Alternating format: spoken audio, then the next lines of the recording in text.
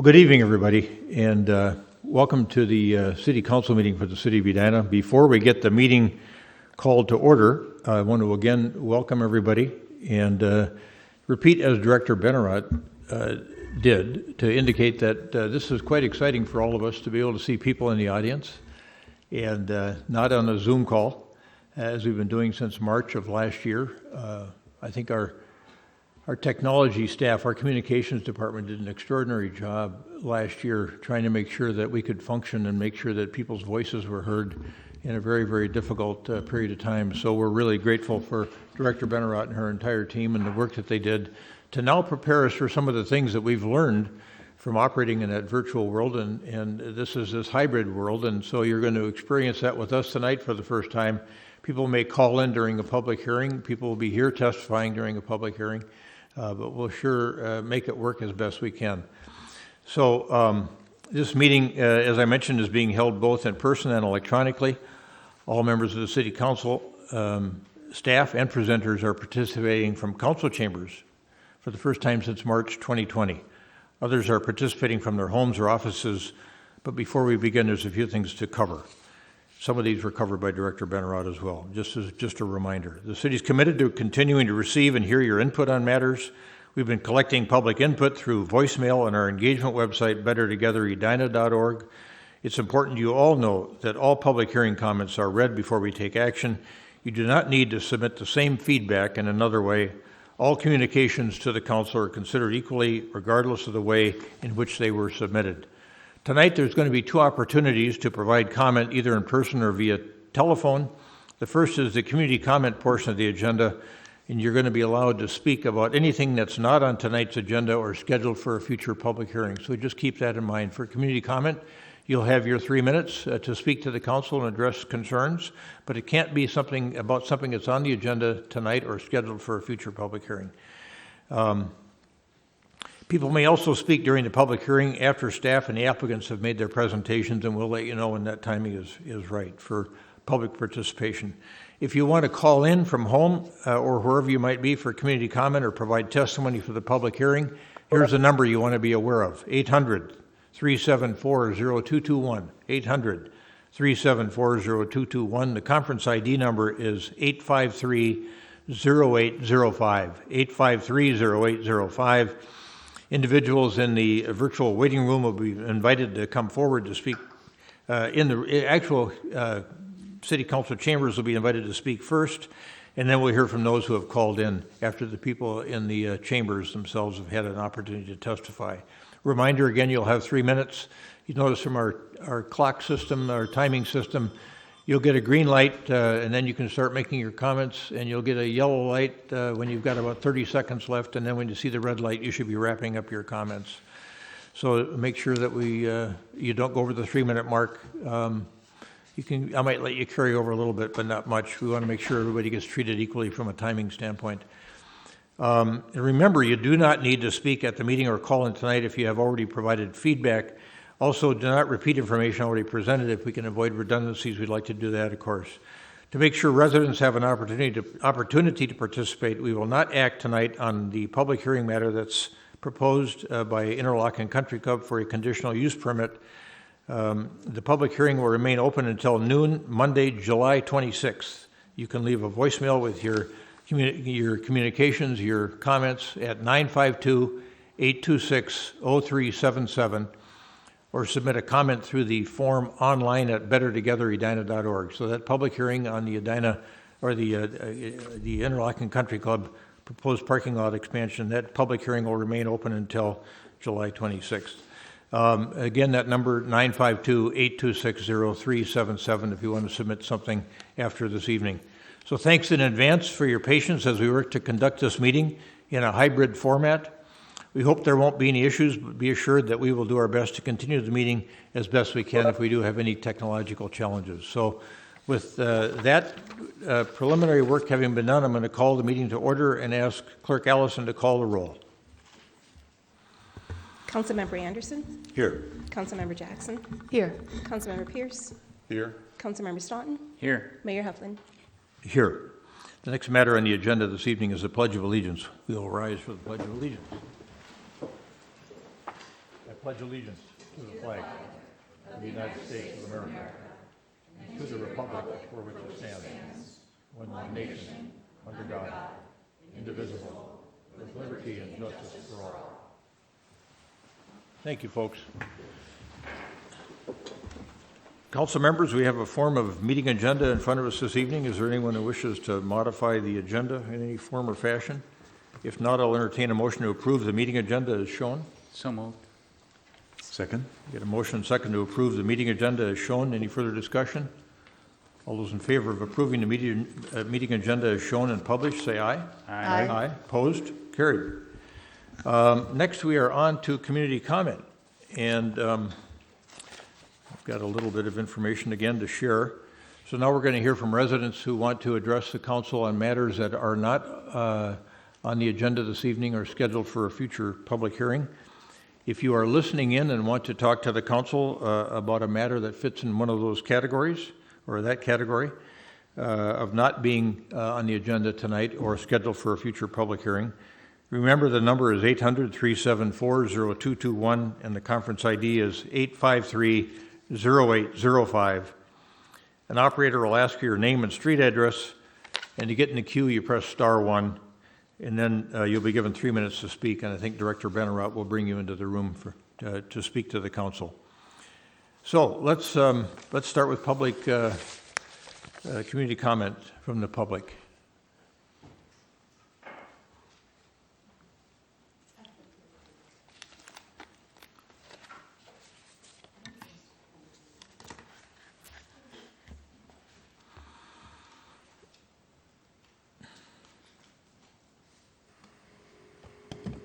It's good to see everybody back.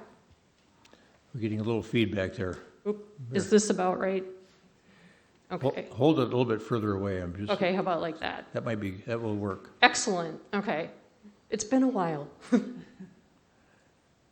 Okay, it looks like my image is on. So I'm here to comment about general things that are happening in terms of development. This is not about specific projects. I live in the Wooddale Valley View Julie, area. will you start with your name and address, please, for the record? Yes, I live at 6112 Ashcroft Avenue in Edina. And so this is an area that I walk a lot, and I have noticed that there is a trend to eliminate or significantly reduce the setback to the street. And I understand that part of the Southdale plan is to encourage shops to move closer to the street. I would argue that using this approach in a residential neighborhood is very short-sighted and potentially dangerous. And as you look at the map, you see there is this consistent setback. And here we are looking at Kellogg. All of the houses are adhering to that. You go to the opposite side of the street, we're adhering to it, boom, we're no longer adhering to it. And what that means is that you take the amount of space that people can see as they're walking, driving, biking, and you significantly reduce it. This is a public safety concern, and it hasn't just happened in this part, it's happening along Valley View. And I think what is going to end up happening is it's not just about safety, but it's also about limiting the vision of what can happen in our community. And I want to emphasize that these buildings that are going up, these are going to be here for a long time. They're going to be here longer than we're going to be here. And it would be really nice if the people who occupy the seats before me would have the opportunity to vision sidewalks that are wider, safer. And as you look at this drawing provided, you see, and I love this drawing because it shows two people walking next to each other headed this direction. Then you've got another person going this way. Imagine these two people are up here, okay? And so they're approaching the person who's just walking by himself. You've got these plantings that I believe are in the public right-of-way, and they are really going to hinder anybody from thinking about stepping off to the side. They're going to be stepping off into the boulevard toward traffic. And if you've walked along this area here, you're always stepping off the sidewalk. If it's the COVID period before vaccine, we're granting people a lot of space. If you've got people pushing a stroller, that happens. So it's a consistent thing, and I really would like to request that as you look at projects in residential areas that are requesting setbacks from the street, you understand the ramifications. You don't just look at the property adjacent, you look all the way down the roadway. And you understand that you are limiting the way that future planners can approach this area. And they may have a different vision than very narrow sidewalks. They may think that this area merits wider sidewalks. I would like to believe that that could happen. Okay, the other thing that I'd like to talk about is how development is proceeding and safety. And long ago, I worked with a man who had a limp. It was a long time ago because we were using slides instead of digital images. But one day Phil said to me, you know how I got this limp? And I said, no. He said, my twin brother and I, we got into a construction site. It was great, so much fun. And then he fell, both of them fell, and they got seriously injured. He had a limp for the rest of his life.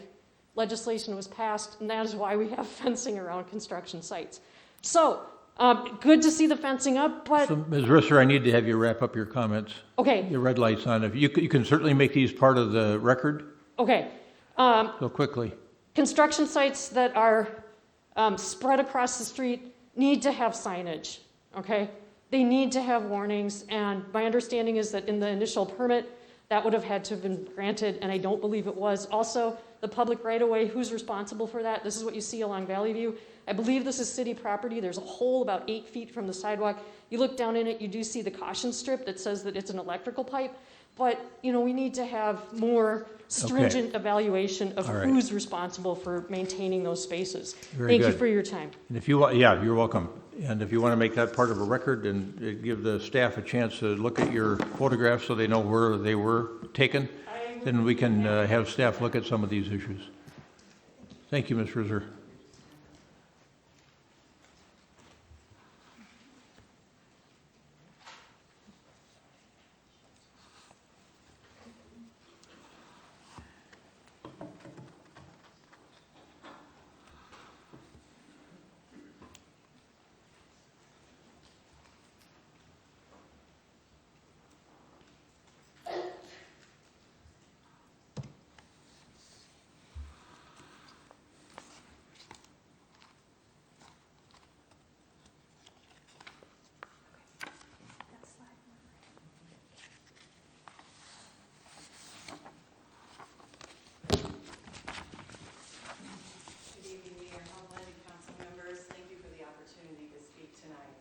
My name is Sue Nissen. I live at 4408 West 58th Street. I'm here with Luann Wadig and Randy Holst. We are Edina residents, Minnesota water stewards, and members of Stop Over Salting, citizens, volunteers who advocate for best practice in winter maintenance, and the Smart Salting limited liability legislation at the Capitol.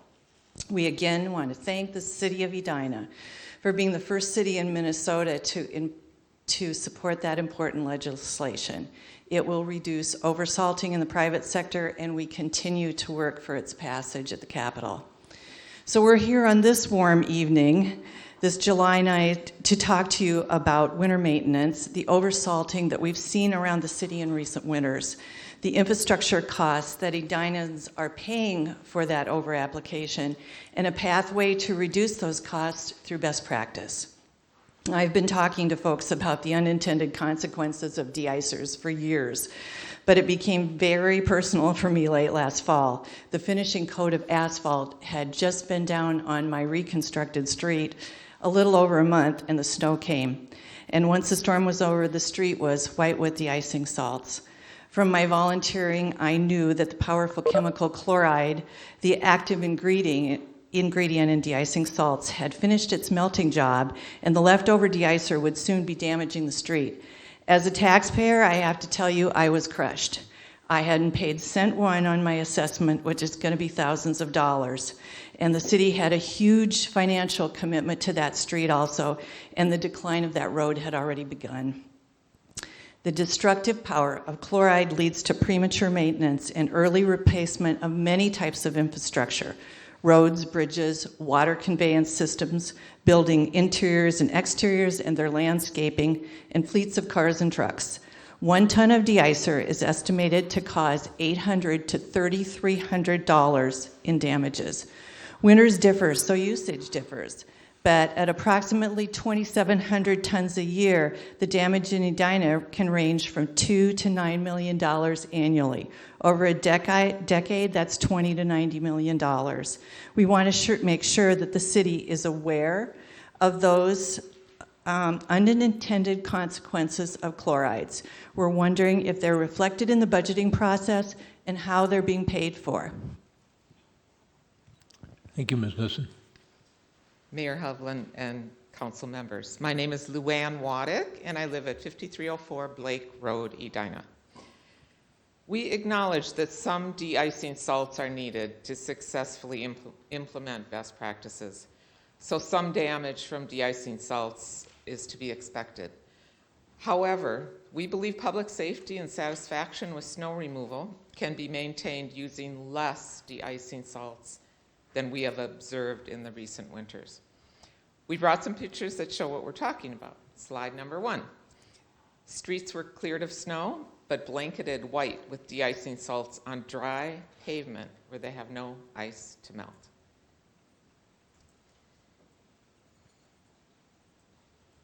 Slide number 2. There we go. Okay. This entrance has streaks of excess de-icer, but there's no ice. It's not doing anything. Slide number 3. Piles of de-icer spilled or dumped eventually dissolve in runoff water, which flows into Edina's storm drains, damaging them, and eventually to our lakes and streams, damaging them also. We're trying to go to slide number 4. Jennifer.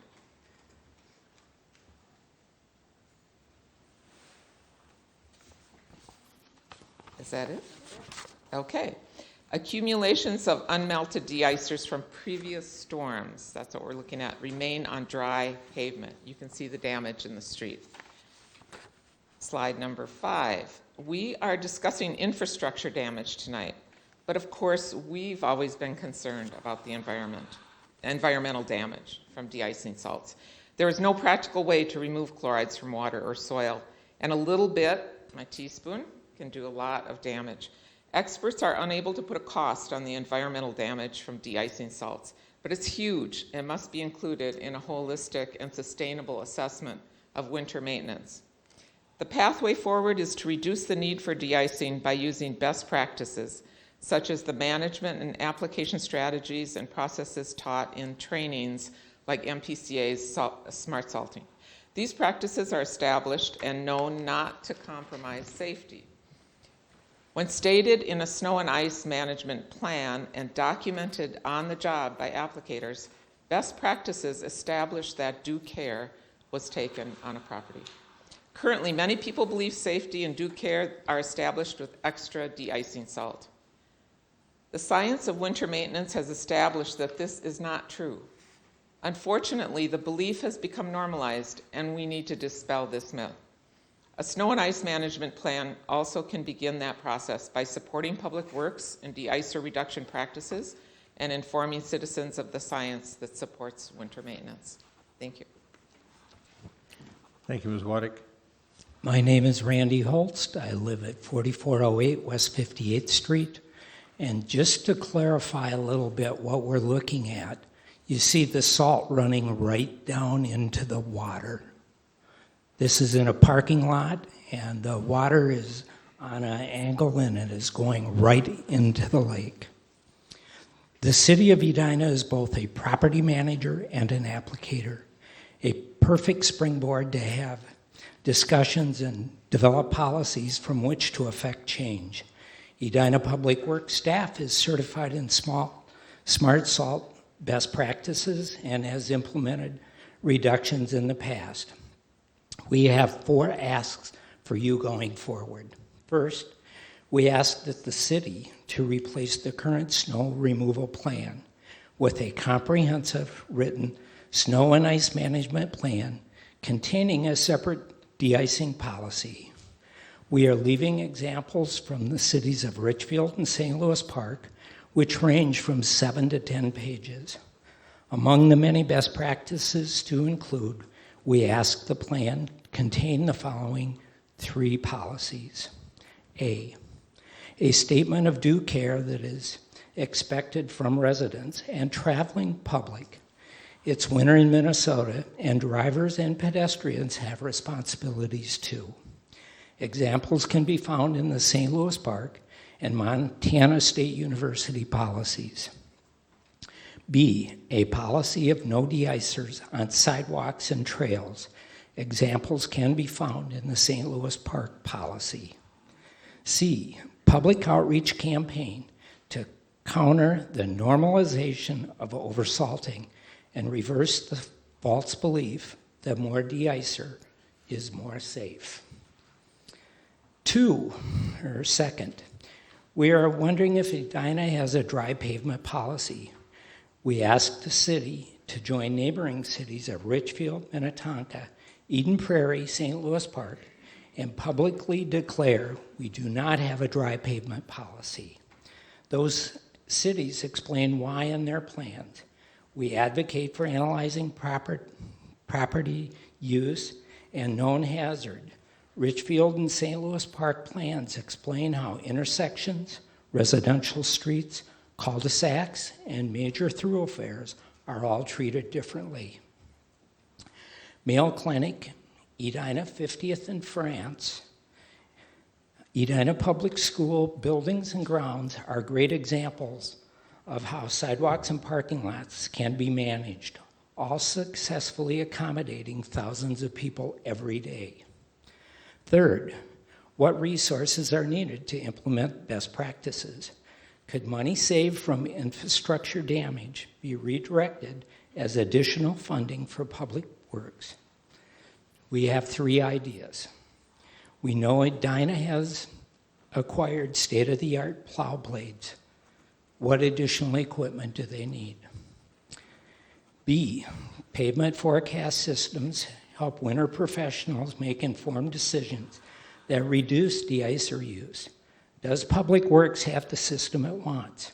How can it be shared with private sector applicators who work in Edina and apply approximately 1,000 tons of de-icer every year?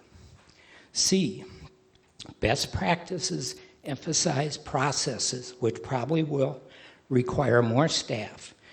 Can staffing needs be reviewed and adjusted? Fourth, we ask you to develop a quality control process beyond the current Edina 311 reporting system that monitors applications so that spills or over-application can be quickly identified and cleaned up before salts are carried into our waters through runoff. Mr. Holtz, I've let you go over a little bit. I need to have you wrap up your comments, and you're certainly welcome to leave that print material with the clerk. Thank you for your time this evening. We look forward to receiving your answers to our questions. All right. And also future dialogue with you about whether our request can be implemented, and if not, why. Edina is a city that has shown leadership on many things, and chloride reduction is one of them. We hear from the council and staff concerns of the damage that chloride is causing in Edina, and Edina residents, we encourage Edina to continue leadership role to innovate by addressing policies, looking for new ways to reduce chloride. This is not just a city issue, but a state challenge, and we need Edina's leadership. Thank you. Thank you, Mr. Holtz. All right. Thank you, folks.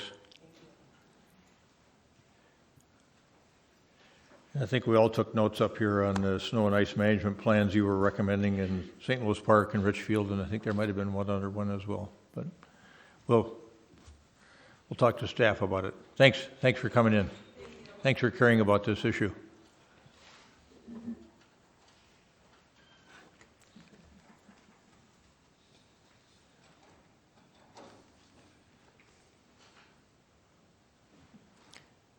Good evening. Hello. Janie Weston, 6136 Brookview Avenue. You can hear me just fine with my mask on, can't you? Yes? You're all smiling, Yes, nodding? we can hear you well. Good. I would like to see everyone keep their masks on when they're inside. We have Delta quickly gaining a foothold, the Delta variant with COVID. It's really dangerous. It's much more lethal. So please, everybody, keep your masks on when you come in. With that said, I'm concerned that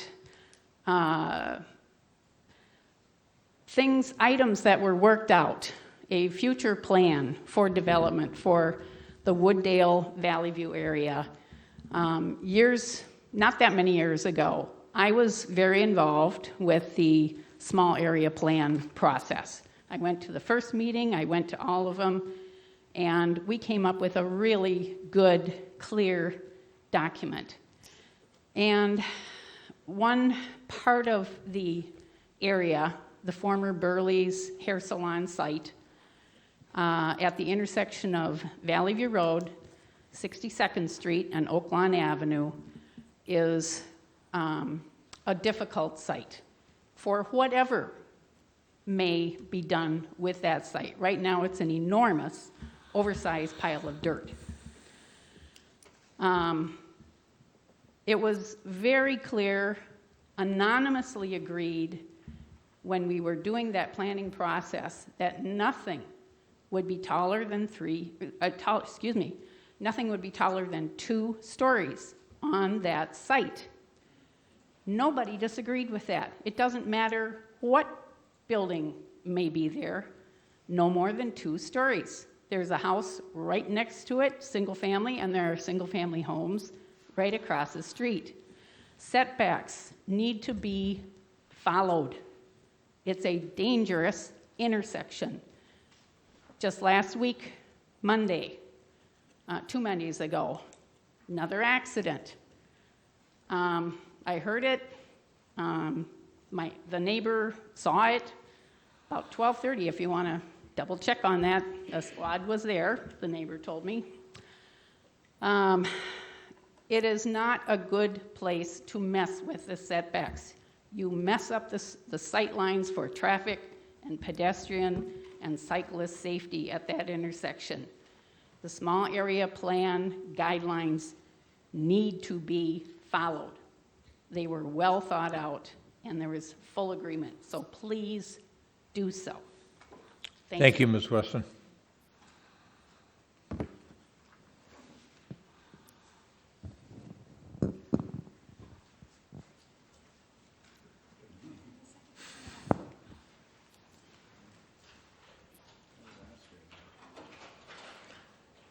Thank you. Mayor Hovland, Council. I'm Bob Coteen. I live at 5016 William Avenue. I built my home in 1958 there and still living there.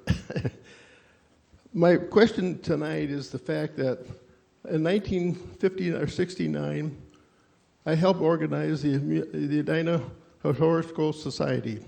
And at that time, we had CETA program, which was an area that you could hire 2 full-time employees for 2 years, and if they worked out, you could keep them, although after 2 years, we released them. I was at a meeting on May 27th with Scott Neal, and we talked in regards to the American Rescue Art Act plan of $4.9 million. At that time, I recommended, because in the last 2 years, our museum has really gone downhill. We've lost our historical person. We also lost our executive secretary. We have no people at all there. We have our board member. We've lost some board members. What I'd like to do is that I would like to see us, according to what I understand, we're not included in that act now, which I think that Scott Neal will be presenting this afternoon or this evening. I'd like to see us at least get maybe $100,000 toward the museum. Otherwise, I think the museum is just going to go out of, we're not going to have a museum of the history of Edina. And I think this is something we need. And we forget a lot about our history, but this is the thing that I think that we should really look at and say that I'm hoping that we put us back into that fund, and I think it's an ideal thing where money could go to help improve the city and the museum. Thank you. Thank you, Mr. Coteen. Thank you. Oh.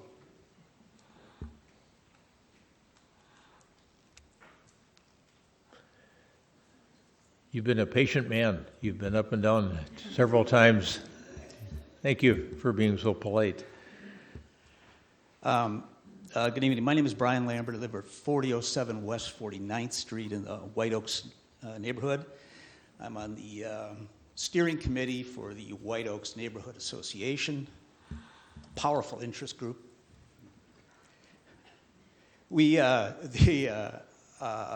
been, I'm here to talk about a power line upgrade that's been going on by Excel. It began in March of 2020 and is still continuing. This project, I can't pretend to know all of what's the rationale for it is, the delays and such. I've had a lot of correspondence with them, with people in the engineering department. I emailed you all, kind of a basic background of what's been going on and, where Excel is at on this. So if you want any more questions, I'll be happy to answer them. My point tonight is to suggest that the city consider a change to its basic permitting contract for these infrastructure projects. I asked Chad Miller to kick over the paperwork. I'm not a lawyer, but I had a friend who is, look at it, and we couldn't see anything in these documents that requires these companies to specify a completion date, which I think would be worthwhile. Nor is there any penalty attached to an egregious overrun of the work, such as this, which is now going, as I say, 17 months. 3 points that I would suggest then are something in the contract that requires a completion date. This could come with a generous allowance for unforeseen problems, but unforeseen problems are not ineptitude or mismanagement by the companies involved. Finally, a penalty to be assessed, judged by the city for really egregious delays. I don't know what that number would be, $200, $300, $500 a day, but something needs to be required to get their attention. The engineering department, as I say, I've had contact with them. They admit that they've just been blown off, and that's my experience. The situation right now is that neither the neighborhood or the city has any influence over this. Excel insists that this is a rare occurrence, and if it is, there's almost no harm in writing this into the city contract because you may never ever use it. But as I say, my point is simply that it's worth considering to put something in writing that gets the attention of people a little further up the food chain than just the people supervising it. That's all I have. Questions or anything, I'll be happy to answer them. All right. Thank you, Mr. Lambert. Yeah, we'll see what we can do about that.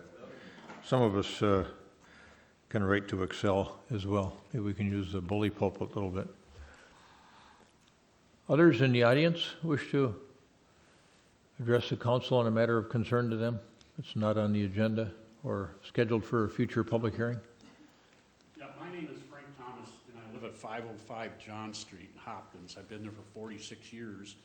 And one thing I didn't plan on talking about this tonight, but you should do what this man wants. He's one of the greatest people we've ever had in Edina. He's built the Park and Rec Department. He's single-handedly done the Historical Society and taken care of the Grange Hall up there and everything. And he's done more to protect the history of this town than anybody else. So you should give this man whatever he asks for. Nip Thomas. Thank you. Yeah. Thank you, Mr. Thomas. All right. Director Benarott, do we have anybody on the line that would like to address the council on a matter of concern to them? No, sir. We have no one on the line right now. Okay, thank you.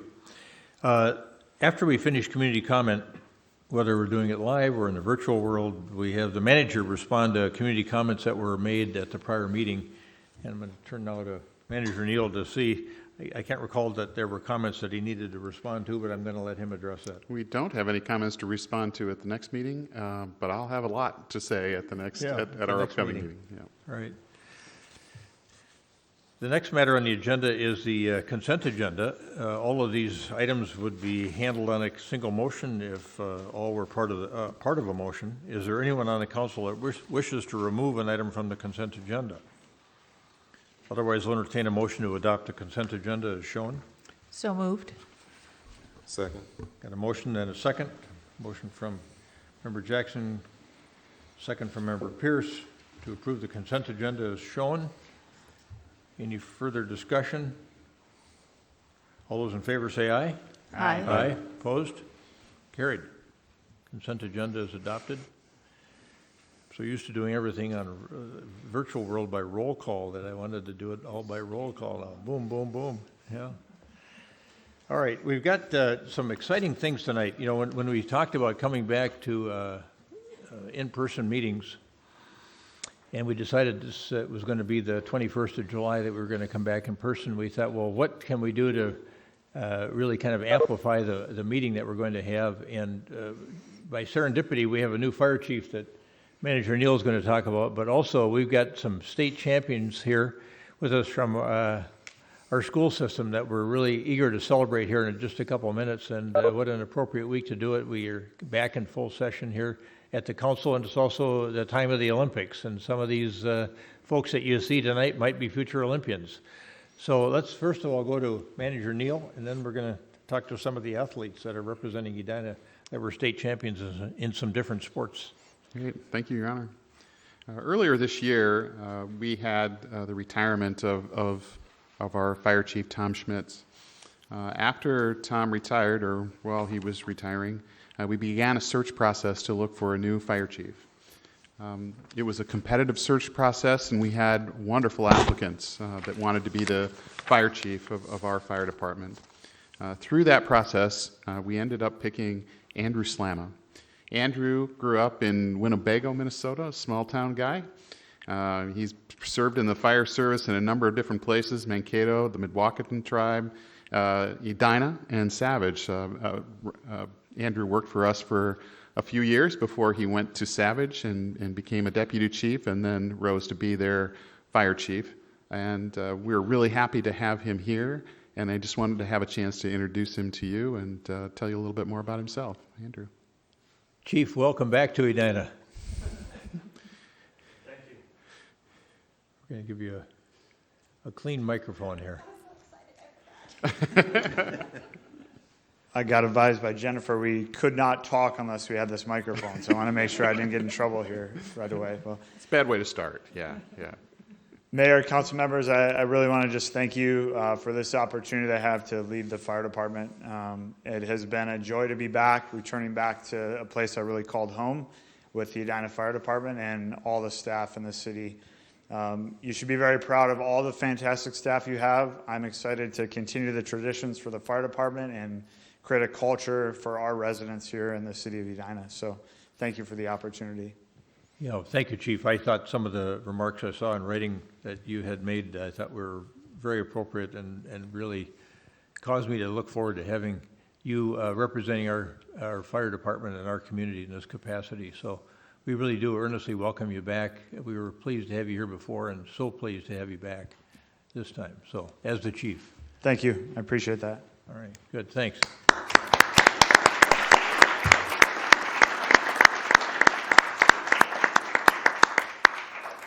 Well, we've got several state championship teams to talk about tonight, and Dan Rezig from the Communications Department is going to be available here to take some photos. First, we've got girls hockey on the agenda, and Coach Reber, you want to bring the young ladies up and tell us a little bit about that winning experience? It seemed like a sweet thing to be back on top 3 years in a row, and then.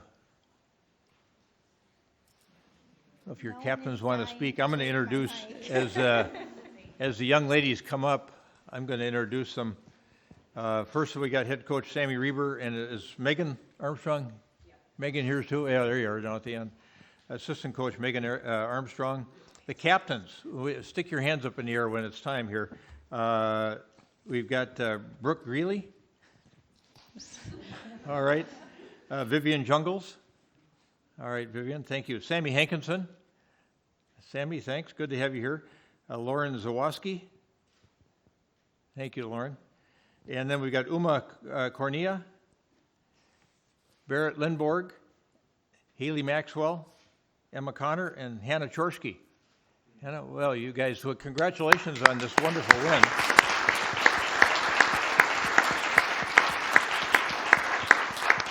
We're so proud of all of you. It's just a joy to watch that hockey. And as a guy who's got only 2 girls, you know, I had a really partial to watching the girls win, so it was really great.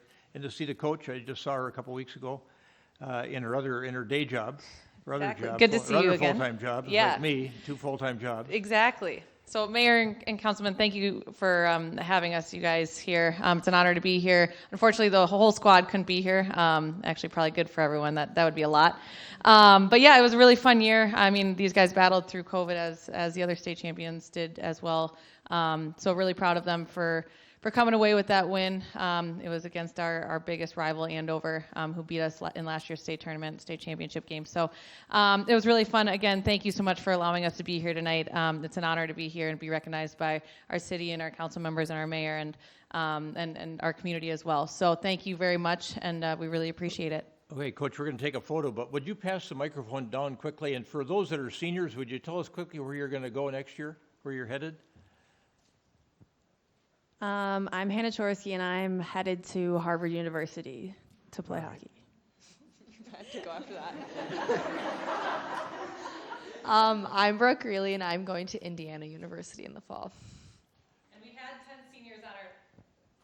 we had 10 seniors on our team this year, and only 2 of them could make it tonight. But yeah, these 2 are going off to do bigger and better things next year.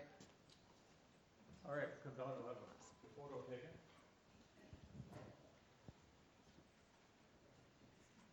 For some reason, I was thinking Vivian was a senior. Not yet. Playing for you so long. Yeah, exactly.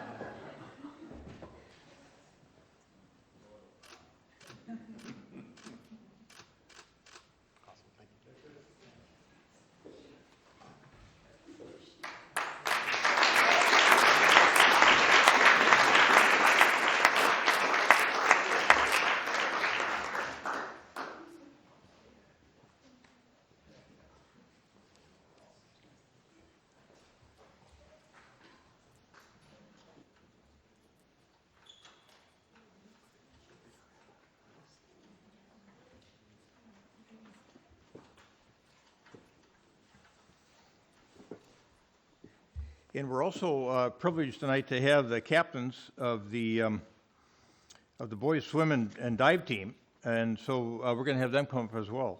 And we got JJ Doing with us, and Keegan Duffy, Charlie Klukow, and Tommy McCarthy. And I guess we're missing a couple of guys. But and who do we have with us this evening?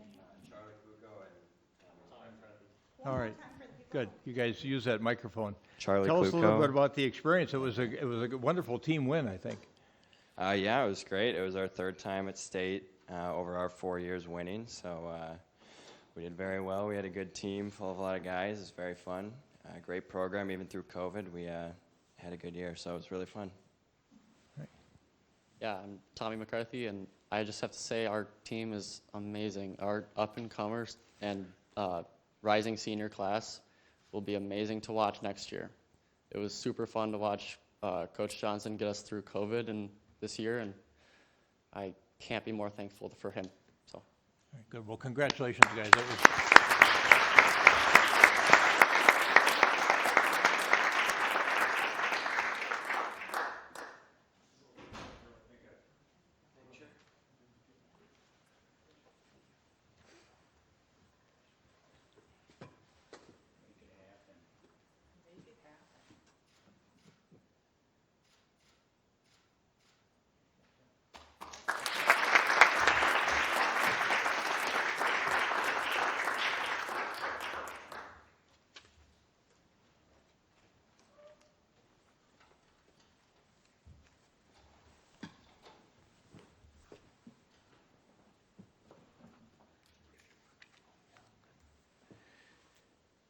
And then next, competitive cheer. Coach, we got a couple of coaches with us this evening, Libby Arrett and Kristen Zweig. And then captains Angie Korsch, Maddie Schnell, and Harper Yang. And welcome, you guys, congratulations. You want to go ahead, Coach, and then introduce yourselves too, ladies, please. Absolutely. Thanks for having us. I am Kristen Zweig, one of the coaches for our competitive cheerleading team. This was our second year competing in the division that we competed in, and the girls came away with first place at state. Something that was really fun. Obviously, we had a very challenging year this year, as everybody did, but we competed at a local, regional, and national level. And throughout all of their performances, judges from across the country commented on their genuine enthusiasm about their community and the spirit that they show during our routine, which is just really cool and something that is very important. We try and convey. A lot of schools try and do that, and we come across with some true, genuine enthusiasm and support for our school and our community, which is just really fun to watch. So we're really, really excited, and thank you again for having us. I'm Harper Yang. I'm Maddie Schnell. I'm Angie Korsch. I'm Libby Arrett. All right, well, congratulations again, ladies.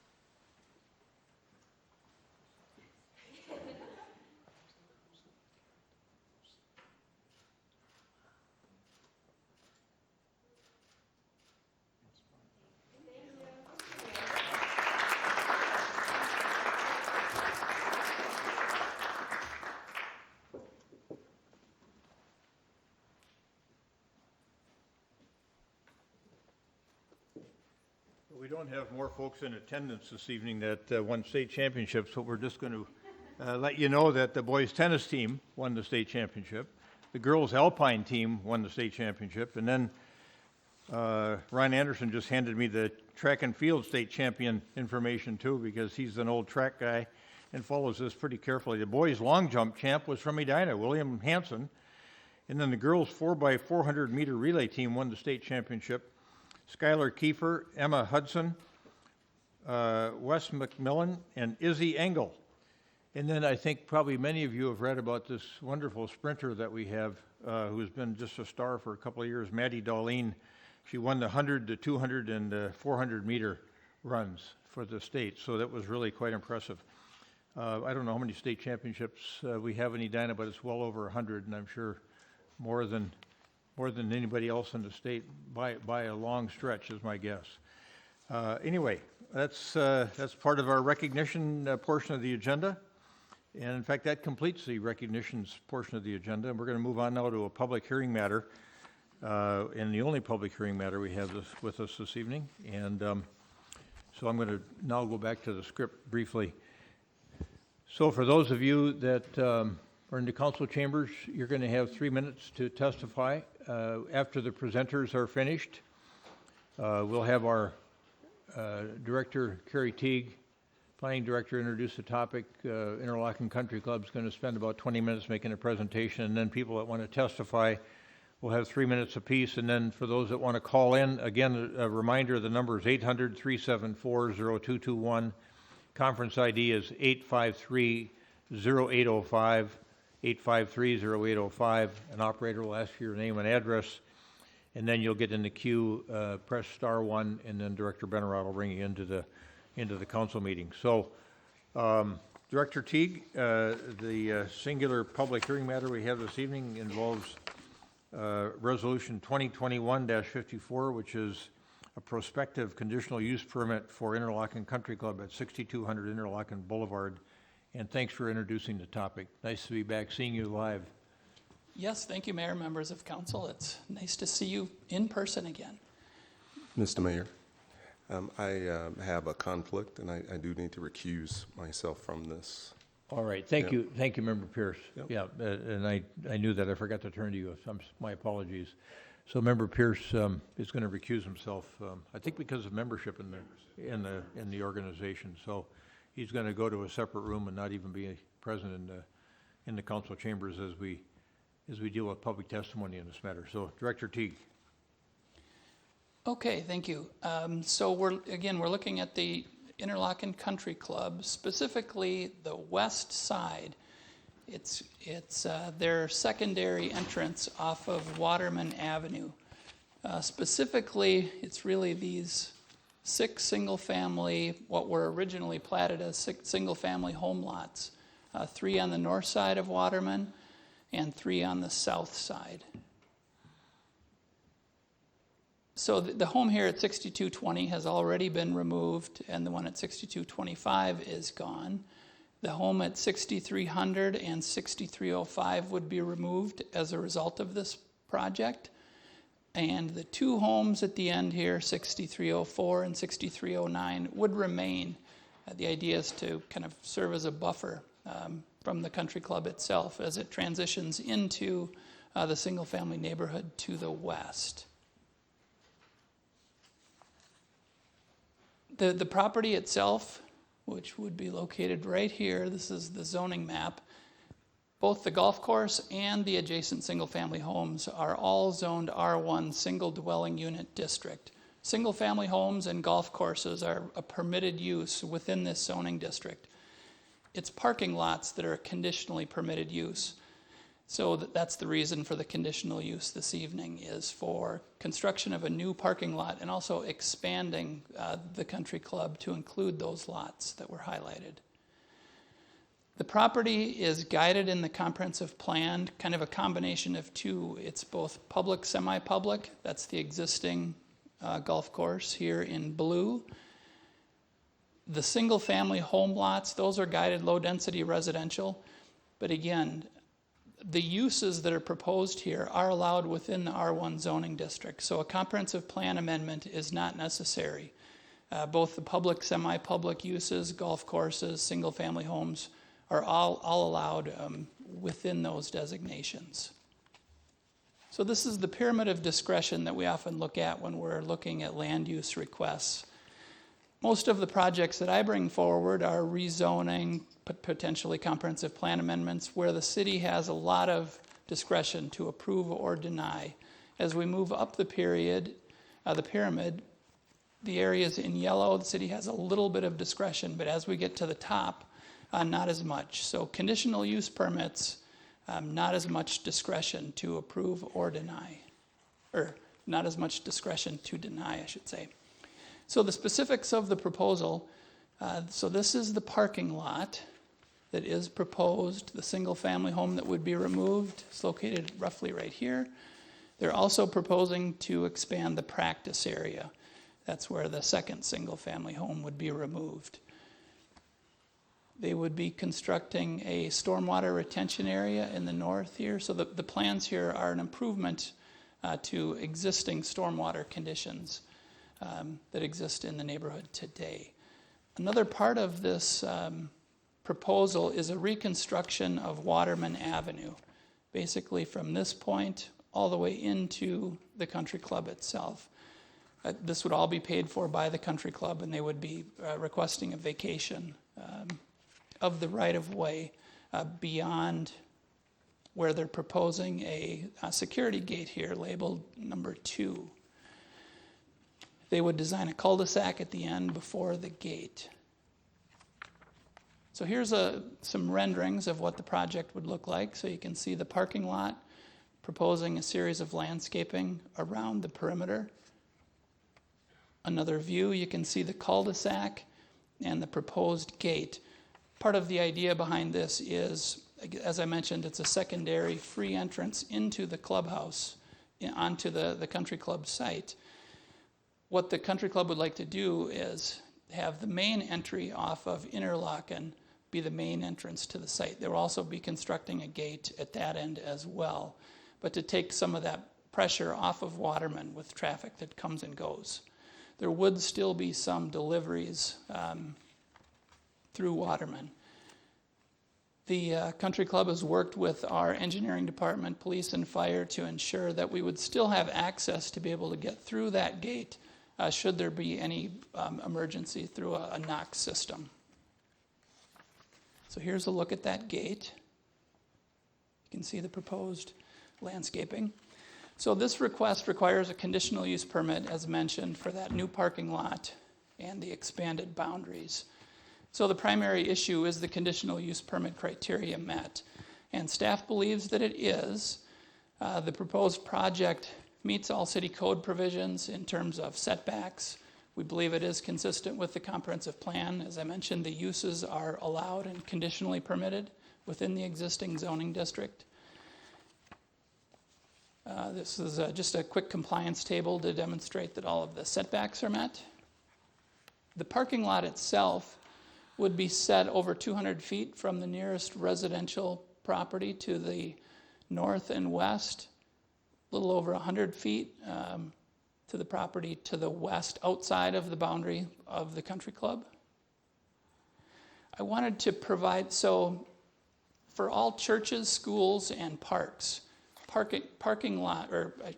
golf courses, schools, and churches. The parking lots associated with those uses are a conditionally permitted use, and we have a lot of them all across town. So I just wanted to demonstrate existing parking lots that are adjacent to single-family homes. So first is the Shepherd of the Hills Church, located on Blake Road. Notice Waterman Avenue right here. So this parking lot is used by the country club for some of their employees to park.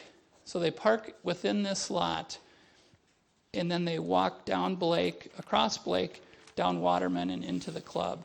The idea is to have the employees not take up parking spaces on the main site. But you can see the location of this parking lot is right next to a single-family home.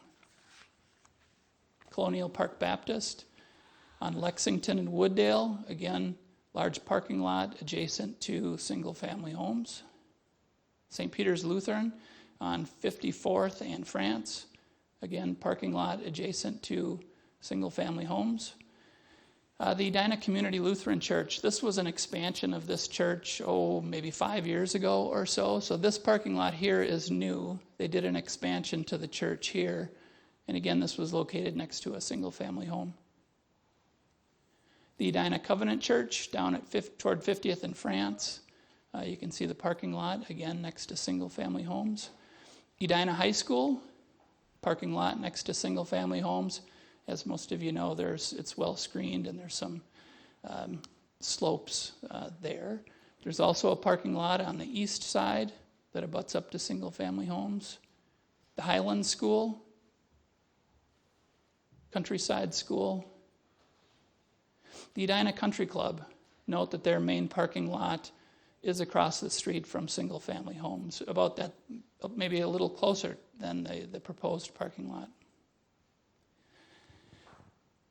So again, we don't believe that a comprehensive plan amendment is needed. Again, the main golf course has that public, semi-public designation. We believe that the conditional use criteria is met. This wouldn't have an undue adverse impact on governmental facilities, utilities, services. It would generate traffic within the capacity of the streets that we're serving. The idea, again, here is to eliminate or reduce traffic on Waterman. We don't believe that there would be an undue adverse impact on public health, safety, or welfare. Would not impede the normal, orderly development. Really, this is creating a clear boundary of where the golf course is separated from the single-family homes with additional screening. We believe that the parking lot and practice area would be adequately screened. The city forester reviewed the plans and felt that some of the trees needed to be bigger, so he's made these recommendations to increase that landscaping to be more substantial at the time of the plantings, and the country club is agreeable to those conditions. We did receive a number of comments on Better Together. You've also received many emails that were also included in your packet. I believe there was over 150. Some of the comments in favor include that the plan has been thoughtfully done. It would reduce traffic, eliminate some congestion. The country club is an asset to the community. The stormwater system would be an improvement in the neighborhood. Employees can park on-site, so it's a safer condition for them. It's eliminating some blighted properties. Members currently have trouble parking during busy times. It's an improvement aesthetically, and again, it's best to have the parking on-site and not spill out into the neighborhood. Those comments that were against the project include this is a change in the character of their neighborhood. It depreciates property values. It eliminates some affordable housing, destroys the environment and wildlife in the area, concerns with traffic on Waterman, eliminates green space and tree removal. Several that noted bad behavior of some of the employees. The club had let some of those homes get run down over time. Had a suggestion to build a 2-level parking ramp rather than expand the parking area, and concerns with noise in the parking lot. This project was reviewed by the Planning Commission last week, and a couple of motions, both for approval and denial, failed. A motion to approve failed on a 3-3 split vote, and a motion to approve the project failed on a 2-4 vote. But with that, staff is recommending approval of the conditional use permit. Again, the applicant is here to make a presentation, and I can stand for any questions that you would have in advance of that.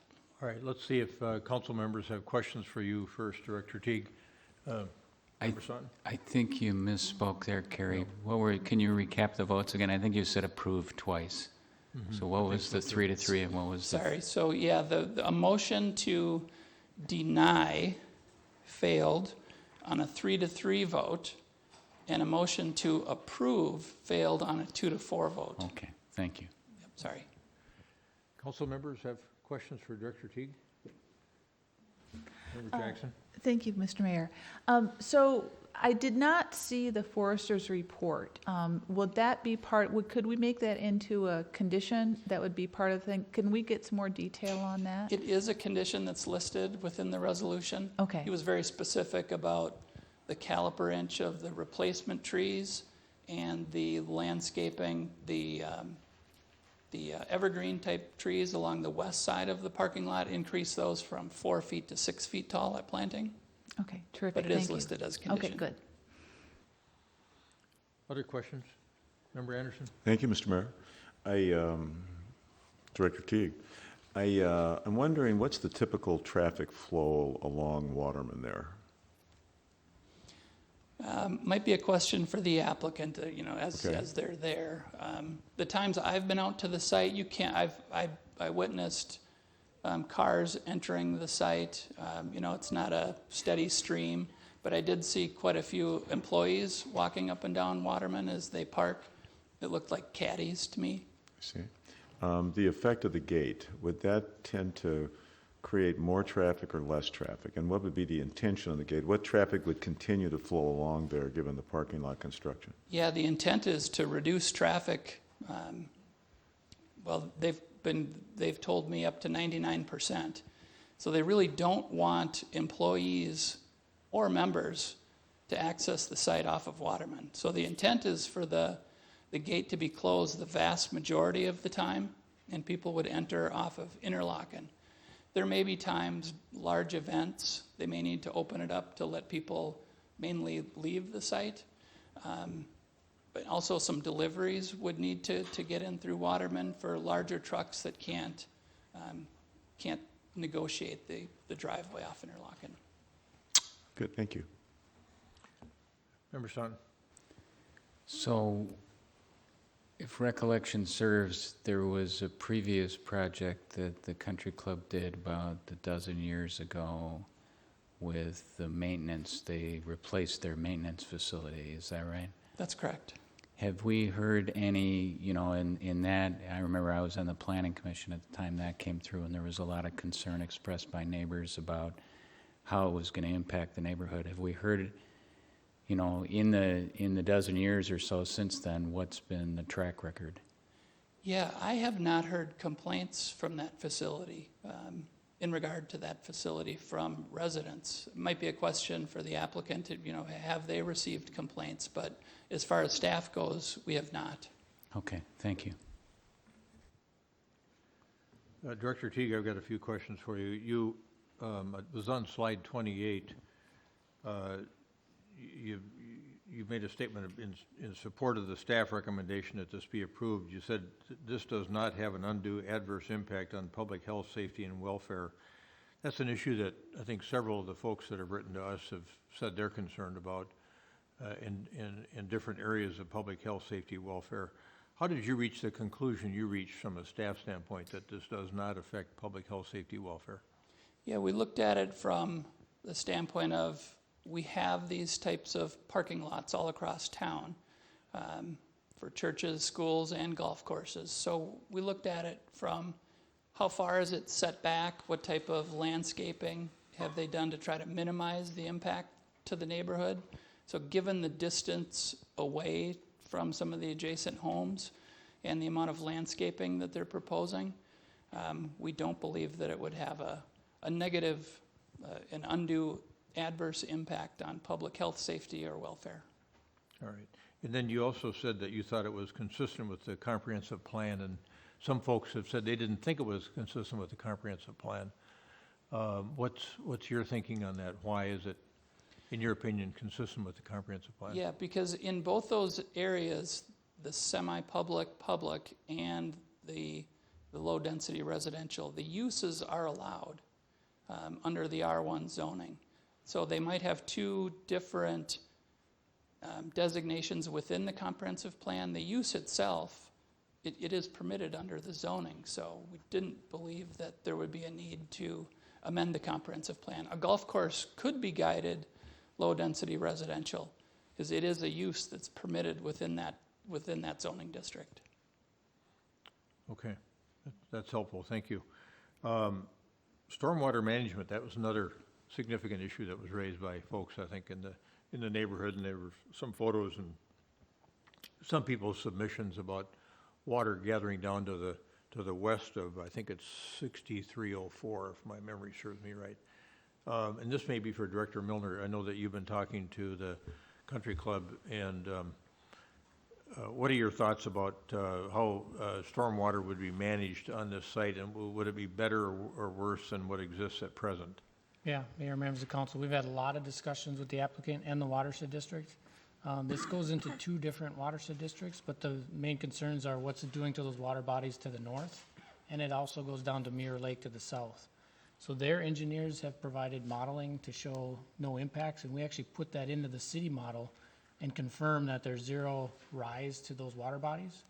And in fact, they're providing a benefit from a clean water standpoint. There's water that was directly connected to those water bodies that now go through rain gardens and other systems that they're designing. So it's actually a benefit from the clean water standpoint with this project.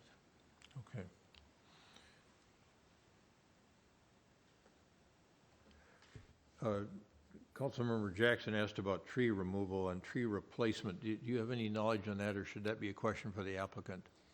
It can be a question for the applicant, but that was part of what the city forester had noticed in his review, that some of the replacement trees that they're proposing just needed to be a little bit larger. Okay. All right. I noticed there's some, in visiting the site, there's some beautiful white pines out there. Do you know, I guess I can talk to the applicant about that too. Some may be affected. Okay.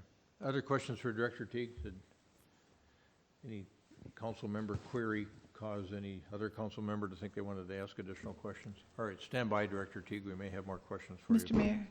Oh. Yes, Councilmember thank you. Jackson. This is actually for Director Milner. In looking at the stormwater, were you also talking with the watershed district, or is that something for the applicant to ask about the status with them? No, they were part of all these meetings. It was a collaborative effort between city staff, watershed, and applicant. Okay. It doesn't always happen to have everybody in the room, so we had basically a standing meeting for about a month every week. Okay. To try to figure out how to do the stormwater on this project or assist the applicant with the stormwater. Okay, thank you. Thank you. We've got Joel Livingood with us, who's the general manager and CEO of Interlocking Country Club, who's going to make the presentation on behalf of the club. Mr. Livingood, welcome.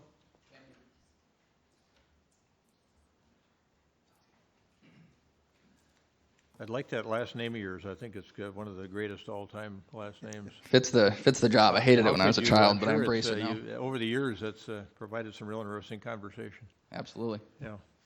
Welcome. Please give us your name and address, please. Good? Excellent. My name is Joel Livingood. I'm the general manager at the Interlochen Country Club at 6200 Interlochen Boulevard. Before I begin, certainly want to express my thanks to the council. As a resident of Edina, certainly appreciate the work you all do on behalf of all of us that makes Edina a great place to live. My wife and I have been here for 5 years now with our 2 young daughters and thoroughly enjoy it. So thank you. I think our application was relatively comprehensive, and Director Teague did a nice job of reviewing a number of the details. So I don't want to rehash all of those, but I do think there are some important things that I want to highlight. Would also like to address some of the questions and concerns that I know have been risen regarding the project, then be available for any questions that you all might have.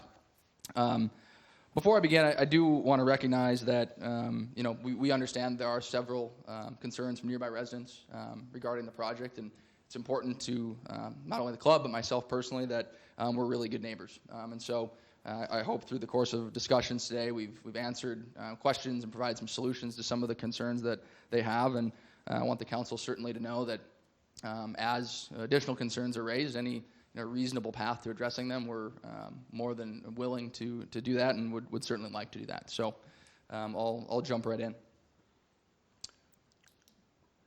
I thought it just might be important to provide a little bit of history about Interlochen. Interlochen was purchased by the members of the Bryn Mawr Golf Club back in 1909. The golf course officially opened in 1911, and so really been a landmark in Edina for the last 110 years. And we've been very fortunate the golf course has been recognized as one of the top 100 courses in the United States since 1967, and that has led to a lot of notable events that have brought a lot of great attention, not just to Interlochen, but to the Edina community. Most recently, the 2016 Ryder Cup and the 2008 Women's Open. And we certainly hope that someday Edina and Interlochen will be back in the spotlight again with major championship golf. The club's also modernized significantly over that period of time. The club built a pool in 1954, which really established us as a family club. It was right after the war and trying to attract families to the club, and they built the pool, and that really solidified us as a family club for years to come.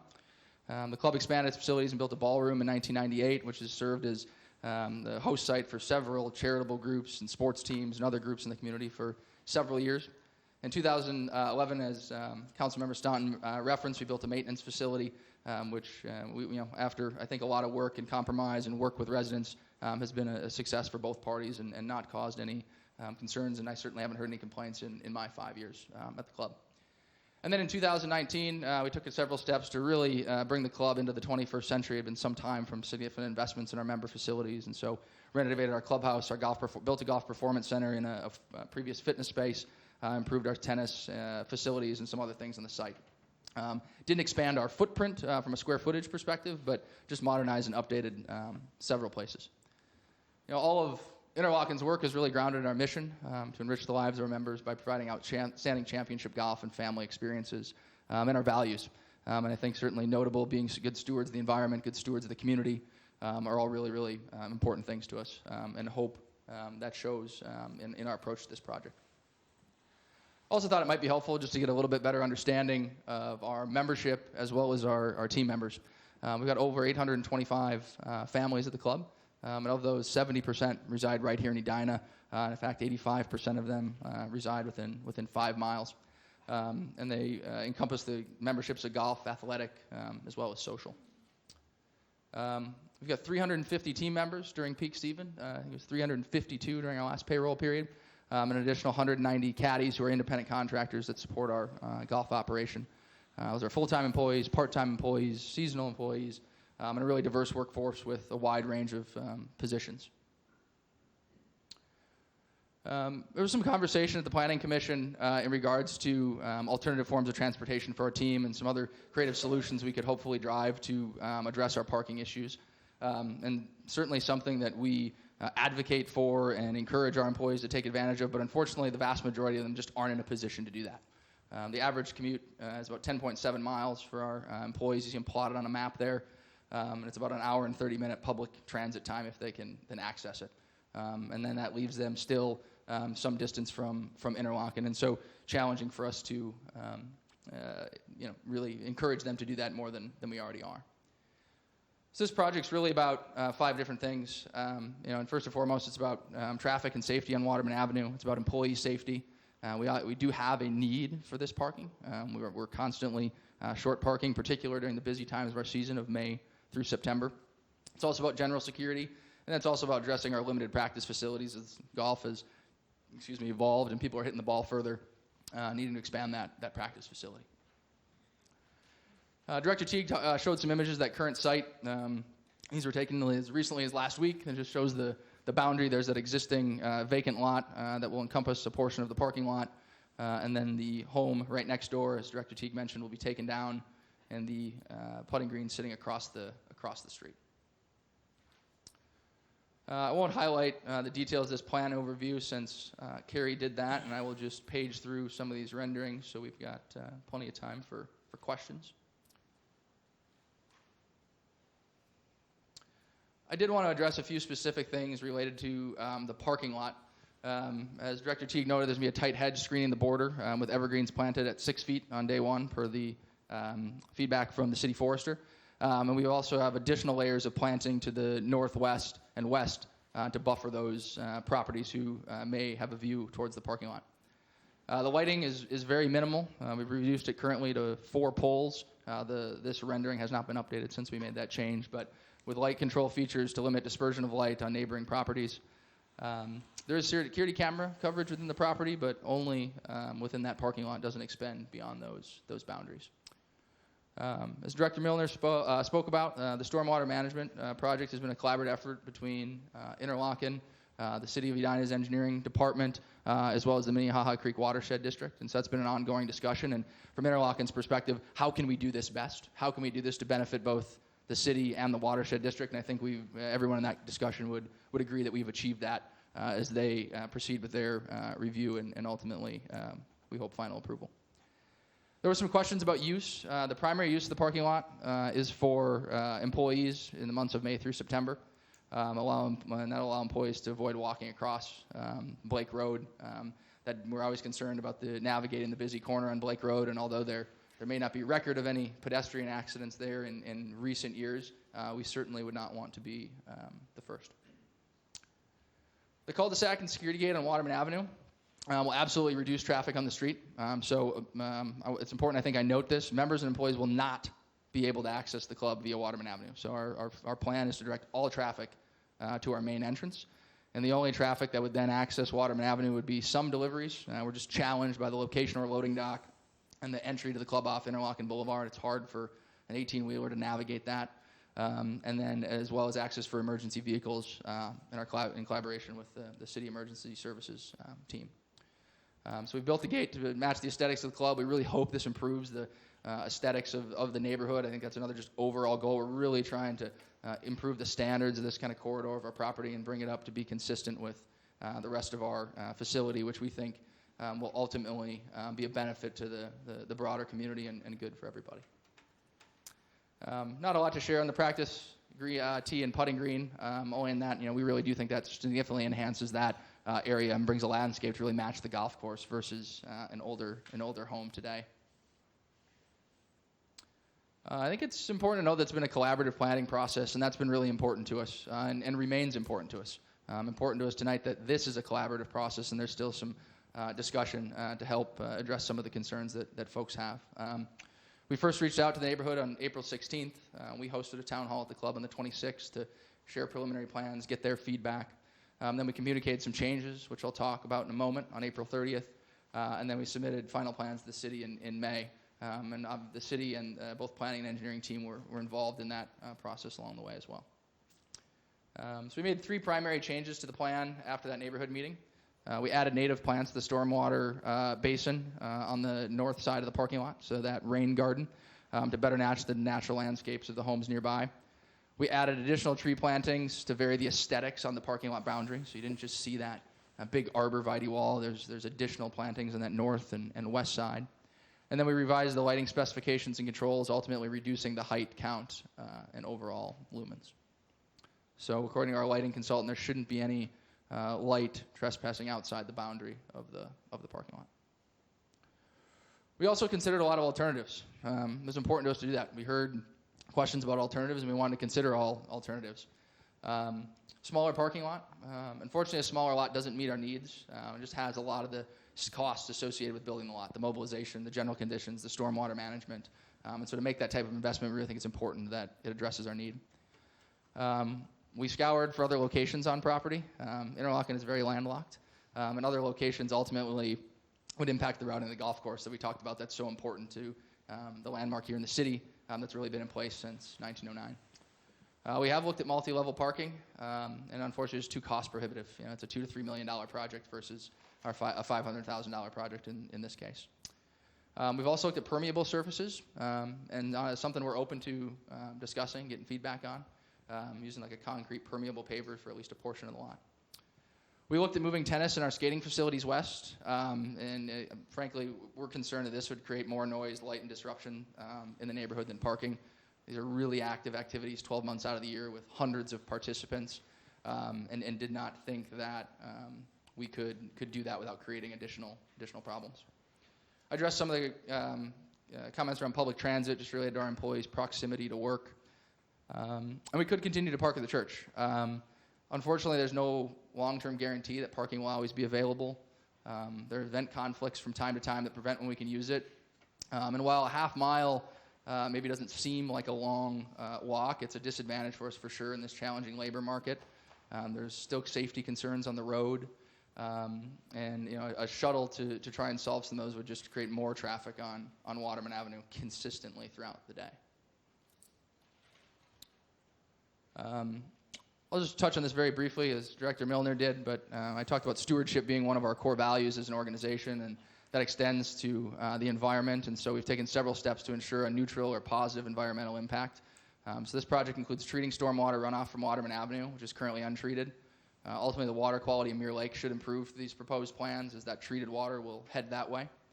And then the paved parking lot will result in less sediment runoff than the current vacant lot. So ultimately, we think there's several benefits to the plan. Waterman Avenue would now be on a cul-de-sac versus a very busy road. We'd reduce traffic significantly on Waterman Avenue. We've got improved stormwater management across the community.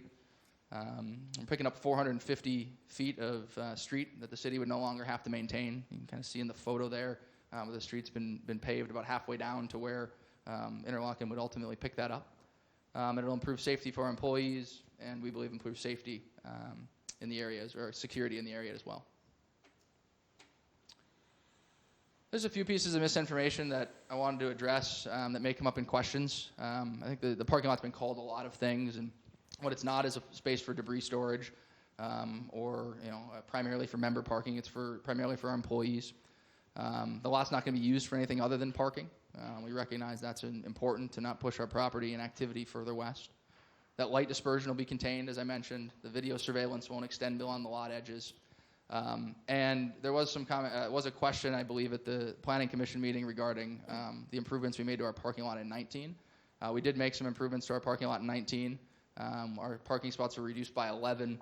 We installed a walkway from essentially the pool and kind of main entry to the clubhouse for members to tennis. I think we shared some images with the planning staff that used to be kind of this jagged walkway where it's difficult to see kids crossing, and we had a lot of near misses. And so we did install a walkway, and that did reduce spots, but only by 11. Certainly have our word that the gate is going to remain closed and only be used by delivery or emergency vehicles. It will not be a team member or member entrance. And we do believe that the fence and gate will deter criminal activity. There has been some break-ins and other incidents at the club over the last number of years, and in most cases, those folks have entered on Waterman Avenue, and we think that the gate at the Waterman Avenue entrance and the fence will deter those folks. They will be less likely to enter through the main entry, where it's much more visible. And we do have plans in the future to close that entrance as well. And then the homes we're purchasing, the club made significant investment in the homes that are being torn down and the homes that we purchased as buffer properties. It was important for us to have those buffer properties and address some of the concerns that we know residents may have. And so we did make significant investments in those properties. They weren't necessarily in the affordable home category. And so as I wrap up, I do want to reiterate that being a good neighbor is important to us. We pride ourselves in being a good neighbor, a good community partner. And I know I can't speak to things that happened before my tenure in the last 5 years, and I certainly can't guarantee that I'm going to be in my chair forever. But I certainly know that myself, our team, our board of directors, our membership is committed to being good neighbors. And frankly, we think this is a step towards being better neighbors and cleaning up that corridor of our property, making it more appealing, addressing some of the concerns that we've heard for a long time regarding traffic and other things. And so we've really tried hard to be responsive to feedback throughout this process and communicate and do everything we can to address those concerns. That dialogue's ongoing and certainly view this as an important part of that process. So I think with that, I'll wrap up and happy to address any questions, Mr. Mayor. Yes, thank you, Mr. Livingood. Questions from council members for Mr. Livingood? I've got some. Member Jackson? Thank you, Mr. Mayor. So I don't know if this is a question for staff or for you, but Sure. A lot of your presentation is not in the conditional use permit. So we're going to need to work through to make this permanent, because it's my understanding, Director Teague, that a conditional use permit is forever, pretty much. It's not for a limited period of time. Is that correct? That is correct. Okay. I want to memorialize some of the things that have been in your presentation. Absolutely. If this goes forward. Looking at the plans, I counted that you were taking down 35 trees and planting 32. Do you have a count of the number of trees that are both going to be removed and replaced? I do not have a count off the top of my head, but certainly can get that and follow up. Okay. I think we've got a policy of 1 for 1. And again, on the trees, I see on the west side of the parking lot, you've got some service berries that you're going to plant. Can you tell me about what those are? I've always been under the impression that service berries were bushes. So if you could talk a little bit about Sure. what those are and their expected height and things like that. So if we're taking down mature trees and planting them with 6-foot bushes, I guess that's kind of my question. I think I'm going to look to our Director of Golf Course and Grounds, Brian Bold, to be the expert on plants, if that's okay, Mr. Mayor. Certainly from a planting perspective, I'd say that, our goal would certainly be to achieve 1 for 1, and I think we're more than willing to go beyond that to provide the proper screening and address any concerns. But I will let Brian maybe address comment or questions regarding specific plants. Thank you. My name is Brian Bowl. I'm the Director of Golf Course and Grounds at Interlocking Country Club. In regards to your question with the service berries, there are different cultivars of service berries. They can range in heights anywhere from the shrub type to also ones that can get a little bit taller. I believe that this cultivar is, extends beyond that 4 foot into 6 to 8 type at full grown height. Okay. I have bushes that are 9 feet tall in my yard, so I guess I would not count those as trees when we start talking about trees. I'd like to see, full-size trees replaced with full-size trees. Another question I have for you is about this rain garden. Can you kind of talk us through a little bit about how that would work? Again, I don't see that in the documentation, either in the engineer's report or in the proposed ordinance. So talk a little bit about how that works and how the whole filtration is going to work. So under current conditions, Do you want to put the slide up that shows the rain garden? Sure, absolutely. Yeah, I'll try and start and I'll scroll up. At least it's... under existing conditions, ultimately, Waterman Street drains all the way down onto Interlocking Club property and enters our property and some of our drainage by a catch basin just north of our driving range. That water is then distributed to Mirror Lake. With this project, we saw that as an opportunity of capturing that runoff, providing some filtration with that. So we will capture that water as well as the water from the parking lot and direct that water into the filtration basin north of the parking lot. That filtration basin will capture many of the rain events. Under real significant rain events where the filtration basin is to a level that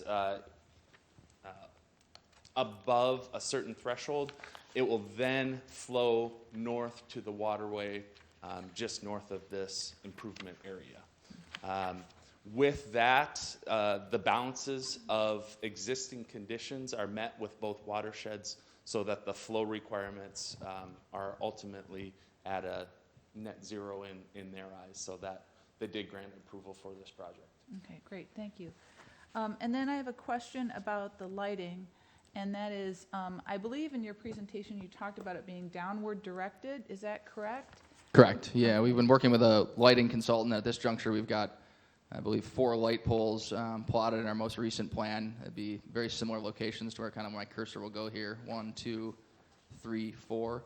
And again, that's all directed downward with a goal that no light trespasses beyond the boundaries of the parking lot. Okay, again, that's something I'd like to see memorialized in anything that gets approved. Absolutely.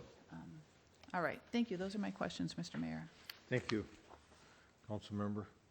Councilmember Anderson. Thank you, Mr. Mayor. Can you expand just a little bit, Mr. Livingood, on the permeable surface aspect of your presentation?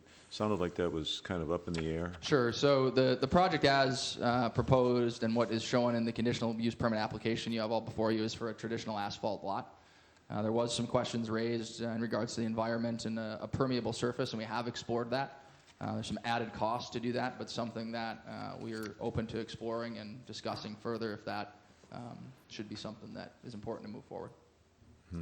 So I think the example that Chad and I spoke about it briefly today, there was an example out in Maple Grove at, I can't recall the name of the lake off the top of my head, but they had a lot in which the drive lanes were asphalt and the parking stalls were done with a nice permeable concrete paver, and we thought aesthetically looked nice, cost-wise was not unreasonable, and certainly had some what we believe would be benefit to the environment should we vet it a little bit further.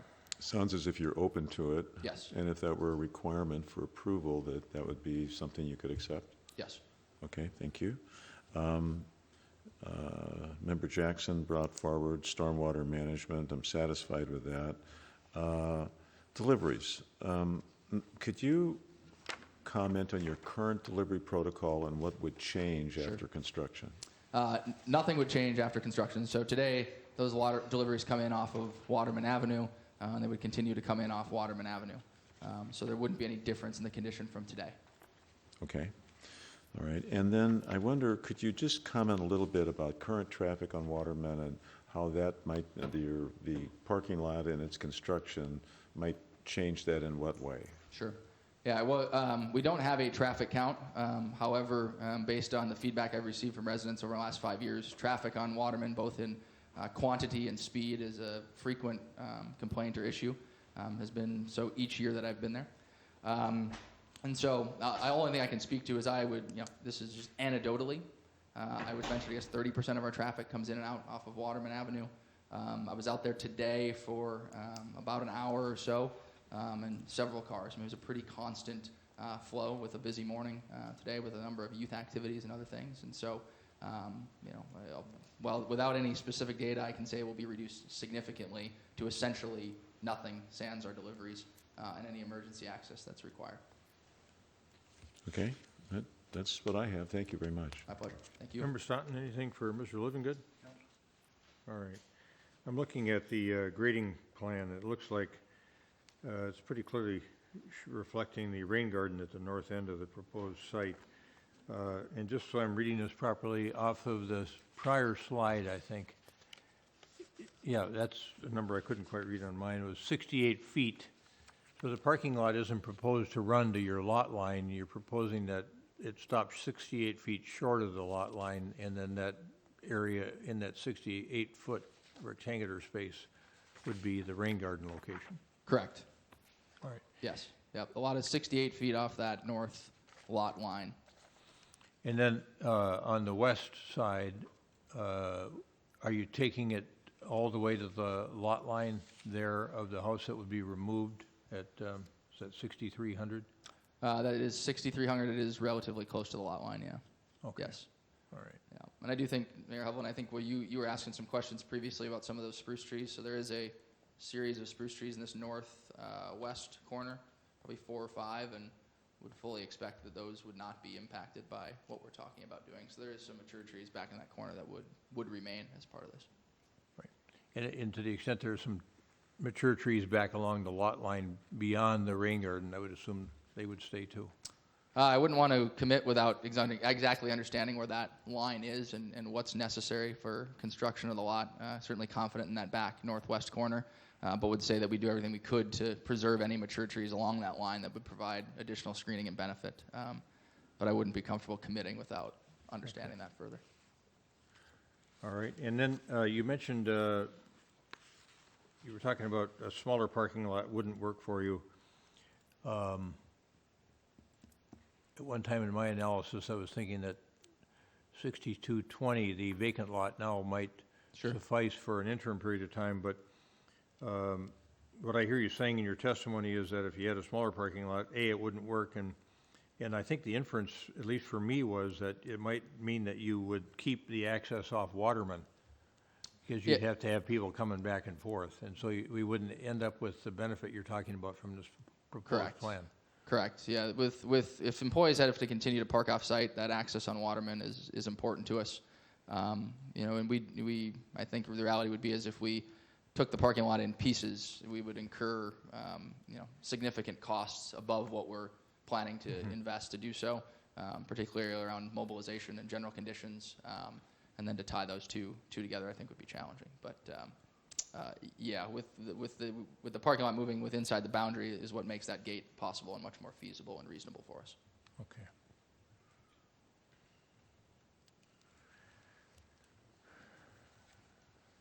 I think that's all I have, Mr. Livingood. Thank you. Thank you all. Appreciate your time. And stand by. There may be some more questions that evolve as we take public testimony. We're going to open this matter up now for public testimony, and just a reminder, you're going to have 3 minutes. Those folks that are here in the chambers, you'll get a green light, a red light when you got about 30 seconds to go, and then think about wrapping up when you see that orange light or that yellow light come on, and then when you hit the red light, start wrapping up your comments. And then for those of you that are tuning in virtually in this new hybrid model that we're doing for the first time tonight, 800-374-0221 is the number you call, 800-374-0221. Conference ID number is 8530805, so you might want to get in the queue now, and then an operator will ask for your name and address, and Director Benarod will bring you into the council if you want to testify in that manner. So now we're back to the council chambers, and we have our first testifier. Are we on? Mayor Hovland and City Council, thank you very much. My name is Jeff Coleman. I own the property at 6313 Waterman. If you come out of Waterman to the west, we're the first non-interlocking property. So we're right next to the cul-de-sac and the gate, and we're right close to the parking lot. And I'm here with my wife, Ayana, back here. I first of all want to point out that I think this is two separate and distinct issues. The traffic issue on Waterman has been extremely real. Volume and speed, and the gate and the cul-de-sac, frankly, will help that. If, and I want to emphasize if, the gate's closed. And I would encourage you, if you do grant at any time in the future or now a CUP, that a requirement be that the gate be closed for other than emergency or extremely large vehicles. So there's two issues. There's the traffic on Waterman, but there's also the parking lot issue. We disagree on the parking lot issue, and I would be delighted to work in a collaborative process with Interlochen to develop alternatives to the parking. I think there's a lot of them. But now, by way of background, I've been a licensed civil structural engineer in Minnesota for 44 years. I'm an attorney in Minnesota for 37 years. I have a construction law practice, and I'm the past president of the American Concrete Institute. In fact, I suggested the pervious paving. There are many, many opportunities for other location of parking on this site. Mr. Mayor, you mentioned 6220. That's a vacant lot as we sit here today. That could be used today for parking. That could be used today so the caddies don't have to walk down the street. That could be paved and accommodate about 40 vehicles. It has a natural berm. that blocks the view from behind the area. The south strip, there's a south 20-foot strip of property on Waterman Avenue that you own, not Interlocking. It's city property, 20-foot wide, south of Waterman. You're being asked to give that to ICC. I suggest that that could be used for not parallel parking, but perpendicular parking. That could handle another 30 or 40 cars. Now, we've come up with those two ideas without even looking at the other areas. The parking ramp cost would be high, but a single deck, it runs about $15,000 a car. So it does add up. I agree with that.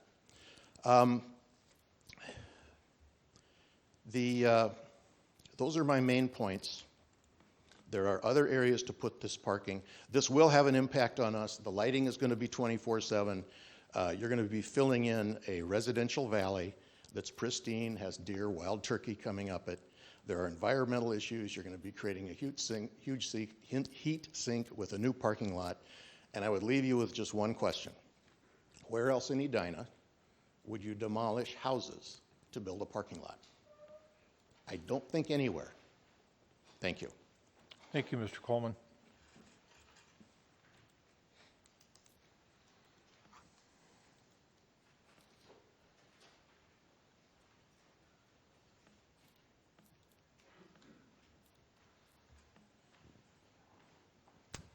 For the record, my name is Britta Sortland Ryan, and I live at 513 John Street, just west of the property in question. Members of City Council, first I'd like to echo my neighbors and thank you for hearing us today. As you can see, this issue has caused quite a stir in our community. I've written to each of you asking that you reject Interlocking's request to demolish homes and my backyard sanctuary into a parking lot. I see this as the only legal route forward, as the applicant's proposal has not met the conditional use permit requirements and it conflicts with Edina's climate action plan. 2 of the 6 requirements of Edina's Code of Ordinances for a conditional use permit are not met by the applicant. This proposal does indeed have an undue adverse impact on the public's health, safety, and welfare. And if we didn't have an impact, would we all be here? If you do not believe that the ability for a stranger to look into your bedroom window is a safety concern, I'd ask you what is.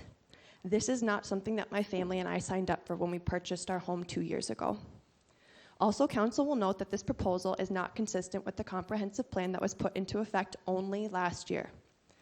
One thing that Director Teague mentioned is that this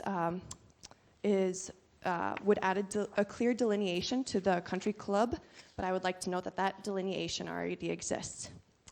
One thing that he also pulled up was the existing conditional permitted uses in the R1 district with parking lots adjacent to single-family homes. And Director Teague, please correct me on this if I'm wrong, but from my research, every single one of those parking lots was listed under the R1 public, semi-public designation in the comprehensive plan, and not the low-density residential designation. If council approves this plan, you are not following the comprehensive plan, or at least not how it is currently written, and then what does guide development for the city of Edina? If council approves this CUP as a non-rhetorical question, I'd ask council explain what comprehensive plan is being followed so residents can make informed decisions. Additionally, a huge push for the city of Edina is our climate action plan.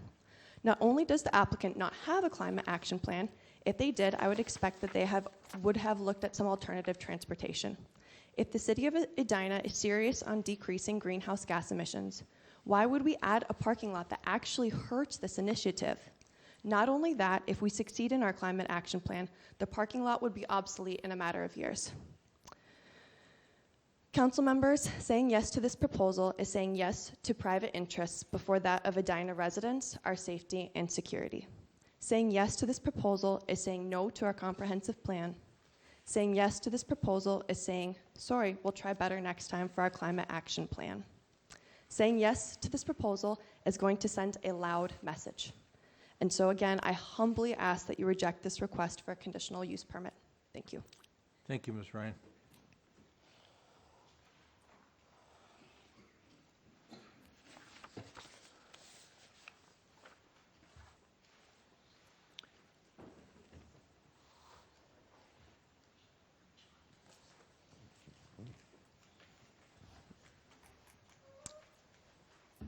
Hi.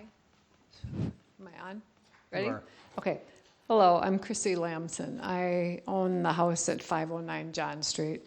My property is adjacent to the proposed parking lot expansion of boundaries that ICC wants approved. My husband and I moved here in the July of 2018, having purchased the house sight unseen. The day I first laid eyes on the property, I didn't even go in the house. I was drawn to the overlook, where I first saw our neighborhood park. I started to cry. I couldn't believe how lucky we were to have bought our house on this beautiful green expanse, and my enjoyment of that space has grown more and more with each year. Last year, I lost my husband, my companion. I placed a memorial by the tree overlooking our beautiful backyard. Now I have a new companion, a golden retriever. I spent months agonizing about how to safely contain my boy. I wasn't sure about electric fences, but resisting putting a visual barrier across this natural environment. I ultimately decided to put up the electric fence, and the deciding factor was this: to protect the view and Ranger, my dog, because the fence was always meant to keep Ranger in, not to keep anyone else out. I never gave that a thought until Interlocking came up with this terrible plan, but now I do. If the CUP is approved, the city of Edina will have essentially granted complete strangers easy access to my yard and home. At best, visual access to a place I consider my sanctuary. Would you want strangers looking into your backyard? Or worse, criminals? That frightens me a lot. A 5-foot fence, fencing in my yard isn't going to keep anyone out. I know the city council has an obligation to allow private enterprise to grow their businesses, and I get that. I'm not against reasonable and necessary development. But this isn't necessary or reasonable. And according to the comprehensive plan that the city took such care and pain to develop, you must deny this CUP that has, and I quote, an undue adverse impact on the public health, safety, or welfare. We are a little community here, but just because our numbers aren't as big as Interlocking's memberships doesn't make our health, safety, and welfare less important. The future of this neighborhood relies on the stewardship of the elected city council members of Edina. I ask you please to deny this CUP application request from ICC. Thank you. Thank you, Ms. Lamson.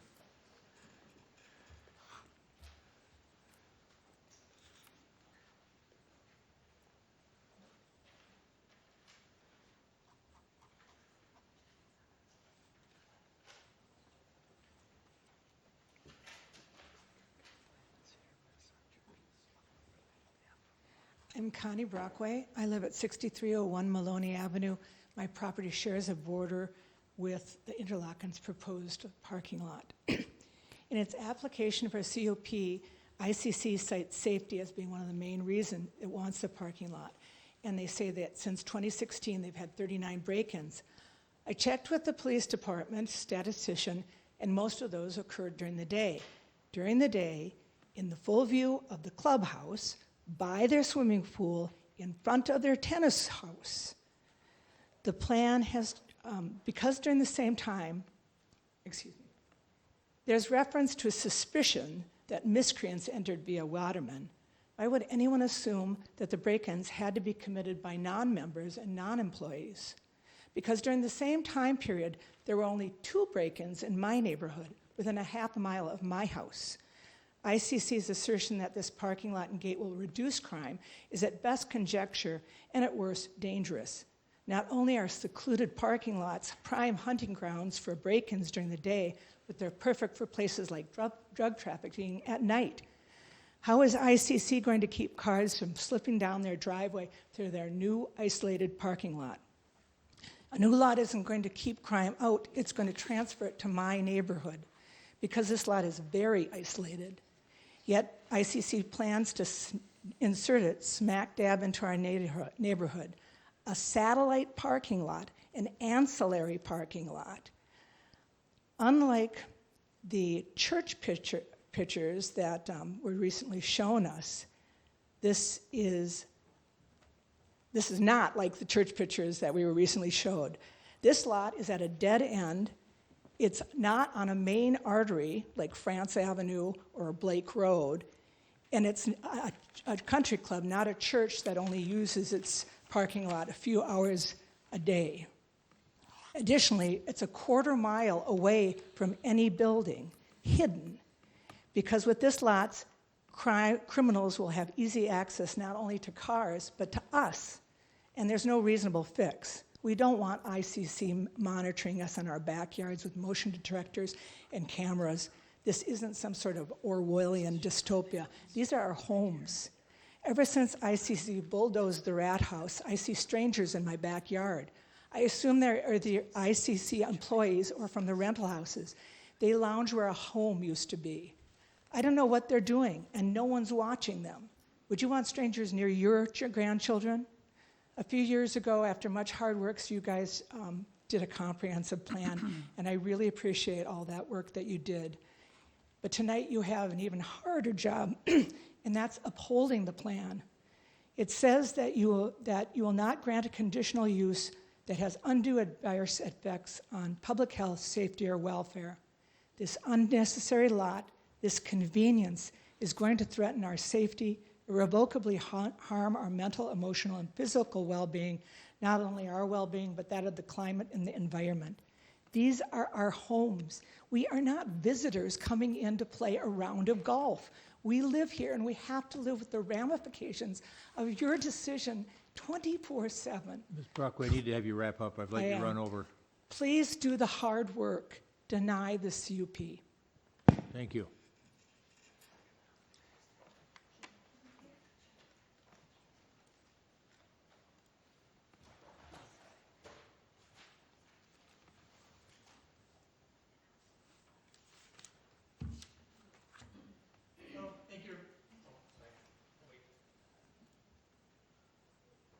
Good evening.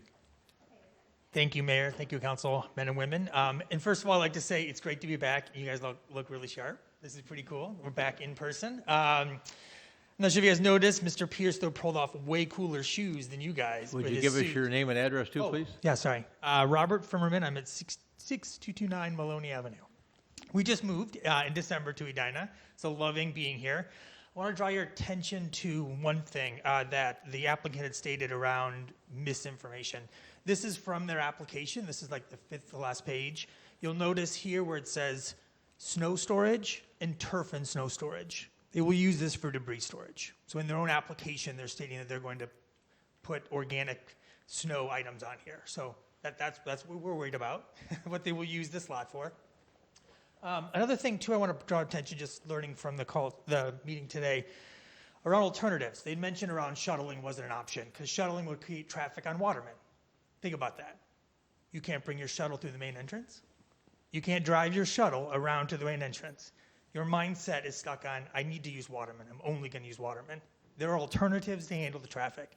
We have a lot in our neighborhood that's not being used, but the perk is we have eyes on it. It's on Blake. It's a main road. We can see it. Second thing I would draw you guys, I know you guys listen and watch the planning stuff. There were two things that were drawn out there. One of them was Vice Chair Agnew had mentioned it to say, the traffic in Waterman and the parking lot seem separate. Why can't we separate those? And the applicant was very clear to say, no, it's a package deal. I want them both. Secondly, what the Chair Nimiroff, Chair Nimiroff had mentioned in the end to say that by approving this, we're changing the color, aren't we? By approving this, we change this yellow to purple. And how is that not changing the plan? For us, the colors matter. We made a decision on that.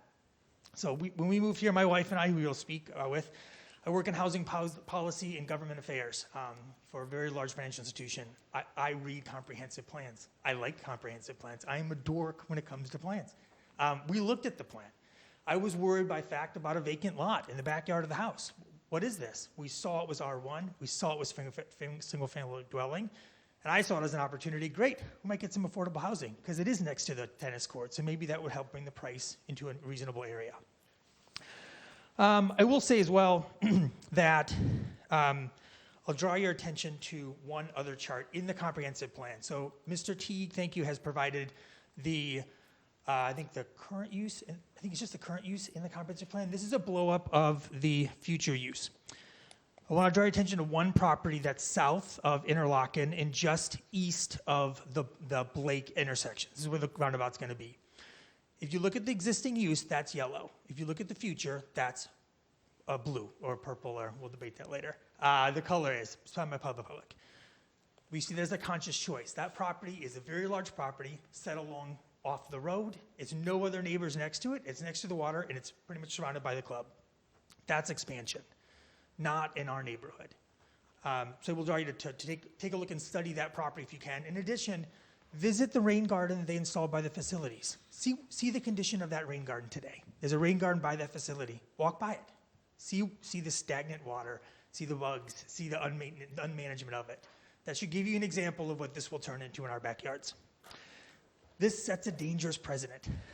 By all the examples that you have, I'm sorry, real quick, last piece. Of all the examples of parking lots, none of them have ever been a ancillary satellite away from the main place of business. This is away, no eyes. Every single example, it's right there. People are there. So thank you very much. Bye. Thank you, Mr. Zimmerman. Before you sit down, can you just point out that property you were talking about? Yes, I can't so quite tell where it is. It's the point. I kind of call it the nose. So it's this bottom one right here. It jets out. Those three properties above it, those are the three that we're talking about not changing. It's these ones above. That's Waterman.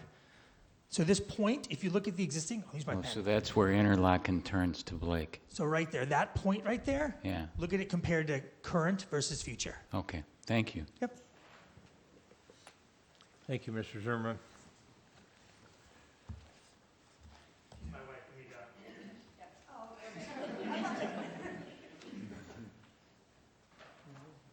Good evening, Mayor. Is it on?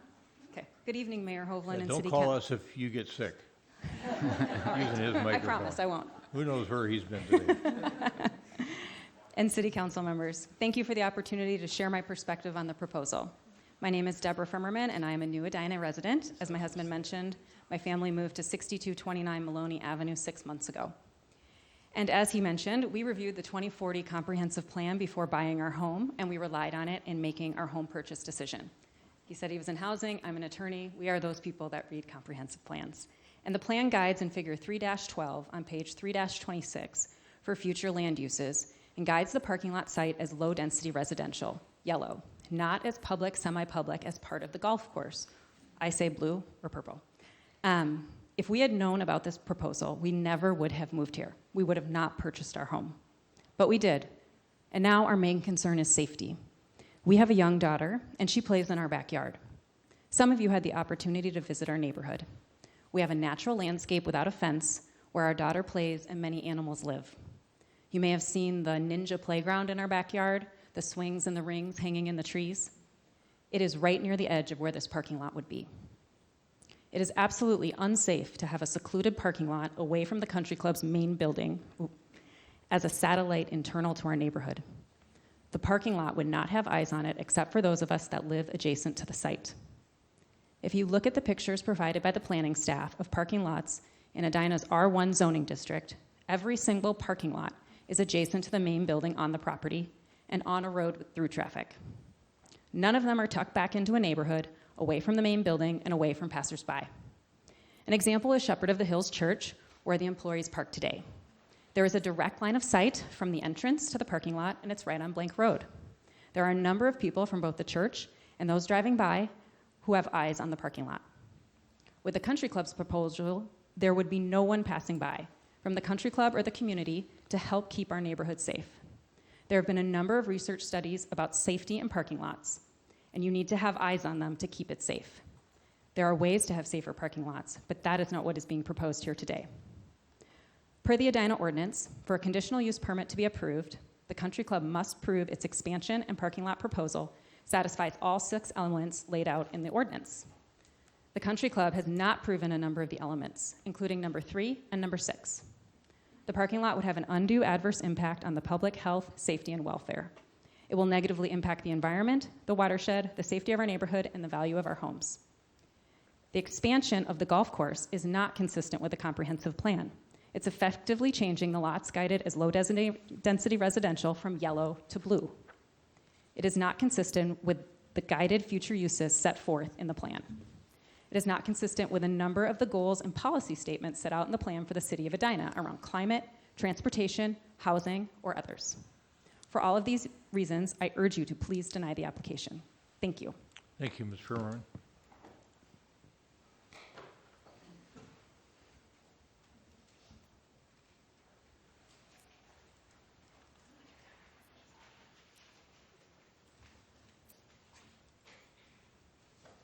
Hi, my name is Tamzan Miller, and my husband, Paul Kim, and I live on Waterman Avenue. And I'd like to provide a little context about what it's... Exact address, please. Oh, I'm sorry, 6321 Waterman. Sorry about that. A little context about our neighborhood. To the people who are members of the golf course, our neighborhood is just a quick and easy means to get to the golf course. It's no different than any of us driving on Highway 100, 169. It's just a fast way to get there. And we can see that from the speeds, which Joel admits, from the trash that we find in our yards, from trucks and members driving in our yards. We see the damage. As far as trucks driving down Waterman Avenue, there's a significant number of deliveries before 5 a.m. So Joel admits this is not going to change the deliveries. I will still have trucks barreling down my street at 5 a.m. in the morning. So there is some improvement, but not 100%. But to us, it's more than just a quick way to get to the golf course. This is our community, and I'd like to tell you a little bit about our community. This is a community where we have a gentleman with a huge garden who invites us to come in and take all the vegetables that we want. And he watches us, because if we don't take enough, he makes us go back and take more. And this is a neighborhood where if one of us is struggling to plow our driveway with the snow, someone will come over with a snow plow and plow your driveway for you. This is a neighborhood where if your son does a wheelie and, goes flying through the air, someone notices and comes and checks on him. Is he okay? It's a neighborhood where if you have a bad dog who runs away, your neighbors will catch that dog and bring him back. And you guys know who I'm talking about. It's a neighborhood where one neighbor might call from her deck, hey, I'm having gin and tonics. Do you want to come and join me? Or you might get a text, I made too many chocolate chip cookies. Can you help me out? When you take homes away from our neighborhood, you're not just taking away a building, you're taking away a neighbor. You're taking an opportunity for us to build a relationship with that person, for us to be part of each other's lives. That's gone. So if you approve this, keep in mind, it's more than buildings that are destroyed.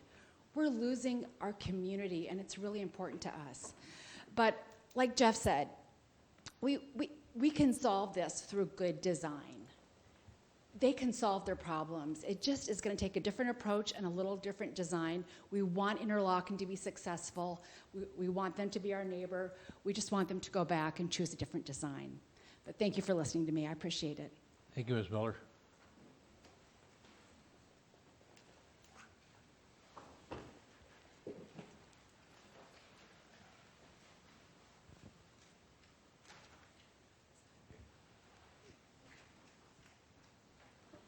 My name is David Brockway. I'm Connie Brockway's husband. Live at 6301 Maloney Avenue, just north of the proposed parking lot. Appreciate the opportunity to voice my objections to this proposal. I think in the letters we've seen a lot of talk about how this is really a little mini park behind our houses. The houses, the backyards are arranged in such a way that we probably have about a 3-acre, truly a little mini park, and a really fine example of suburban wildlife habitat. So we've got everything we all expect to see in the suburbs, from deer to turkey, hawks, eagles, the migratory birds. It's really quite an oasis. So Interlocking's plan would bring in about an acre of asphalt to this. It would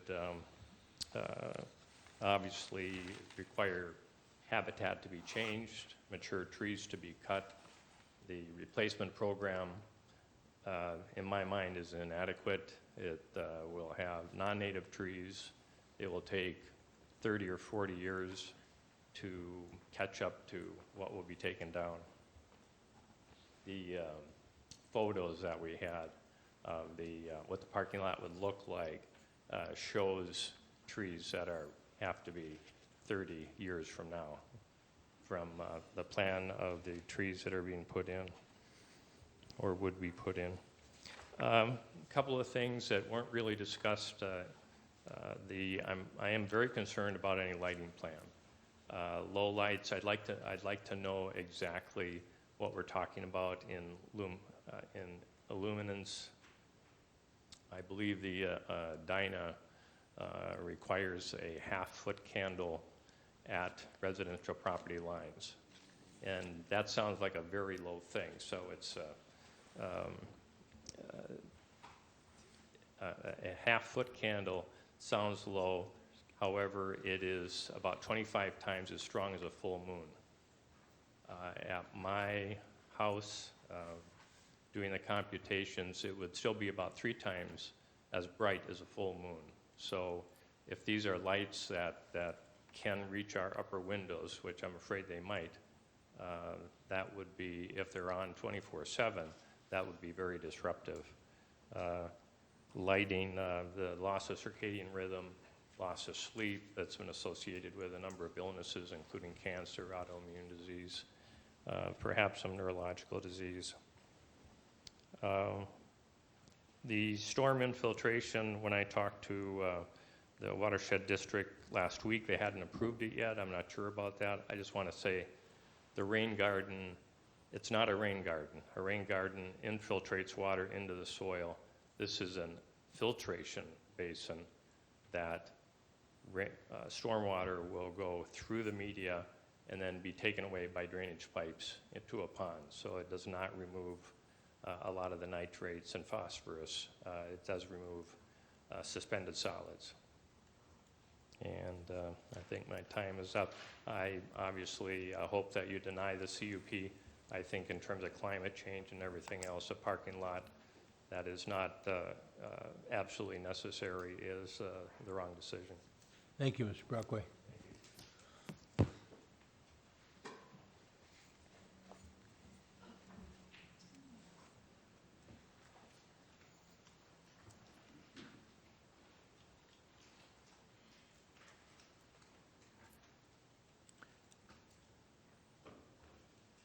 Hello, my name is Eric Ryan, and I reside at 513 John Street. My deck is directly overlooking where this property will be. Mayor and members of the council, I respectfully ask that you deny this conditional use permit. I would like to comment on my family's concerns of stormwater planning and environmental impact. The first is stormwater planning primarily to the west. You heard about the north and the south. There is a very real concern what the effect of the parking lot would have on flooding in my yard. My yard and the yards of my neighbors currently holds lots of water during rainstorms. The city is well aware of this issue as they have intervened in the past and installed a public stormwater drain in my neighbor's backyard, which is very uncommon unless it's a bad situation. Looking at the elevation on C200, it is very clear they're increasing the grade of the existing yard. Gravity tells you that no matter what you do with surface drainage, water will run downhill, and now all of that water goes into our yards. Any amount of new water will only further flooding the water that the city has already fixed, and there was no master design or topo done for any of the properties to the west. The second item I'd like to comment on further is the wildlife environmental impact to our neighborhood if this parking lot proceeds. I would like to paint a picture for you. Multiple times a week, my wife and I look off our back porch onto the number one reason we bought our home in Edina. Our picturesque and grand backyard that includes 7 lawns with open backyards.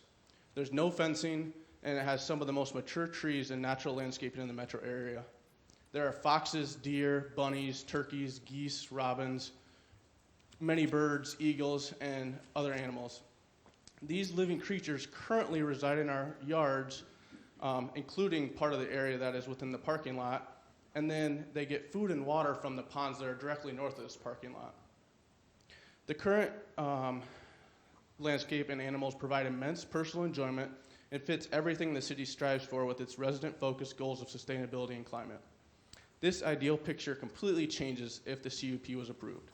My back deck view is now much less grand. I have no clue if that view will contain the same dozens of types of wildlife, as the applicant has done no environmental impact study. And so I can only assume that with their primary access to water now cut off completely by the parking lot, as well as the construction that may deter those animals ever coming back even before that, and we may never see that same wildlife. The trees that are 50 plus years old may never be the same size in my lifetime, and no amount of shorter trees will ever replace that. I thank you for your consideration and ask you to fulfill your duty to protect the city's comprehensive plan and city goals of stewardship to the earth and focus on Edina residents over private business. Thank you. Thank you, Mr. Ryan.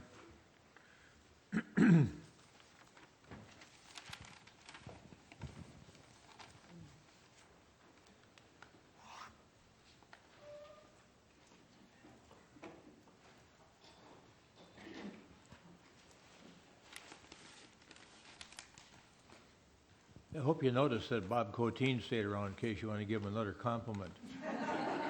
Well, he's responsible for the best park and rec in the country. So can't have found a better employee. So go back how many years when he took over from Kenny Roslin, and Kenny Roslin took over from Cliff French. We've got the best. We've always had the best. So anyway, again, my name is Frank Thomas. I live at 505 John Street. I've been a resident of Edina for 63 years. I've lived at my home for 46. And I don't think this thing should be passed. And part of the reason I don't understand is when I went to look on the website about zoning, I found something that I mentioned in my Better Together. I mentioned it last week in the Planning Commission in the 3 minutes I was provided there. It's called the Code of Ordinances, Section 36. And it clearly states that this shouldn't be built. And I have a copy for each of the council members I'd like to give to you. You can hand it to the clerk or to Director Benarott. Well, I think it's page and a half long. It should be read. And you've got 2 weeks to look it over. There's also something else I want to talk behind those 2 pages. There's 3 pages of pictures. And when we did the call-in for the Planning Commission, I've been involved with Interlocking since 1955 up until I left there in the 96. Interlocking's had a parking problem for years, even back then. They have continued to expand the facilities and taken out parking. When they built the new pool, they took out a row. When they built the new tennis, they took out a row. When they enlarged the practice area, they took out parking. I brought that up last week, and when they re-landscaped the main parking lot, they took out about 40 spaces. I was basically called a liar. I have the pictures to prove it. I have a picture before they landscaped the property, which is in that pack, and you can count the spaces in the main parking lot, and you can see, and then look at that's the 2015 picture, and then there's the current A and the current B, and if you count there, you will see there is approximately 40 less parking places than there was 5-6 years ago. Second of all, if they're so concerned with parking places over there, on the south side, if you look on the current A, on the south side of the tennis facility, they have 5 parking places. 2 of them are handicapped. They now have high-top tables and a cover over it. They brought in a smoker and 2 grills. So they've taken out 5 parking places. They've also, the noise, I'm surprised the other people that were here didn't speak about the band last night. They've got a permit. Well, we couldn't watch television because of the bass hitting my windows from there. My daughter was over and we turned it off. Also, we have a gentleman who's a structural engineer who says you can build a ramp for a basic amount, 1.215. Interlocking in the last 3 years has spent $1.7 million buying up these lots. So then they want to incorporate them, take them out of affordable housing. You've had on the comprehensive, the big long one, you've got a bunch of paragraphs about affordable Mr. Thomas, housing. I let you drift over a little bit. You got to wrap up. Well, in you got to wrap up. Edina study, 77% want affordable Mr. Thomas, housing. I need to 3 have you minutes wrap up. doesn't do this justice, that I can tell you. Yep. How many reasons there shouldn't be this built. Thank you. So, We got your presentation, but I let you go over, and I wanted to make sure we treat everybody fairly from a time standpoint. Thank you. thank you.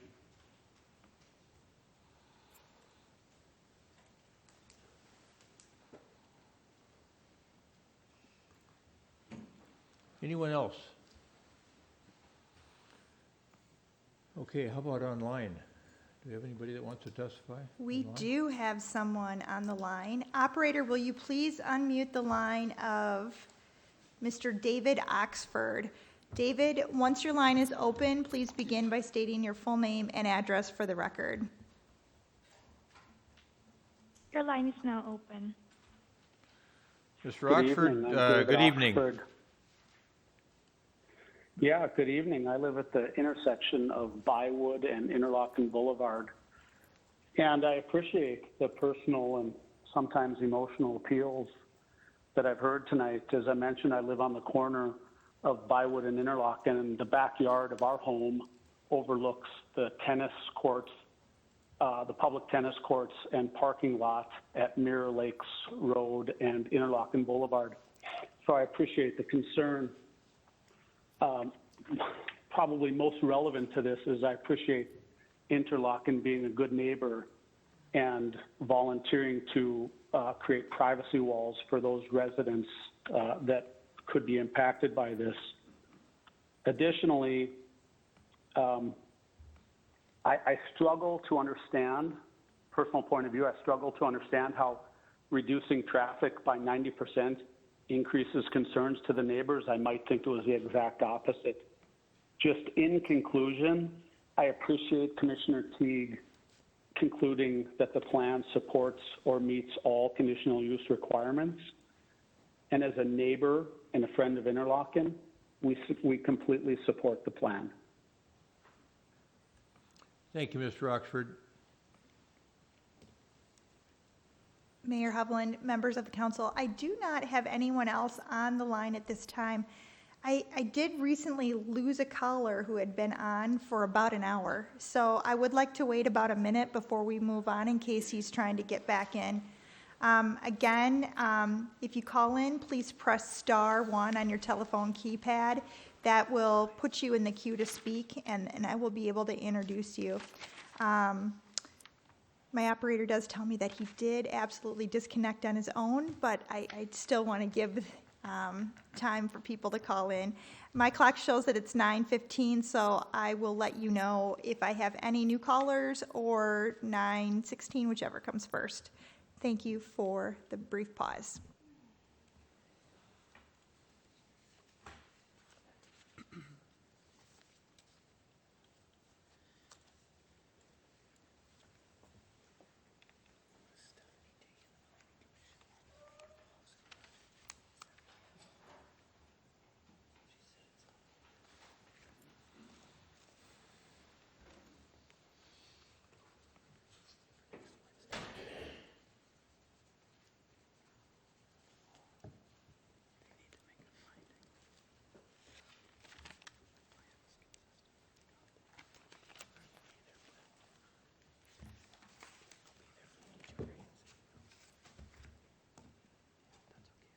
I think it's safe for you to move forward now.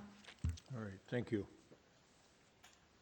Council members, did the testimony of our fellow residents cause anyone to have any questions they wanted to ask of staff or the applicant? I've got a couple for staff, if nobody else wants to go.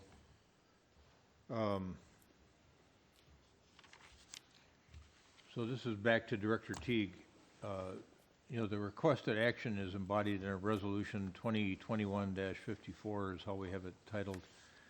It's a conditional use permit request, but we've had quite a few people testify that they think that there needs to be a comprehensive plan amendment. And when I asked you, when you were providing backgrounding information as to whether or not this required any change in the comprehensive plan or whether this proposal was consistent with the comprehensive plan, you said it was.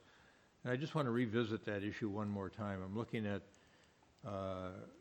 Ms. Ryan's letter, and she's concerned that it doesn't meet the comprehensive plan requirements, that you know, we're talking low-density residential. And I think I heard you say that golf courses can exist in low-density residential and don't have to just exist in public, semi-public environments under the code. So could you talk about that a little bit? And I think also then the last testifier, not, you know, it was the second to the last testifier, Mr. Thomas, was concerned about Section 36 of the code. And of course, that's what we're talking about, is the basis for the issuance of a conditional use permit. You might want to touch on that after you address the comprehensive plan issue. Yes, certainly. Thank you, Mayor, members of the council. We don't believe that it needs a comprehensive plan amendment. Again, the site is guided, low-density residential. All single-family homes are. Within the R1 zoning district, which comes down from the comprehensive plan to regulate those uses within it, a golf course is a permitted use, and the parking lot for a golf course is a conditionally permitted use. So under the existing zoning, the uses are allowed. So we didn't believe that a comprehensive plan amendment was necessary. There was also a question that was raised about how some of the parking lots that I pointed out in the presentation, whether they were guided, public, semi-public. So I did some checking, and were consistently inconsistent. So the 54th in France, the St. Peter's Church, that has a low-density residential designation. The 54th, the Edina Community Lutheran Church on 54th, that also is guided low-density residential. The 50th in France, the Edina Covenant Church, close to 50th in France district, that also has the designation of low-density residential. And the Shepherd of the Hills Church, the one that's closest to Interlochen, the church itself is guided semi-public, public, but that little parking lot that they're utilizing for parking, that has a designation of low-density residential. So it's kind of hit or miss whether churches are consistently guided public, semi-public. Okay. And then the conditional use permit language itself is under Section 36-305. It is. So all of the criteria that we're considering is out of Chapter 36.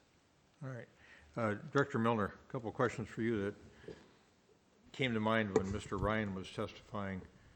So when I've been out there, you can see exactly what he's talking about. A lot of the topography goes west towards his property, kind of settles out there, bottoms out, probably east of his property line. I'm not quite sure, but there's a low area down in there. How are we proposing, or how is Interlochen proposing to handle water that would flow west?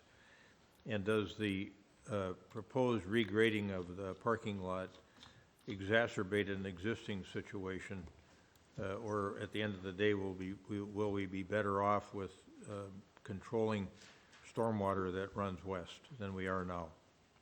I believe the project will. Water that flows directly west off these currently single-family homes are just going directly west. This project's going to direct that water into the rain garden that was shown earlier. And then from there, it's piped to Mirror Lake, and then in high events, it's split between Mirror Lake and those ponds to the north, so there's zero impact between the two sub-watersheds to the north and to the south. So there's 3 different mechanisms for handling stormwater, is that what you're saying? They're grading their entire site into that rain garden. And then from there, it's treated for sediment control, and then it's piped south, and some of it continues to head north. So it's a balance of what's there today. It's split today. The water that goes there today is the same as what's going after the project. All right, and then how do we capture the water going west today? By their grading plan. By the grading? Yep. Okay. That cause anybody else to have any supplemental questions? Member Anderson? Thank you. I have a question for the applicant. Let's see. Mrs. Miller testified about a 5 a.m. delivery, and I think I got the impression it was more than once. Does that occur with regularity, and if so, can you control that? We can control it. I'm not fully aware of our delivery schedule with some of our vendors, and our control over that is limited, but we certainly can work with them to control that. How would you do that? Tell them when it has to be, if they want the business. Okay, all right. So. Then also, Mrs. Miller also touched base on members driving in yards and accessing the club via Waterman. So there was an incident recently in which, Chad maybe can speak to it a little bit, there was some construction on Waterman Avenue in which the road was barricaded in the middle but not completely. And so there was not enough room on either side of the road for vehicles to pass. And several vehicles did traverse through some yards. Some I'm certain were associated with Interlochen, some I know were not. But in that event, and hopefully Tamsin and others would attest to, we did respond to it quickly. I think she called me early on a Saturday morning, and by Monday, although I think the city would say that probably their error to block the road in that way, we repaired the irrigation and resodded the street and watered the sod for the next week. And so, it is important to us to be good neighbors when things do happen and respond to that feedback and address things quickly. Okay, just to be clear, the purpose of establishing the gate and limited access is to deny members access through Waterman. Is that correct? Absolutely correct. And so after the gate would be constructed, members wouldn't, under any circumstances, be able to access Interlochen through Waterman. Correct. Thank you. I've got a follow-on question. Absolutely. On that very topic. So, Mr. Coleman, who is one of your neighbors there to the west of your existing properties, said one of the solutions is to keep the gate closed. Is that your intention, to keep the gate closed? 100%. Yeah, the gate would only open for deliveries that can access the club via Interlochen Boulevard for emergency vehicles. And I suspect, the fire chief isn't here, but for an event, say like the 4th of July, where there's 1,300 people on property, I would suspect they'd want 2 entries in or out. But day to day, that gate would be closed. And so how does somebody that comes with a delivery truck so we'd work to provide them some type of access with an opener or a code or a sensor on their truck. They'd call? We'd actually we'd like to make it easier than that. We don't want them to sit there idling, so we'd probably look to some mechanisms like you see in private communities, in which when the sensor's in the vehicle, it pulls up and automatically opens, or provide the driver with his own opener to get in. So we'd work with those groups to do so, possibly have a code where they just have to hop out and type it in, so they wouldn't have to wait for anybody on our end to do it. But okay. If it were determined that, I'm thinking about the testimony of Ms. Lamson, if it were determined that to provide the level of privacy that she experiences presently from her deck, which is on the upper level, back level of her house, it was necessary to put trees in that were taller than 6 feet, you're amenable to that? yes, yeah, and we have reached out to some of those residents to try and engage in some dialogue and hopefully address some of those concerns, and we're more than willing to do so. If we have access to trees that can be planted larger than that and screened better, absolutely. Okay. Other questions for the applicant? All right, thank you. Thank you.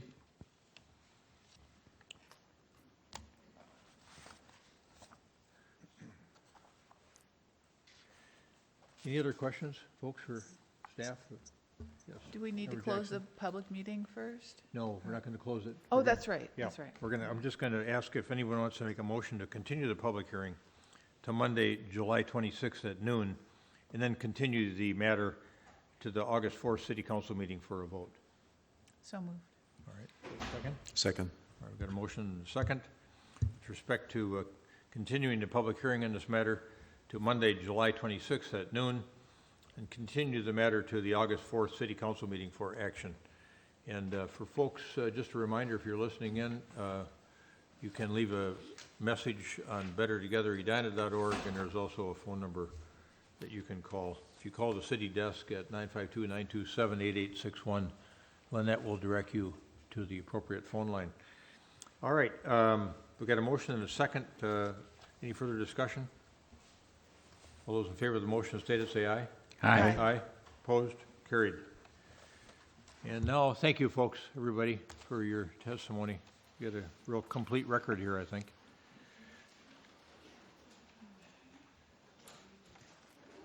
Now we're going to move on to the reports and recommendations portion of the agenda. And another exciting part of the evening, I think, for Councilmember Jackson, who has worked so hard on interviewing student commissioner appointments. We've got some to take care of there. Oh, Chad's. And Mr. Mayor? folks, hold on a minute. We can wait for Member Pierce to come back. You have a break? You need a break? This would be a good time to break. We're going to take a 5-minute break, folks. Bingo.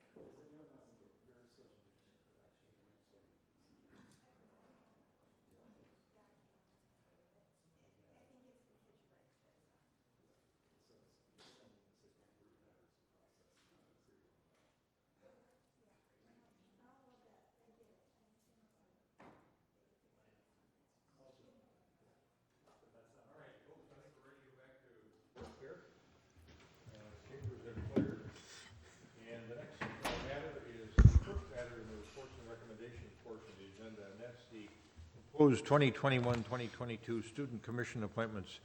And Councilmember Jackson worked on that matter with Jan Seidman from our community, who used to be a member of our Human Rights and Relations Commission, always willing to help interview student members, potential student members. So I'm going to turn now to Councilmember Jackson to talk a little bit about the process and the slate of candidates they're recommending for the various commissions and boards. Great, thank you, Mr. Mayor. Well, I have to say, this was just a great pleasure to do, and working with Jan Seidman was wonderful, and I want to thank her publicly. She's a former HR official, and so she had lots of good questions and good guidance, and MJ Lehman from the staff also helped out, and it was just really helpful. But this has got to be the funnest thing I've done so far, being on the city council. It was just awesome to meet these kids. We had 32 applicants, and we filled everything with 16 members, and we had some standard questions, so we got some standard answers, but I have a couple themes that came out from what we learned about these kids. The first one is they are all really involved, not just in school things, but things around town. So they talked about the parks, and they'd been to lots of parks, they've been biking around town. It was interesting to hear their perspective as people who don't have driver's licenses, what it's like to live in this town. And that wasn't just for transportation and parks, it was across the board. They have a real strong sense of community, and we're very interested in learning more about how the community functions and how the city functions. And I was really impressed with the sophistication of high school students thinking about that. They also bring a lot of talent on how to reach out to the youth in our town. I know that a number of our commissions are looking at, in their work plan, community engagement, and I think we are getting some real talent from these kids and their ability to reach out to the community. They're really familiar with things. We actually had a student who had read the comprehensive plan, and some of them were actually also familiar with it, but when he said he'd read it, I'm like, holy cow, you should be in city government. And we have 4 students returning, and they are just all ready to go and very engaged. So with that, no further comments. I'm going to announce who we are recommending to serve as student commissioners for our different commissions. For the Arts and Culture Commission, we are appointing Ria Anand and Tiffany Shen. For Community Health, we are appointing Ellie Mullen and Ben Hikes. For the Energy and Environment Commission, Suryesh Rawat and Ava Shumway. For the Heritage Preservation Commission, Ashwin Mashawari and Sadie Roy. For the Human Rights and Relations Commission, we have 2 returning members, Francesca Lichtenberger and Sabi Mirza. For Parks and Recreation, we are returning, asking Sammy Prestis to return and inviting Irva Jha to join. For the Planning Commission, we have William Hayward and Kenley Barbaro we're recommending. And for the Transportation Commission, we're inviting Anna Clark back and adding Stephen Conti Mahanti to our roster. So those are the 16 student commissioners that we would like to recommend to serve on the commissions for the city of Edina. All right, would you make that as a motion? I will make that as a motion. Is there a second? Second. All right, we got a motion and a second with respect to these potential student appointments, the boards and commissions. Any further discussion? I want to add thank you to everybody who applied, because they were all impressive. So. Thank you. All right, any further discussion?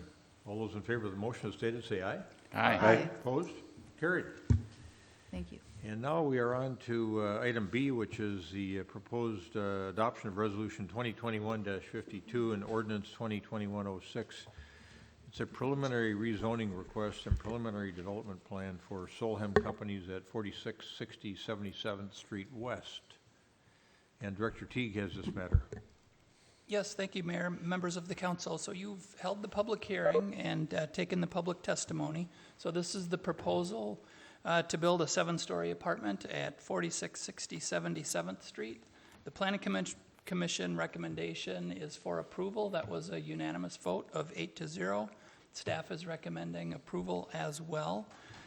We have with us virtually the applicants, Kurt Gunsberry and Mike Critch, the architect. They're here to answer any questions that you might have as you consider and take action on this request. So I'll turn it over to the council for your discussion. Thank you. All right. Let me just check to make sure that folks that are coming in can hear us. Mr. Gunsbury and Mr. Critch, can you hear us? I can hear you. Yes, I can hear you. Thanks. All right. Both of you there. All right. Thank you. Council members, does anybody have a inquiry based on the period of time that's elapsed since we heard the public hearing in this, public testimony in this matter for either Mr. Gunsbury, Mr. Critch, or for Director Teague? Somebody care to make the motion to adopt Resolution 2021-52 and Ordinance 2021-06, preliminary rezoning and preliminary development plan approval for Solheim Companies at 4660 77th Street West?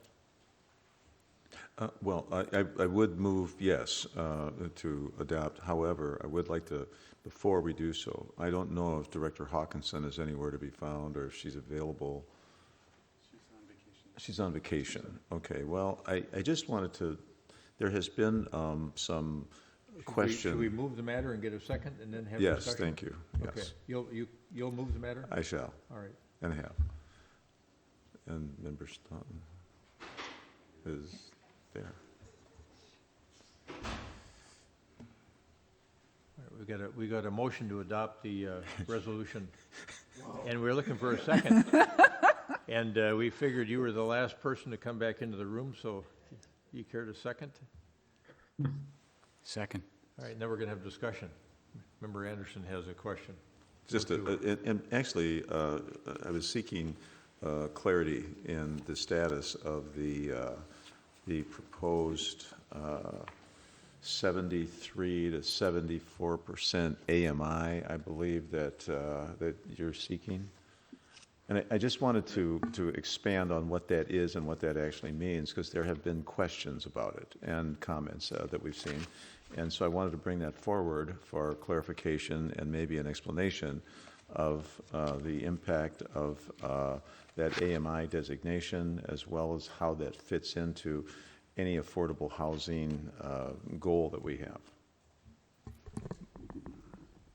I could start with, so the 73% would not meet our affordable housing policy. The requirement in order to meet the policy is for them to do the buy-in. So based on the number of units, they would have to pay in $4.1 million. And that's their intention. Correct. Yeah. But we're still shooting for that 73% or maybe a slightly above AMI. And what I'm trying to get to is the connotation is roughly that's a $73,000 to $75,000 a year income based on AMI. Just trying to clarify that in the community. There have been questions and comments in terms of affordability and so on, and I just wanted to bring forward that that's not a small income, and it doesn't even technically fall into the affordable housing category. And I just look forward to this project going in. I think it's a much needed housing option in the community, and so but I did want to clarify that, which we've almost done. Yeah, thank you. Thank you. Mr. Gunsbury, are you there?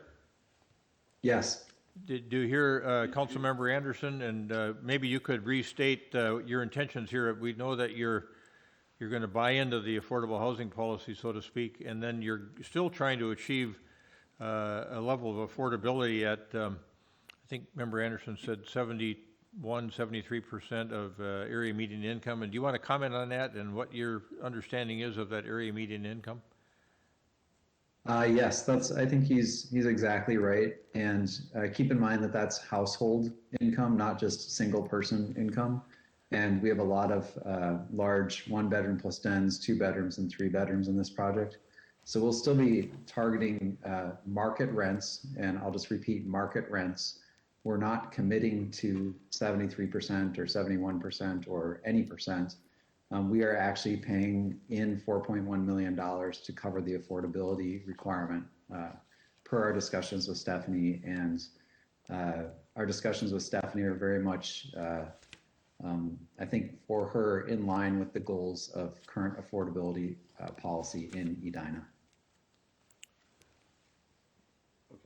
All right. Thank you, Mr. Gunsbury.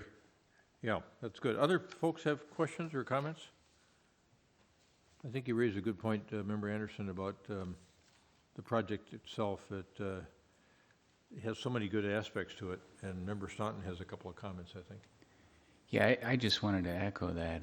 We talk a lot about affordable housing, and there's capital A affordable housing, which is the technical definition, whether that be 60% of AMI or 50% of AMI. But there's a whole continuum. This is one of the things that we talked about in the housing task force, and the creation of it is how do we create a whole continuum of price points for people in the community. And I think this project is one of the things I'm so excited about, is that you're fitting into a place in the continuum where we don't have enough inventory in that kind of 80% AMI, or maybe even it's 100% AMI. But I love what you're doing, and I think it's really going to help fill a need in our housing inventory. Thank you. Other comments? All right. We've got a motion and a second with respect to approval of Resolution 2021-52, Ordinance 2021-06. It involves preliminary rezoning and preliminary development plan approval for the Solheim Companies at 4660 77th Street West. Mr. Mayor, I just want to talk very briefly that I think this project does a really good job of reflecting the values that we came up with in our comprehensive plan. That the affordability, the walkability, the stormwater management, the sustainability, innovation in its design, and I just really am pleased to see that coming to fruition. Good. Yeah, I was going to ask for comments after the vote, but I think it's good. For me, I think it brings permeability to a very wet area, correcting mistakes that were made back in the 60s, which is a wonderful aspect of it too. I think it brings added life to West 77th Street, and we got a project that really embraces that site and embraces the park, and so I think it's just a wonderful addition to our community. Thank you, Mr. Gunsbury. Any other comments preliminarily? Okay, we've got a motion and a second. No further discussion.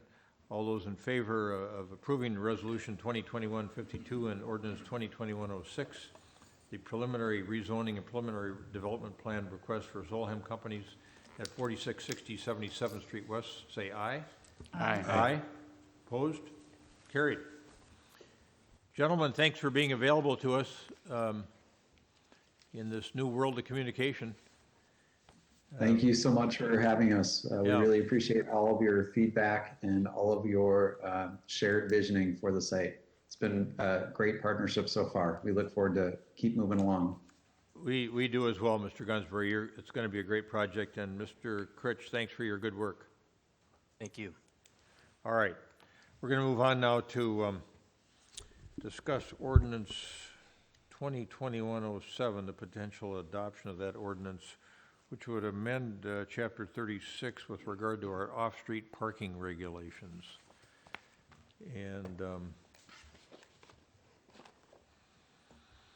Director Teague has this matter as well, and I think Chair Nemiroff is available virtually to assist us if we want any questions answered. Chair Nemiroff, are you with us?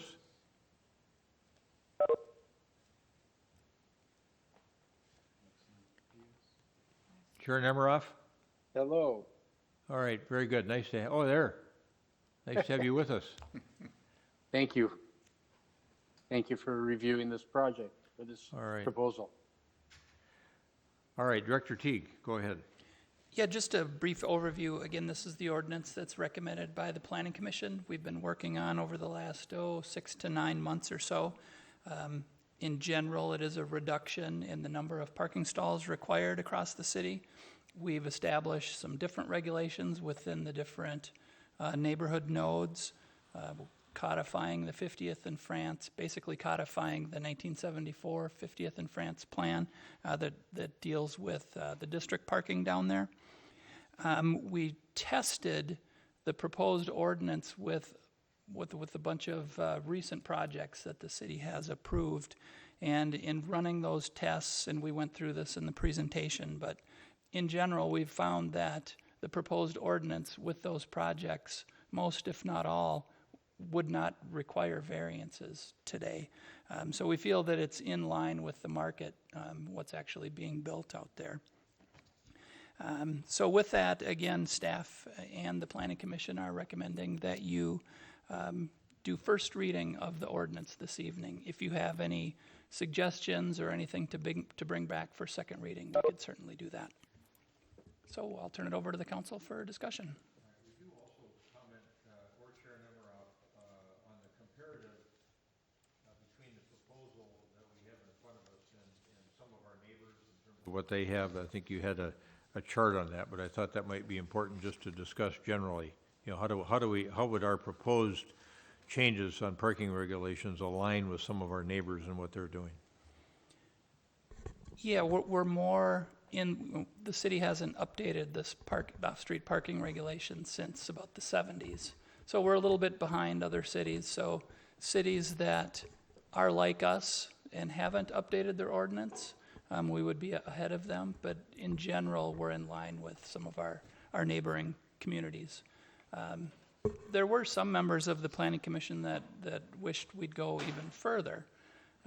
Part of the concern that staff and the majority of the Planning Commission had is that we don't want to create an ordinance that causes parking to spill out into our streets, where we're relying on street parking to accommodate some of our businesses and uses. So we believe that we've got a good balance, that this ordinance would not do that. All right, thank you. Other questions for Director Teague? Yeah, Member Anderson. Thank you. Or Chair Nemeroff. Yes. Yes, thank you.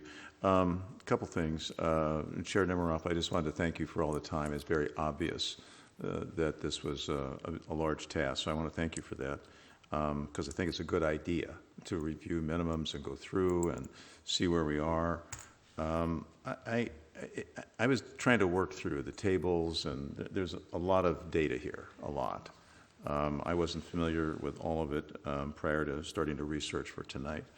I guess I have a couple questions. Number one, when I started poking through this information, I just found that there was a lot to consider, and I didn't really have a frame of reference for it. And so I just went to my own level of familiarity, which is age-restricted housing. So I wanted to ask a question either of Chair Nemeroff or Director Teague.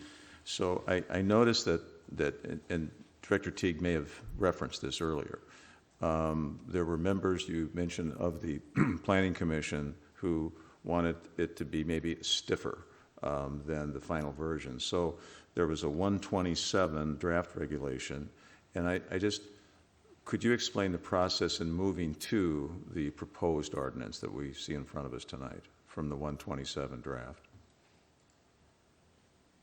Either Chair Nemeroff or Director Teague. Terry, would you like me to answer, or do you want to answer the process? Sure, you can, if you want to give a start, and I could comment after. Okay. And that's since the 127 draft, that's what you're asking? Yes. So since the 127 draft, Carrie, correct me if I'm wrong, I'd have to look at calendars. I have the process more generally known, but we had a few Planning Commission work sessions about that. I can't remember when we met with Nelson Nygaard, if that was before or after January 27th, but we had a few review sessions and we refined the draft after those discussions. That's basically it. And then I also think Carrie got some feedback from the city attorney. That was primarily fixing language. Yes. There was moderation, however. I guess that's where I'm trying to go, from 127 to the proposed ordinance. And correct? Yes, there was. And I think it was to address the idea that we need to go a little bit further and not require as much parking. That's when we came up with the maximums at that time.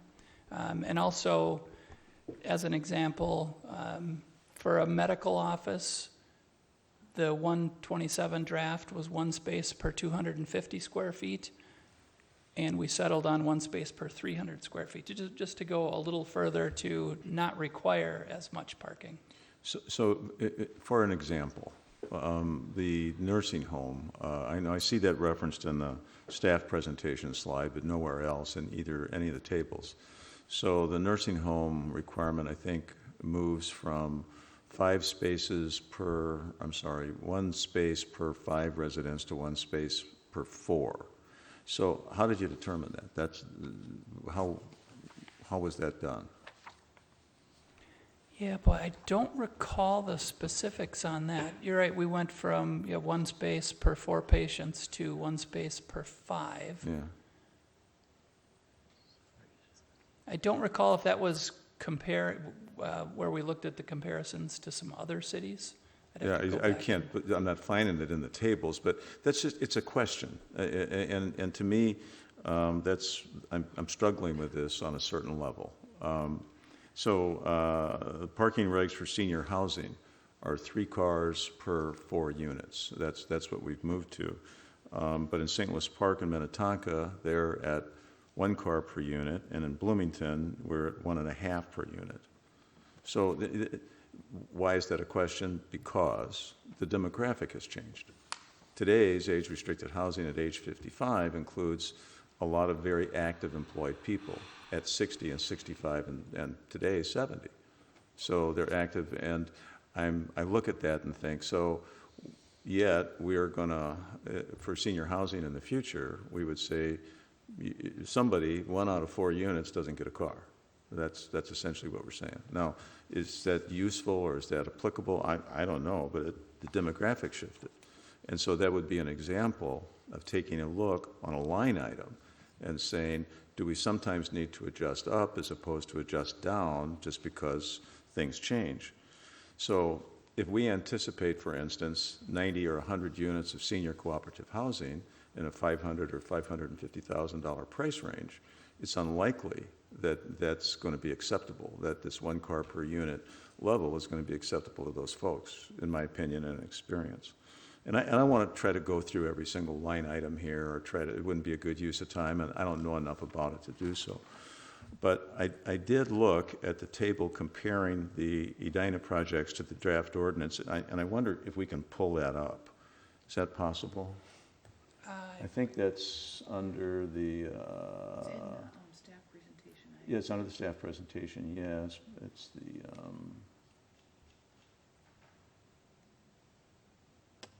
No, which one? There's a comparison sketch here. Oh, I've got Solheim up still, that's part of it. I'll give it to you in just a second if I don't find it.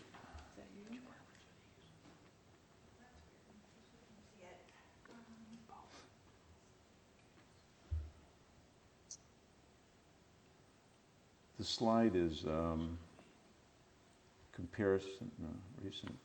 recent Edina project comparisons to the draft ordinance. If we could pull that up.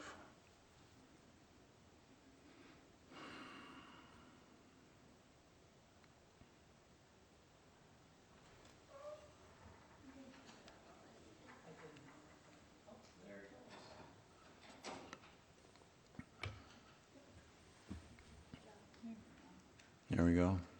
So if you go back and forth on this and take a look here, what you find, now we've got a couple of these that weren't built or have not been built yet. They potentially could be. So if you scroll down, if you go through this, this is what you will find, is that universally, 100% here, what was proposed and what was accepted was far less than the existing ordinance would provide for, but slightly ahead of what the proposed ordinance would be. So I look at that and say the market is correcting itself. It's taking care of this on a certain level.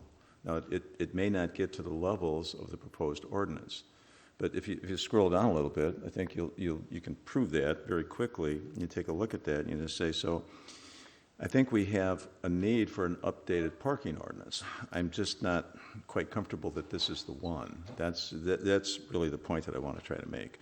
I want to be careful about competition, because when I take a look at our adjoining communities and see that they are being a little more expansive in what their minimum requirements would be. We essentially are in competition for the same businesses and the same tenants that either have to go into our existing buildings or that might be attracted to new ones. And I want to be certain that the ordinance that we put in place here is the one that will continue to keep us very competitive, and we don't have people saying, I can't build this because I'm uncomfortable with the parking requirement. Now, it would be fair to say, well, that you could request a variance. But I don't think it's a good idea to adapt an ordinance in which we anticipate creating variances, even pretty quickly. So, last thing I want to mention on this, and frankly, I would just like to have a work session and understand it carefully and determine in these various levels, is this the one we want? Because as I say, the market's correcting itself, but not to this point. And in the short term, in any event, then we potentially have a conflict. Also, I took a look at the Better Together public hearing testimony, and look, it's overwhelmingly opposed to this ordinance. And that's kind of, to me, falls in conjunction. Caitlin Anderson on July 1st had a letter, an article covering the quality of life survey. And so I look at that and I say, what's the biggest concern of all of our residents? And the biggest concern is development and potential negative consequences to development. That's what you hear is the only thing that people question in our town.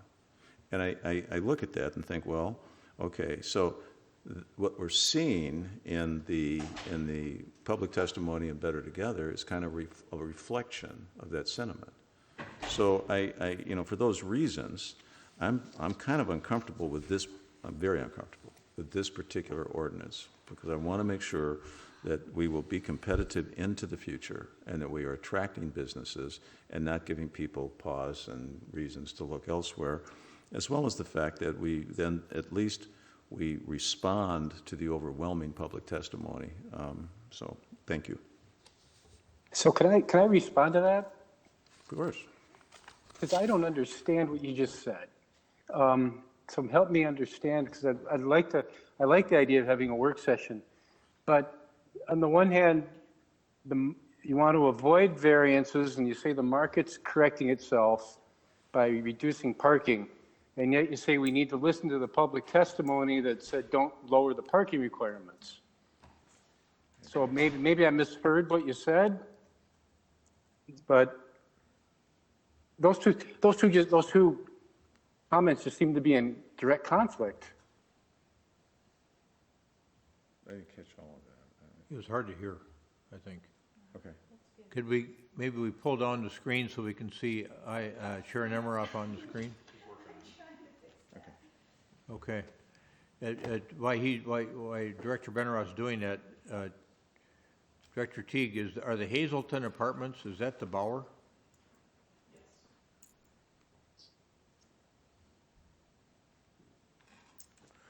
Well, here's what I'm thinking. I don't know if Chair Nemiroff this is helpful, but I do think it would have been helpful to have a work session with the Planning Commission to understand this in detail, because my feelings, my thoughts are just visceral. My reactions are visceral because when I look at this, I think Amundsen Flats. It's right in the middle of the page. 70th and Cahill, over there for the grand opening, 62 units. The code required 124 total, 77 enclosed. And under the new proposed ordinance, they'd be able to get by with 94 stalls total, 62 enclosed. And so it makes me worried about, what was wrong with our other calculation? Are we going to end up with people trying to park on the street? Or you take the Hazelton Apartments, which is the Bauer, and you say, there's an apartment building where they're going to be renting for, let's say, $3,500 to $14,000 a month. They have planned this in a way where they're going to have 2 parking stalls per unit. If we make the changes that we're discussing here, are we telling them that they cannot, if they came to us and said they wanted to have 2 spaces per unit, are we telling them that they can't have more than 1.25 because that was the code says? So they can't up park? They can up park. They can up park? Yep. Okay. But if they go over the maximums, then they would need a variance. So if 1.75 is the maximum, if they wanted to do a 2 stalls per unit, they would need a variance, similar to the existing process.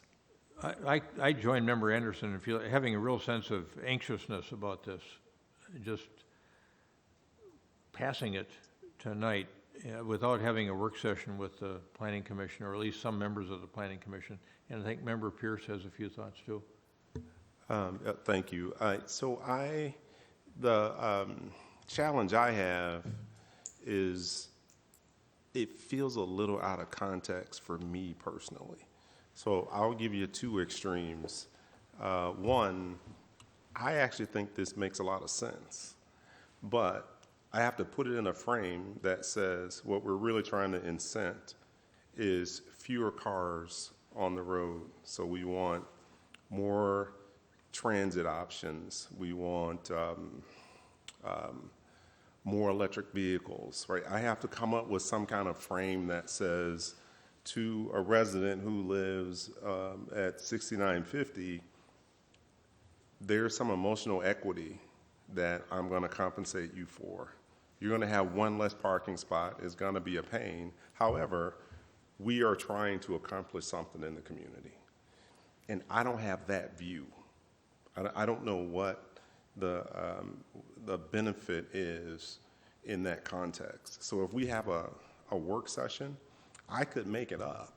I've actually seen communities that have 0.75 vehicles for 3 units. But that complex, there's a train that runs to the complex. All the services are there. If they want to go to the movies, they can walk to the movies. There's a child care center on site. And so it's built to not need vehicles. And so they have a much, much more aggressive rate in terms of trying to incent people not to own their own vehicles. If that's what we're trying to accomplish here, then we may have goals like this, but I would prefer to see some type of progression towards an end state and be able to say, this is what we're going for. Year 1 to year 5, this is our target, and then you move towards achieving those particular goals. And I just don't see that in this proposal. And so doing a working session, I would actually want us to talk about what are we trying to accomplish and why, what's our starting point, and where are we trying to end up. And then we'd have some kind of ordinance that supports that. Yeah, good thoughts. I agree with that too. Member Staunton or Member Jackson, your thoughts? Thank you.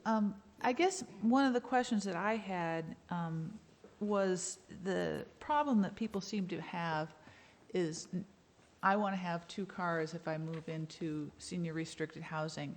And I guess, I always like to try and come up with a solution, and maybe I should look at it more asking the question. But if we lower the minimum that's required for developers, I think that modernizes this a lot. I think it's a cap that really would cause a problem. The market will say, people really in Edina want to have 2 cars. So we'll provide the minimum, but then we're going to provide some on top of that because that's what the market requires. I think by putting the cap on it, we are forcing the market in a way that may be artificial.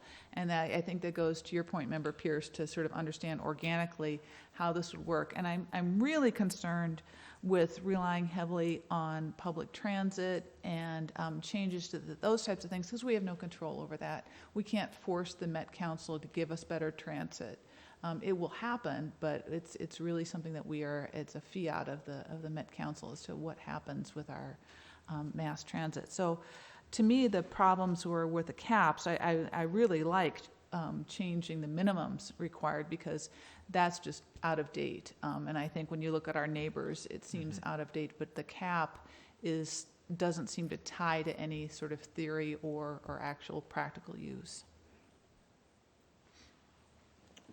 Member Sutton? Just a question for Chair Nemerov.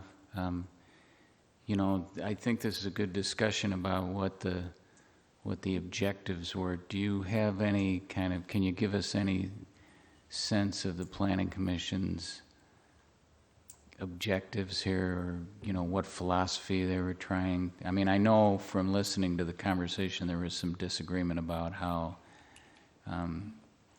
far to go, but to this question of what's the underlying objective and context, can you share any of your perspective on where the Planning Commission was on that?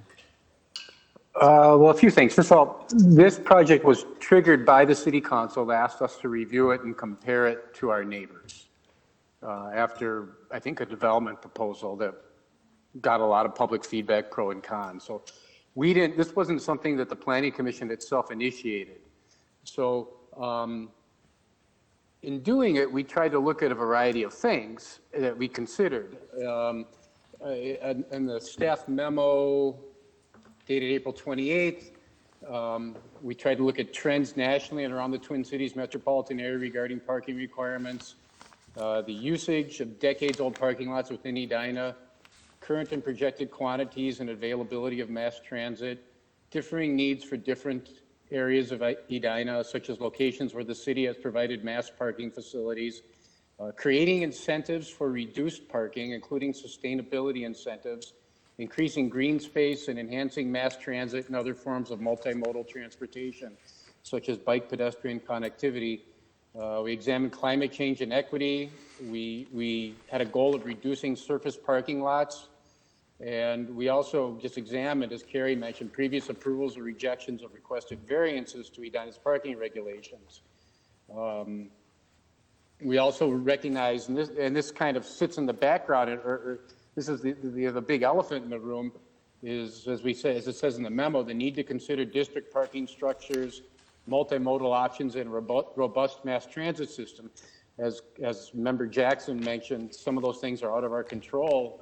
They're out of the city's control, and they're all separate from the Planning Commission, although they're things that we've called for. We identified some benefits of reducing the minimum parking requirements. Those benefits we identified including lowering the cost for building projects, which could reduce rents for multifamily residential, could also enable potential for more affordable housing if the cost of development is lower, or maybe it's not affordable with a capital A, but affordable with a lowercase a if the cost of if less parking is required. It also could enable, with requiring, quote unquote, requiring less parking, could enable more shops and businesses to locate in Edina. One thing to think about is the assessed value of a property when it includes a lot of parking. The parking is not a very highly assessed value in that structure, whereas if you have actual commercial, retail, some kind of activity, that actually is a higher assessed value. So every square foot you're not using for parking, you're using it either for green space, which is better than parking, or for some kind of usable facility that provides actual benefits to the people in the community and increases tax base. We also do have a goal. This is something that's important. I think all members of the Planning Commission, to a greater or lesser degree, reduction in car emissions. Again, we can't drives the wrong word. We can't cause those changes, but we are hopeful that more people use transit, walk, or bike, differing degrees. Like I personally, I'm kind of dubious for a lot of I think there's a lot of forks in the decision tree regarding what's going to happen in people's use of internal combustion engines. Are they going to move to transit? Are they going to move to electric? The future is hazy. That's one reason I personally didn't want to go farther. But other members really want to force the matter to get greater, really force greater change in people's modes of transit. As I mentioned, another one of our goals was potential for more green space and landscaping and potentially public realm, public space instead of parking ramps. And yeah, I think I've mentioned it. Those were our goals. I think, I don't plan to teague. Were there other things that you want to, do you think I covered it pretty well there? I'll say, Ian, that's all very helpful. I mean, I feel, to Member Pierce's note, I feel like that's more context right there than I had until now. And so I kind of feel like the Planning Commission spent a lot of time learning about this stuff and thinking about the trade-offs, and what we ended up with was kind of a list of the numbers. And so we're just not caught up yet, and I think it would be really helpful to have more of a discussion like this about what are the trade-offs? What are we, if we do nothing, what does that cost us? Because right now, I've heard you just in the last 3 minutes describe what doing nothing costs us, and that's worth thinking about. And it feels like we haven't gotten there yet, I think is what you're hearing. And so we need to figure out a way to get that learning that you've done over the course of the last 6 months downloaded into us. And maybe that's a work session. I don't know how we do that, but I think that's what I'm feeling anyway. So I agree with Member Staunton. I would, though, make 2 points. There's one thing to have a list of potential benefits, right? And so, yes, the Planning Commission has a list of benefits. We talked about some of them before, right? That's one thing. It's different to say of all of those benefits, there are 2 or 3 that we're going to specifically set goals around. And then we're going to use ordinances or what have you to really try to drive differences in those 3. And so that's kind of what I'm describing. And I think we could, in a work session, get to that point. And I'm totally making this up. If we said we want more people to use district parking, there probably are things that are in this ordinance that could actually start to incent people to use more district parking, perhaps. I don't know. But the Planning Commission for sure could dive into that and kind of quaff something that could help us drive more parking to district parking, as an example. And so that's I agree with what you're saying.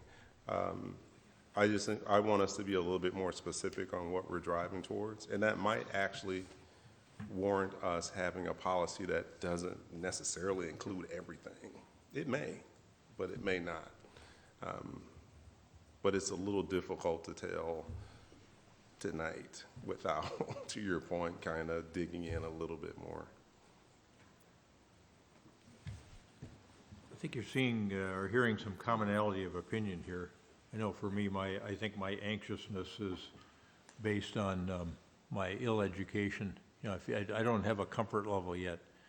And I just don't want to take a leap of faith and say, okay, let's go there, because I don't know if what's being proposed for parking requirements best fits Edina for today and the near future. But I also recognize that when I was thinking about the restaurant down, because it's at the top of the list, the restaurant at 4500 France, the argument Member Fisher made was, wait a minute, how come we're applying the same parking requirements that apply to Southdale Mall to a little neighborhood restaurant? And and it was a great point. I think you concurred that, yeah, that was the parking requirement that was applied to the restaurant, if memory serves me right. Restaurants are the same regulations no matter where they are. So I think that's one of the triggers that we had for asking the Planning Commission to do this work. Now I just think we need to figure out what to do, and Manager Neal's got some ideas on what to do. One idea, Mr. Mayor, is we've had some discussion and some interest in a joint meeting with the Planning Commission. That takes a little bit of time to put together, but we do have some recent flux, I think, in our work session schedule, so we can start taking a look at that as early as tomorrow and start putting something together. Okay.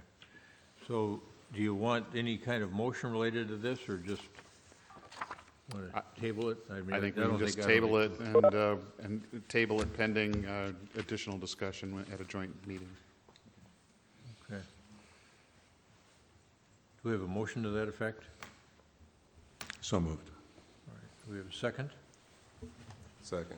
We had a motion and a second. A motion by Member Anderson, second by Member Pierce to table the discussion on ordinance 2021-07, which would potentially amend Chapter 36 regarding off-street parking regulations to a date in the future to be determined after we have a joint work session with the Planning Commission. Any further discussion? All those in favor of the motion as stated, say aye. Aye. Aye. Opposed? Carried. And now we're going to another. Thanks, Ian. Thank you. Thank you. Yeah, thanks, Ian. Wow, you went all green.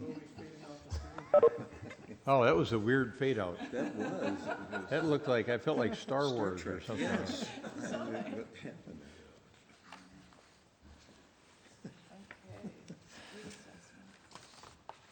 Okay. Well, now on to the next matter in this portion of the agenda, which is potential approval of an assessment policy and street funding revisions, and Director Milner has this matter. Thank you, Mayor, members of council. We're a lot earlier, we're ahead of schedule, so let's keep doing that. Right? So we've had lots of discussions on the street funding question and assessment question. So here's a list of dates, and we've been in front of you many times at work sessions and made some revisions to the current policy in April. The Street Funding Task Force did a lot of work starting last May. They presented their report early this year, and we're here today to hopefully make a decision on how we want to pay for our streets and fund those, and what we want to do with assessments. So just to remind the council, the Street Funding Task Force report.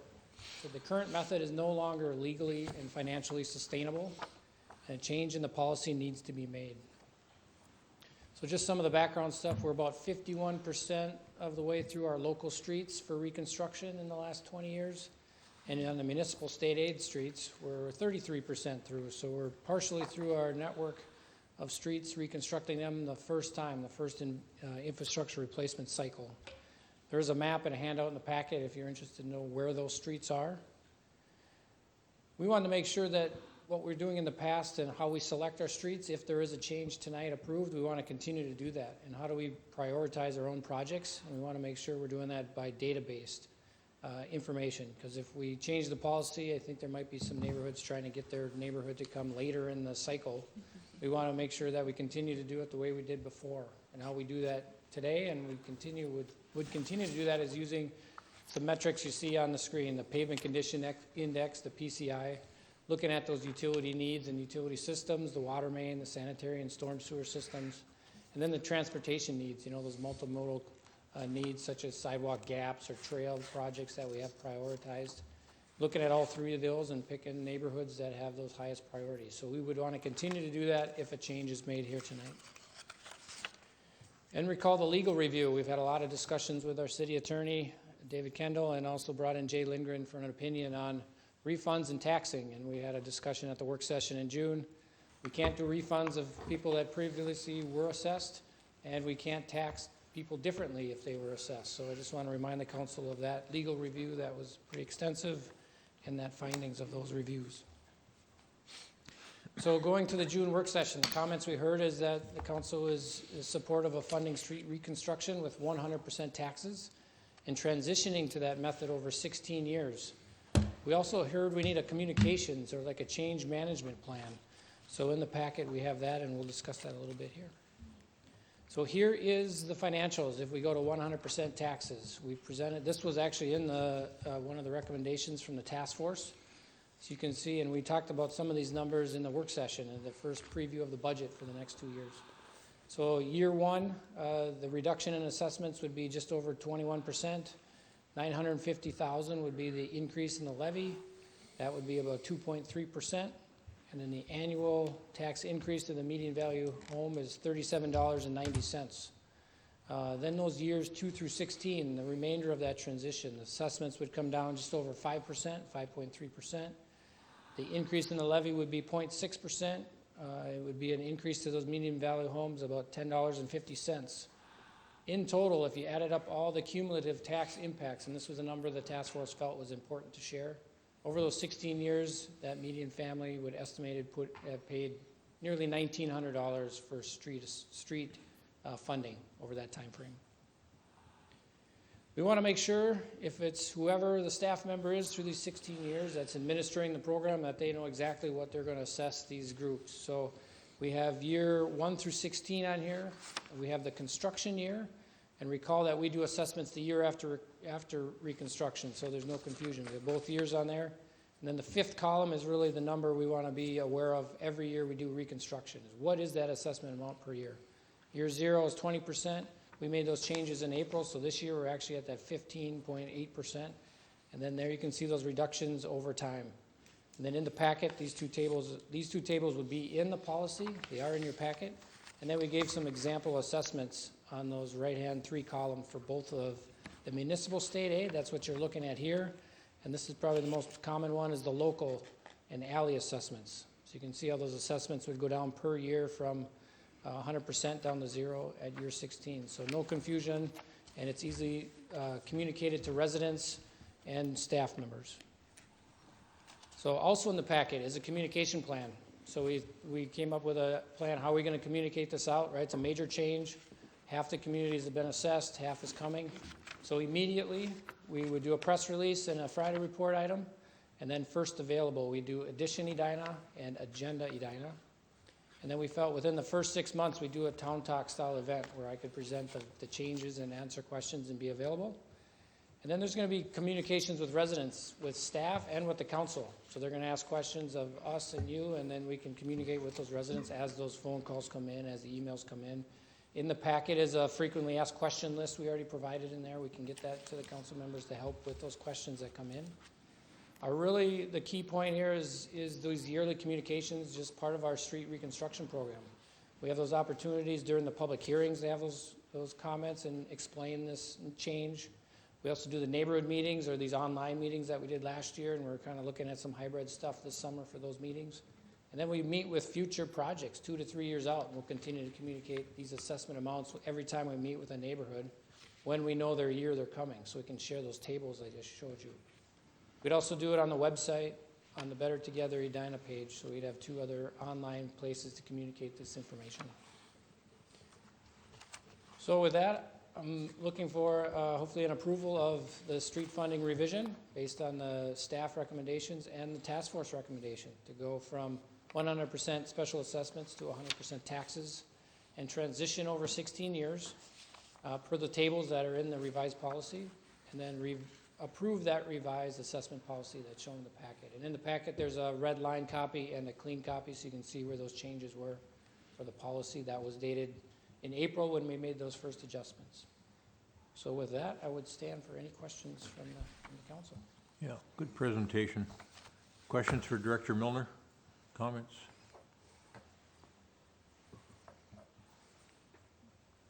Councilmember Yes. Jackson. Thank you.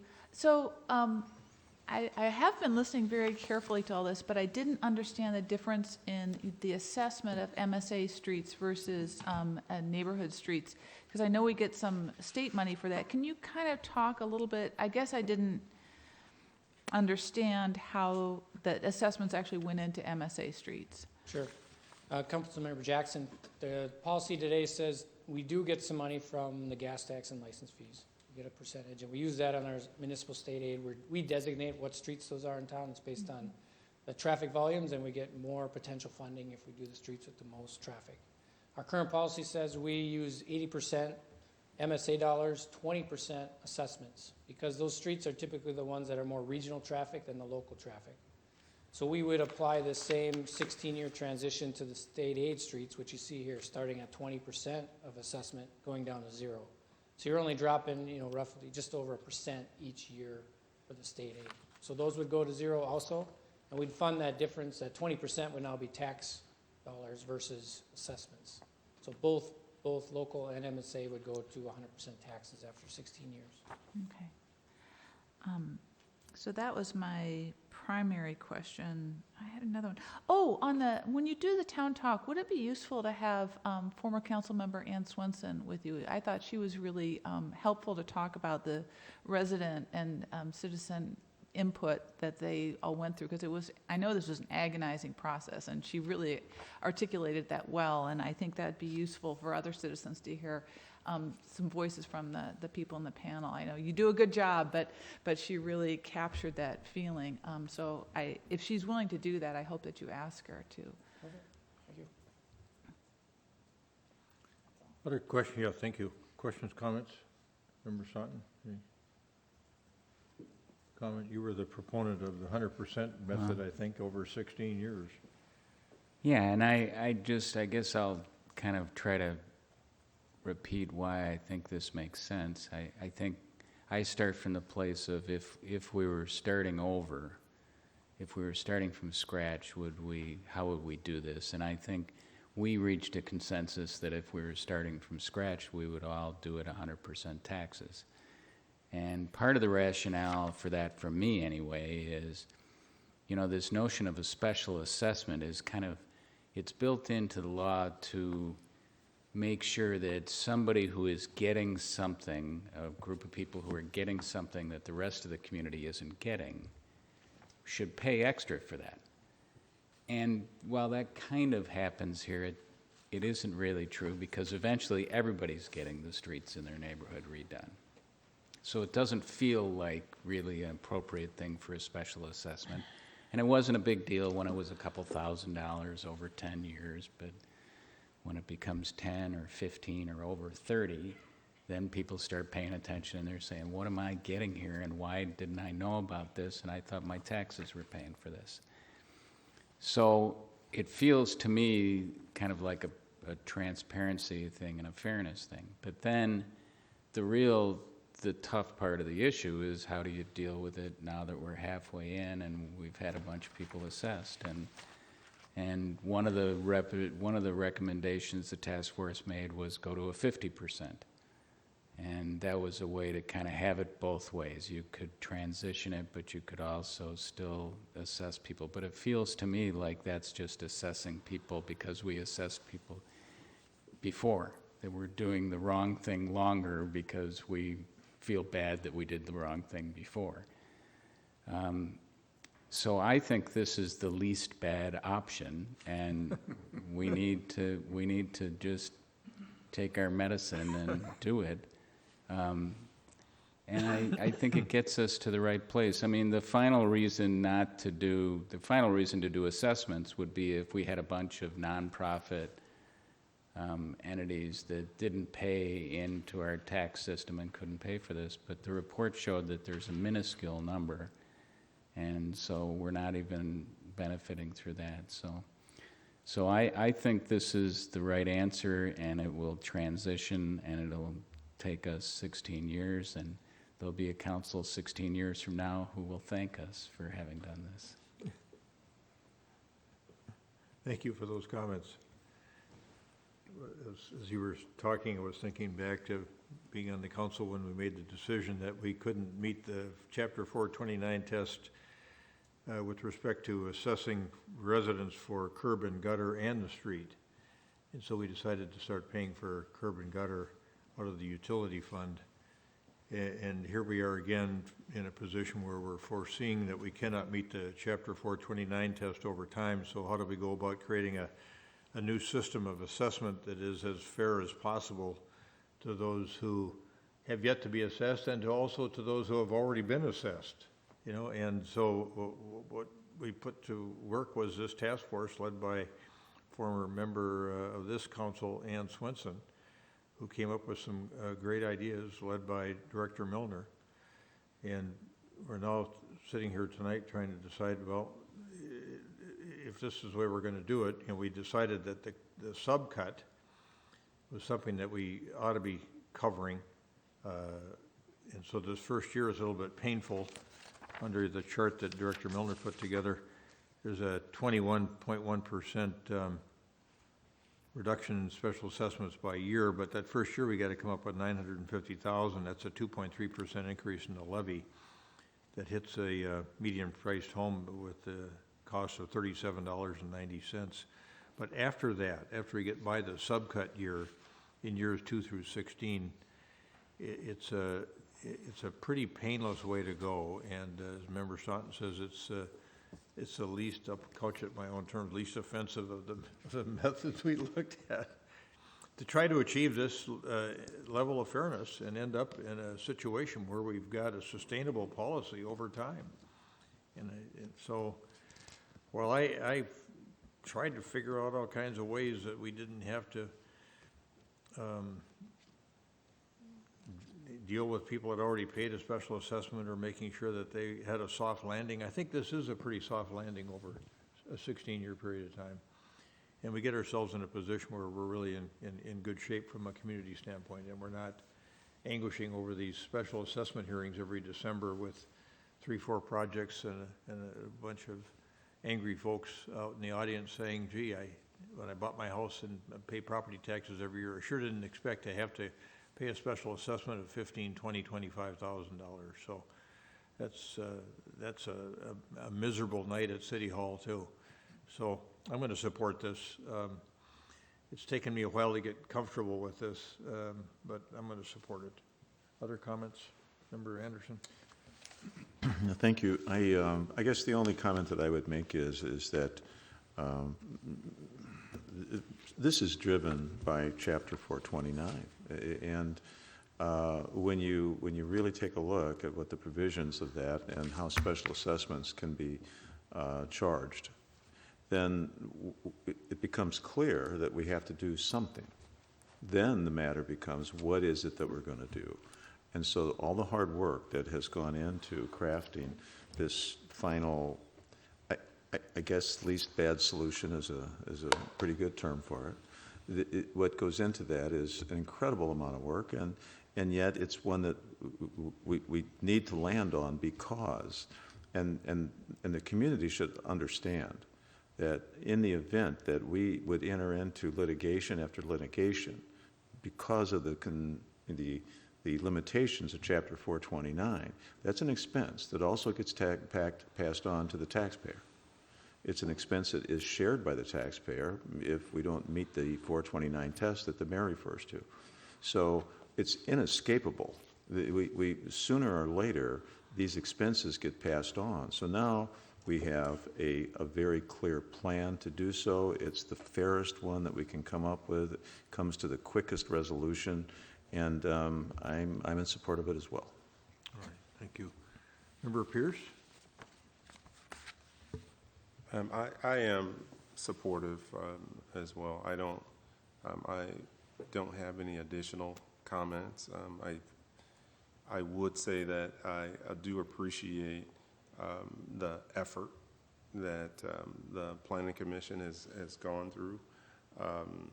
It does give you a sense of comfort knowing the detail that they've gone through to come forward with a recommendation. And so I know it doesn't come easy at all. And I am in support of this solution. Good, thank you. Member Jackson? Thank you, Mr. Mayor. I concur that there is no right answer to this, and there is no fair answer. One of the things that came into the discussion that really stuck with me is how people move. So we're talking about assessments against properties, but it's not always the same families. And you could be either assessed twice if you move from one side of town to the other, or you could miss it twice. And so, or 3 times, because people move on average 7 times, or once every 7 years, excuse me. So I think the overwhelming discussion of this task force was there just is no universally fair answer, and this is the least unfair of all the options. So I support it. Good.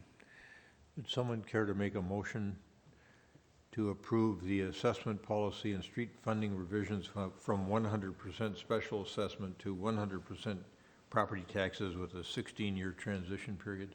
So moved. Second. And a motion by Member Staunton, second by Member Anderson, with respect to approving the assessment policy and street funding revisions from 100% special assessment to 100% property taxes with a 16-year transition period. Any further discussion? All those in favor say aye. Aye. Opposed? Carried. And then next resolution matters Manager can I Neal make- has, and that is, thank you. Can I Yes. make one comment? The numbers you saw upstairs were slightly different than this because we put these numbers together with the old median value home. So if the numbers aren't quite jiving between the two, that's, Don had the current numbers upstairs for the budget work session that you had. So just wanted to clarify that. Okay. Thank you. All right. Thank you, Director Milner. Good work on your part, leading that task force, guiding them, I should say. All right. Manager Neal is going to talk to us about a resolution that he thinks we should approve regarding a state bonding bill funding request. Manager Neal. Thank you, Your Honor. As I lay out in the written description of this item, the normal course of business for a city to submit a bonding bill request to the state government is to bring that request to your city council, have a discussion of city council, get some sort of endorsement from the council, and then to submit that proposal through the process. This is a bit backwards. It's backwards because we got an encouragement from our state senator to submit a project. We hadn't thought about submitting a project this year, given that 2 years ago we were successful in receiving bonding bill funding for the public safety training facility. And given this year, we had a lot of energy behind local option sales tax, and we were successful with that as well. So, not wanting to ask too many times, we did not submit a proposal for the proposed bonding bill, the 22 bonding bill. When it was presented to me that we might have an opportunity to be successful with that presentation or with that proposal, and I needed to get a foot in the door. And so I did submit a tentative proposal based on a plan that some hockey advocates had been working on for modernization of Braemar Arena. The proposed cost of that is $30 million, just a little over $30 million. And there's some design concept. There's a design concept that's attached to this that shows what that entails. What I'm asking for tonight is for an endorsement of the conceptual level of that proposal to submit through the bonding bill process. There are a number of jumping off opportunities if council determines that it is not what you want to pursue, or we discover we have other financial priorities, or that this is just not right. But there's no way to jump into the process if we let this spot in the queue go. So that's where we are tonight, and like I said, this is not the normal way to do this, but it's the way that we have available to us at the moment. Happy to answer any questions. Member Staunton has a question. There was something in the materials about matching money. Yeah. Can you explain that? Yes. There is an expectation in most bonding bill projects that there's a local match.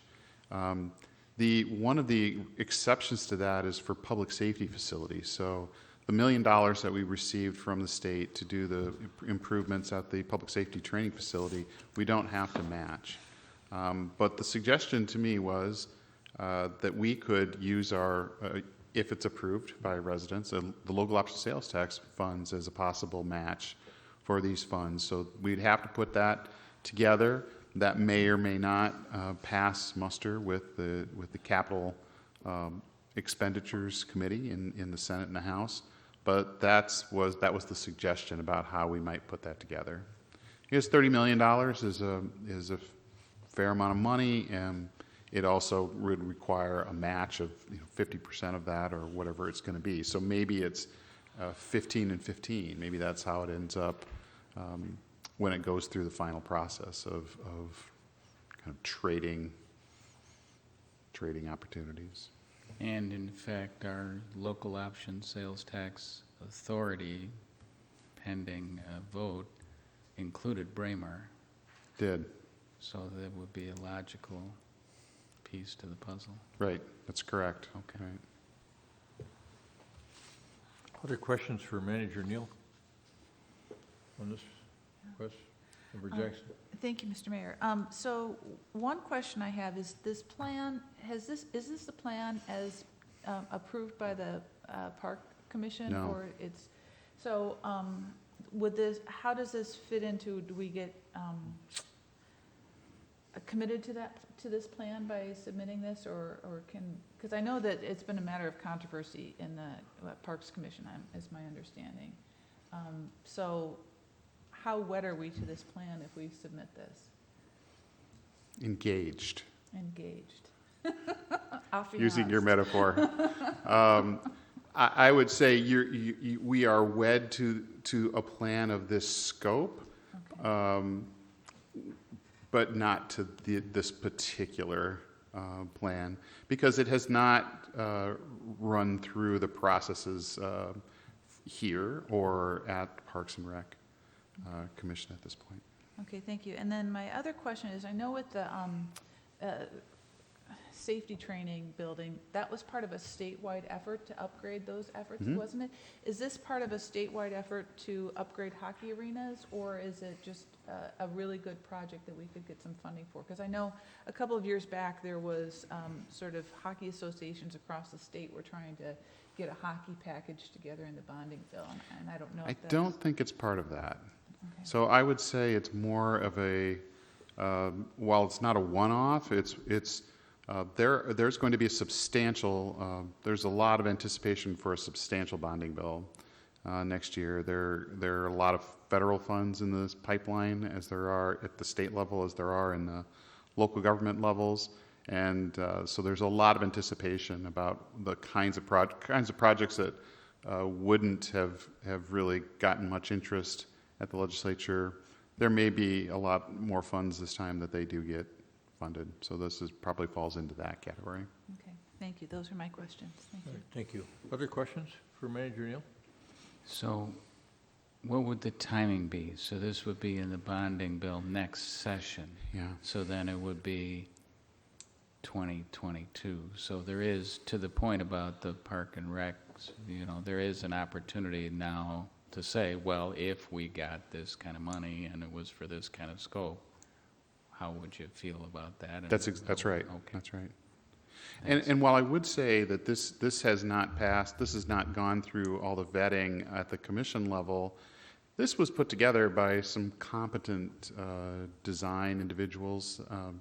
Maybe Councilmember Anderson could speak to that in more detail than I can, but there is some, this is not just me that did this up. This is by some folks that know how to do this kind of work.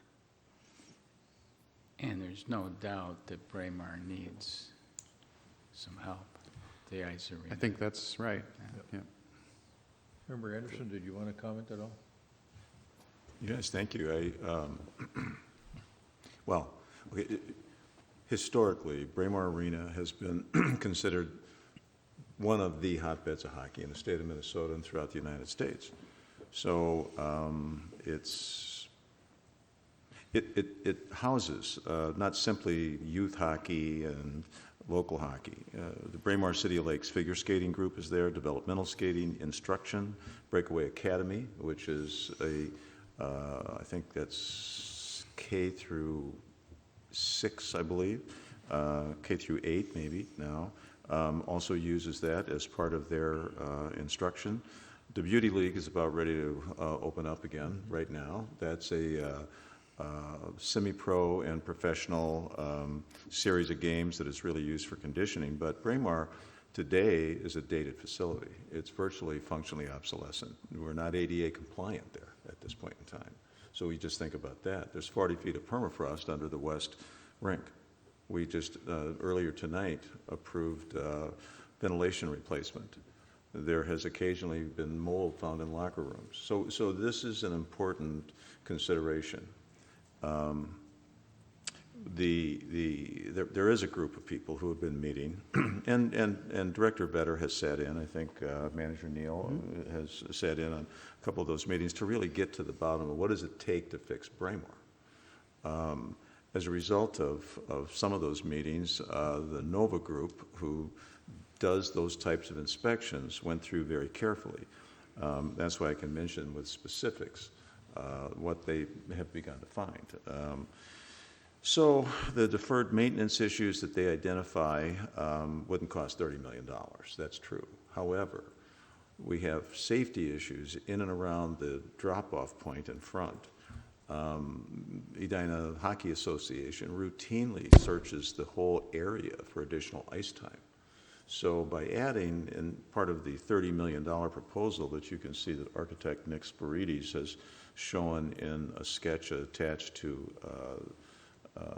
the bonding bill proposal, what you see there is the final option for what it can be to restore it to what it once was. We've let it go for a long time, and so that's why it costs those kinds of dollars to get back to that point. And so I just think it's serendipitous that this bonding bill comes up at the same time those discussions are occurring, and then corollary to that is the potential of the local option sales tax, which could provide the matching funds. It may not be $30 million. It may be that there's another alternative to be found that may not cost quite that much, but you could tear it down and start over, and that'll guarantee you that's $30 million or a lot more. So that's kind of what we've begun to look at here. ADA compliance alone is $500,000. So there's no place to start and stop other than by bringing that arena back. So that's why I think that this is an important bonding bill, and for us to be included in it is a great opportunity. Thank you. If I could, Mr. Mayor, so I definitely, there's a lot to like about this. I personally just love the approach whenever we're going in front of the voters with a recommendation. So the fact that this is part of the referendum, I love that. We've talked a lot over several meetings about how much we respect our commissions. And so my only question, and I think Member Staunton kind of hit it, I would like to understand a little bit, and don't go into a lot of detail, it's late, Scott, of if we approve this, what's the process to have our Parks and Rec involved, right? You could talk a little bit about what decision rights, what kind of guidance are they still able to provide in terms of the design concept that you have? Councilmember Pierce, members of council, there's considerable process and there's time for that to happen. I would suggest that the advocacy group be charged with coming in and doing a presentation with our Parks and Recreation Commission, and Mr. Vetter can set that up for them and sort of guide that process and really start to get some additional detail on the edges of what you're looking at here and some more precision in the numbers. That has to happen at some point, and that can happen at the commission level, and get their endorsement or get their recommendation about doing it or not doing it. That's still a possibility here, and that eventually kind of works its way back to you. Is there a motion to adopt Resolution 2021-59, which affirms So moved. and authorizes the submission of a request for state bonding bill funding for the Braemar Arena expansion project? Member Anderson moves. Second. Member Staunton seconds. Any further discussion? All those in favor of the motion as stated, say aye. Aye. Opposed? Carried. And now we are at the last item in this portion of the agenda, which is a reflection of the thoughtful work that our city manager has done on what we might do for a proposed spending plan for the city's allocation of American Rescue Plan money. And I'll turn to Manager Neal. Thank you, Your Honor. Then we'll have a discussion. At the June 15th meeting, I described for you a recommendation about how to spend $4.9 million of American Rescue Plan Act funds in the city. Part of that recommendation was shaped by my desire to flip the percentages of sort of internal and external spending that we did between the CARES Act and the ARPA funds.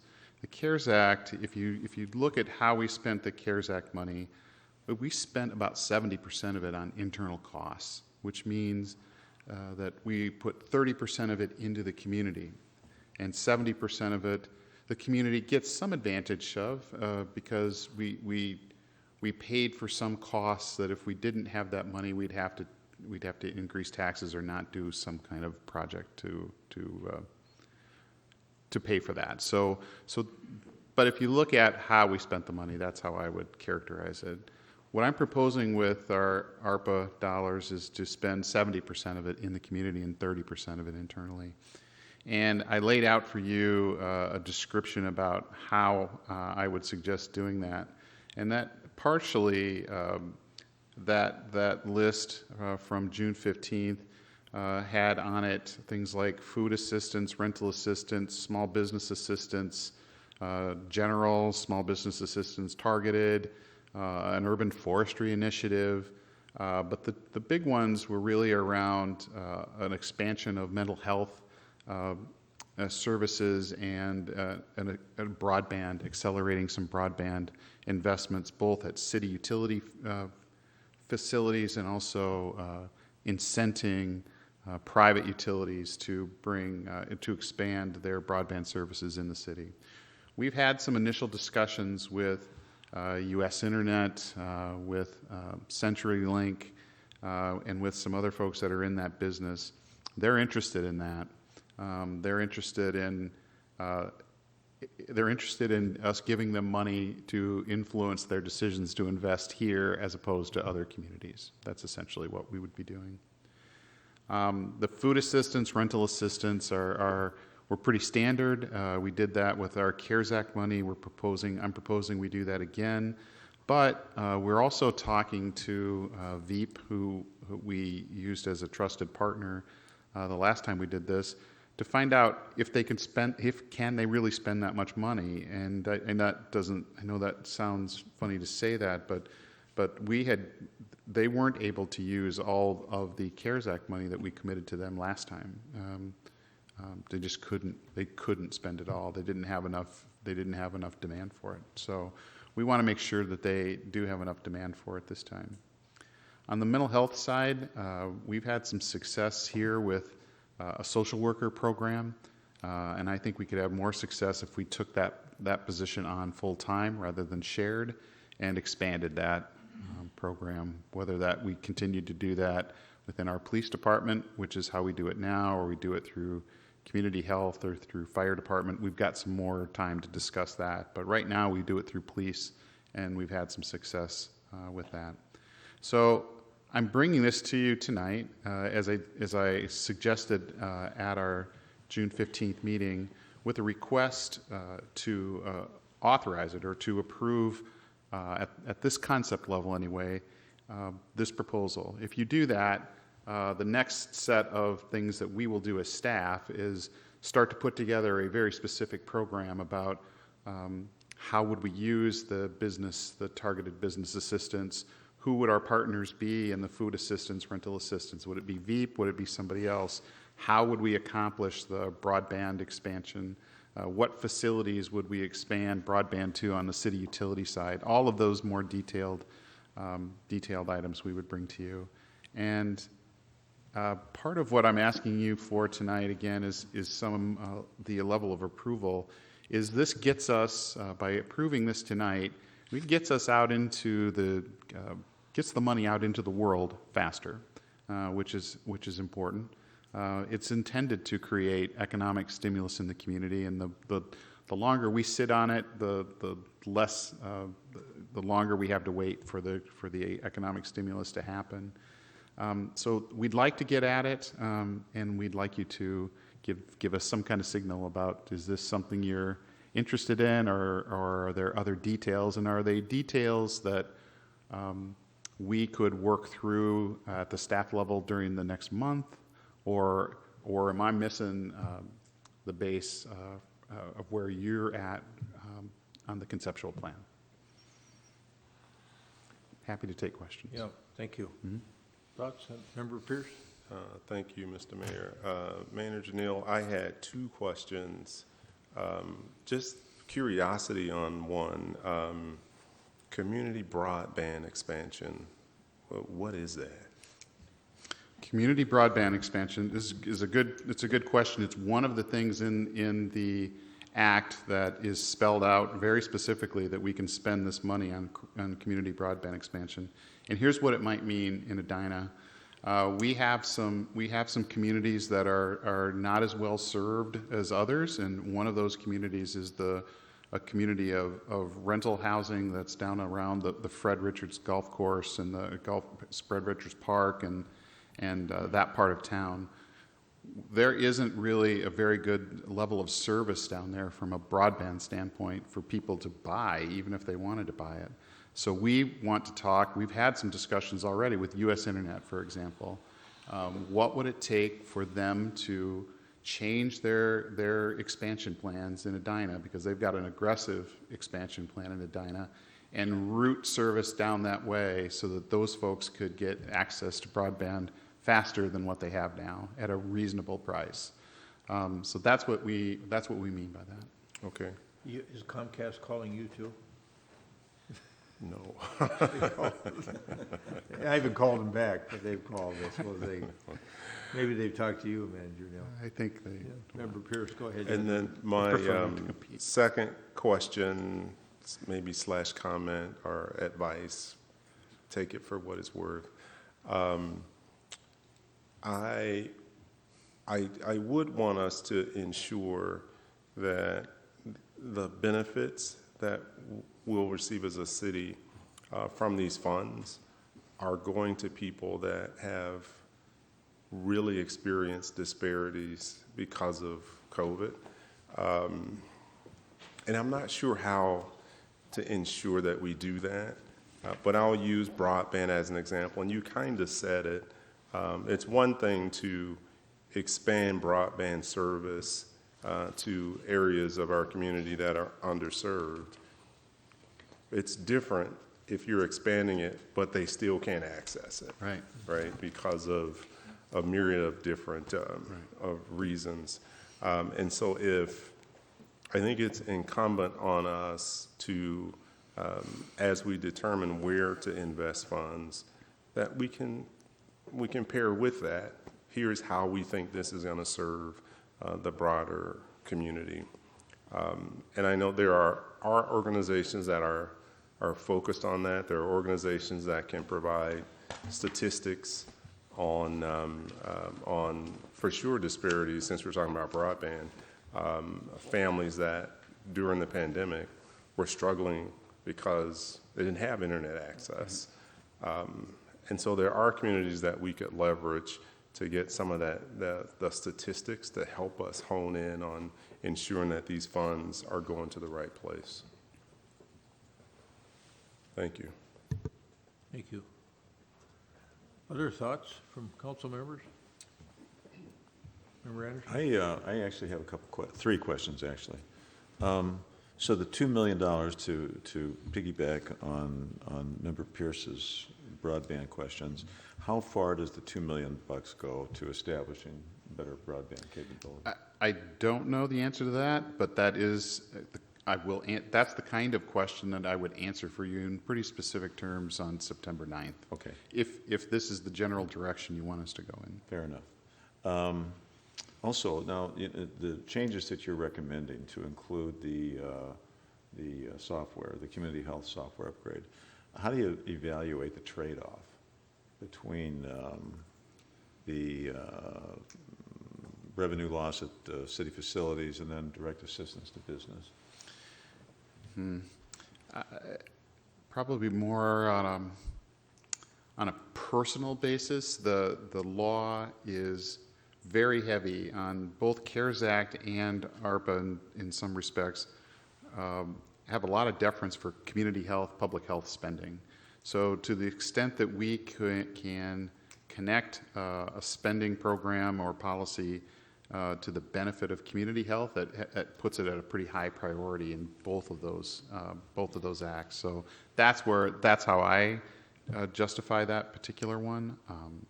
It's something that it fits within an existing software package that we already have, so we have a good connection to it as well from an IT standpoint. Okay, last one. Food aid and rental assistance. Is that, we've used Veep in the past. Is that the intention to use Veep again? We are talking to them right now about how they would do it. Would they do it differently than what we've done in the past? Is there a pent-up demand that they could use this money right away? So we're trying to get that assessment. Stephanie Hawkinson is talking to them for us. Generally that's a matter of communication, I think, is, when we encounter people that need help in this area, it's a matter of directing them there, because they don't necessarily know that it's available or even who to talk to. And that's what I found in the last round.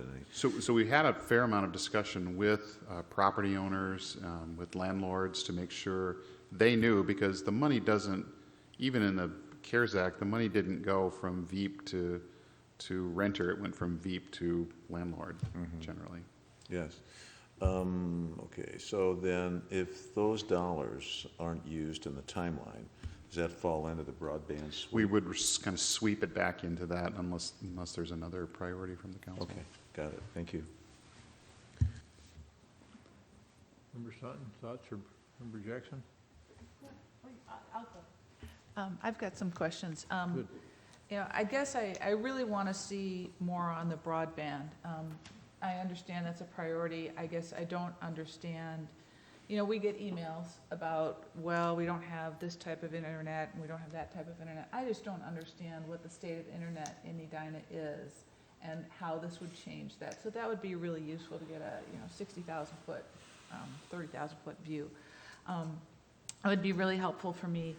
We had a work session about upcoming tax increases potentially, and we're looking at adding staff with the social worker. And this is one-time money, and the staff, I assume, would be ongoing. So I guess I want to kind of understand the implication of that, and whether there's a trade-off with there can be reductions elsewhere, or every time we add a staff, it's really hard to get rid of them once we have them. And I know we did that with the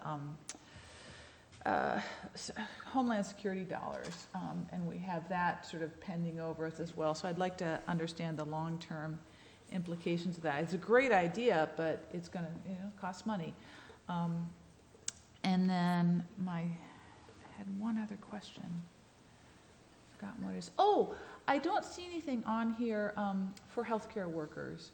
And I know we have a large community of healthcare workers, and I don't know, what the way would be to look at their mental health, whether they are, whether there were lost revenues due to that, if that would be part of the Chamber of Commerce. But I want to make sure that I know we gave a big grant to the hospital last time, and I'm concerned that that's a really big part of our economy, and I want to address that because they lost revenues with the loss of discretionary surgeries, and a lot of people just didn't go out, and there was a lot of lost revenue, and then also the stress of the people who did have to work during COVID.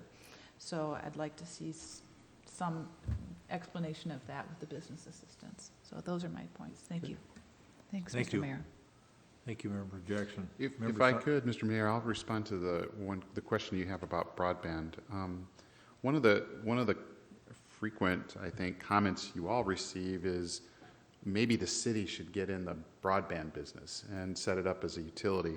That is not what I'm proposing. I know you hear that a lot. I think that is not an advisable thing for us to do, and it would not bring improvements in broadband to us anytime soon. The proposal here is to find out how we can incent, whether it's CenturyLink or RVIG or Comcast or US Internet, how can we incent them to expand their network into places that they don't plan to, but we think we want them to be there? And then how do we hold them to giving some kind of benefit from a price standpoint for people that need that pricing advantage? So they got to do something in exchange for the money more than just bring their system where they probably were going to bring it anyway. Thank you. Mm-hmm. Member Sutton, your Yeah. thoughts? So I just wanted to ask a few questions about what might not be in here that we should think about. First of all, how about the schools? Is that part of what we're thinking or do they have their own money, or how? Last time I think I felt like we should have thought of them and the CARES Act money, and we didn't, and I'd like to make sure they don't get missed this time if they have needs. I've had some discussion with schools already.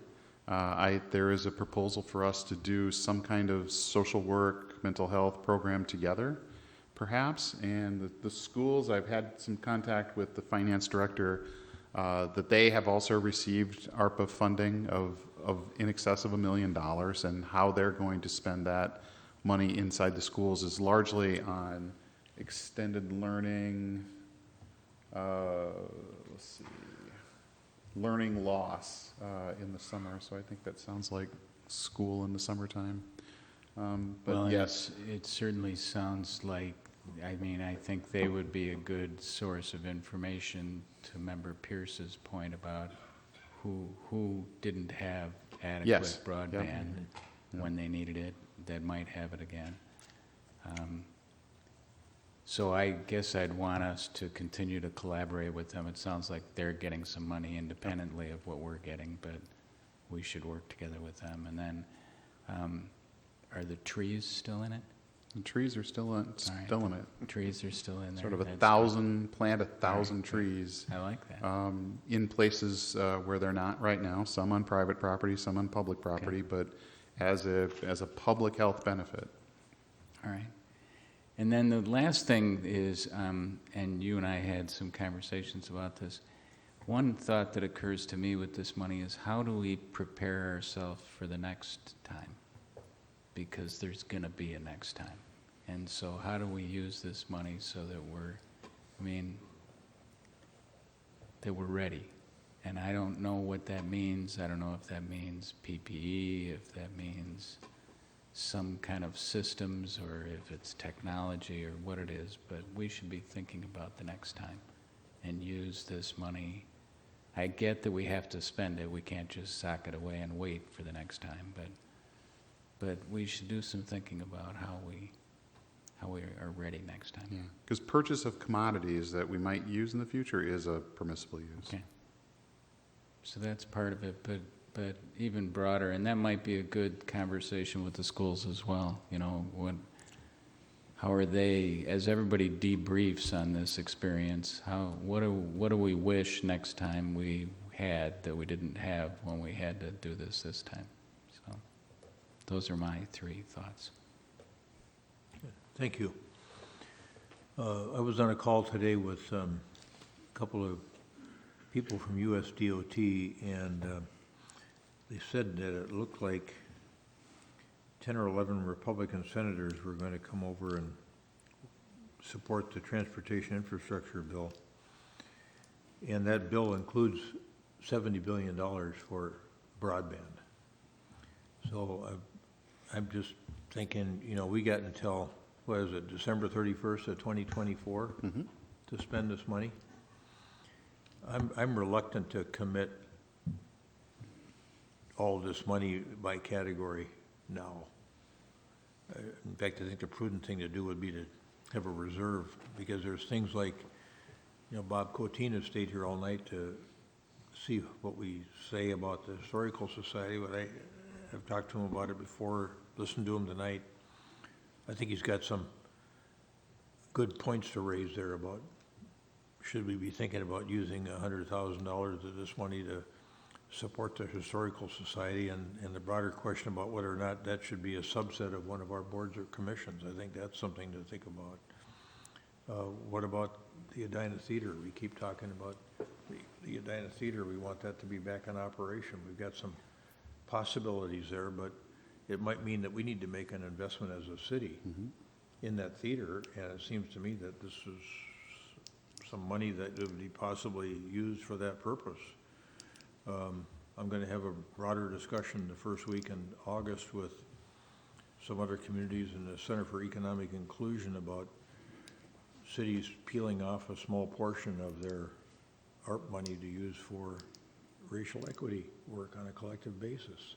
So to me, the conversations are in a way just starting about what the possibilities are here. And I just feel like I don't want to get out over my skis on this thing and say, yeah, well, we're gonna direct assistance to people at 1.6 million and say that's a category and lock ourselves in. I just think it's too early. In terms of direct assistance to people, we've heard Veep's having difficulty with some of the rental assistance, I think, is what you mentioned. But mental health, it's the #1 problem in the state of Minnesota, and I don't think we've plumbed that well enough yet. And we've got one of our residents sitting in the audience that is very concerned about mental health issues. And so I don't see why we have to do anything right now. Why don't we just why don't we let the ideas percolate and just wait to see how we want to spend 2.4 million, much less get ahead of ourselves on money that's not coming until the end of next year. Well, half of this money we have in the bank right now. Half's in the bank. Yep. So but we don't have to spend it until 2024.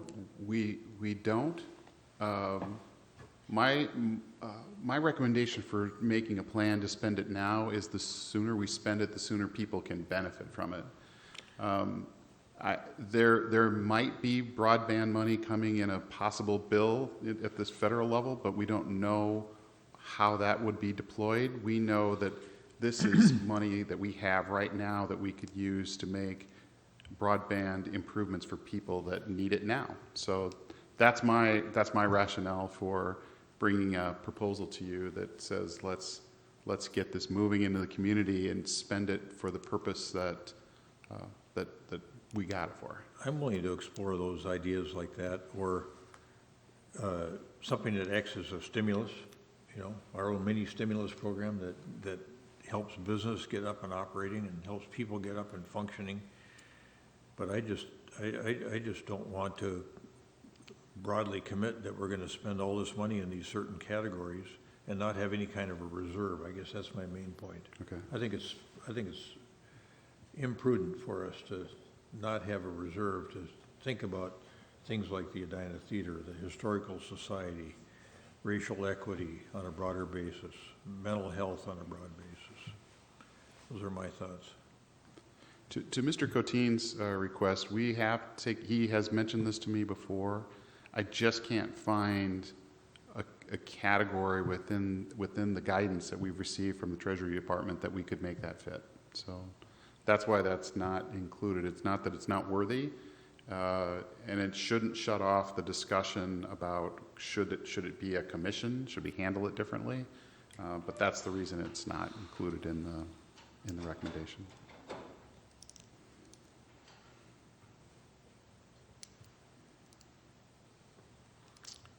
So I don't know if you got any kind of guidance out of that or not, out of that discussion. You got...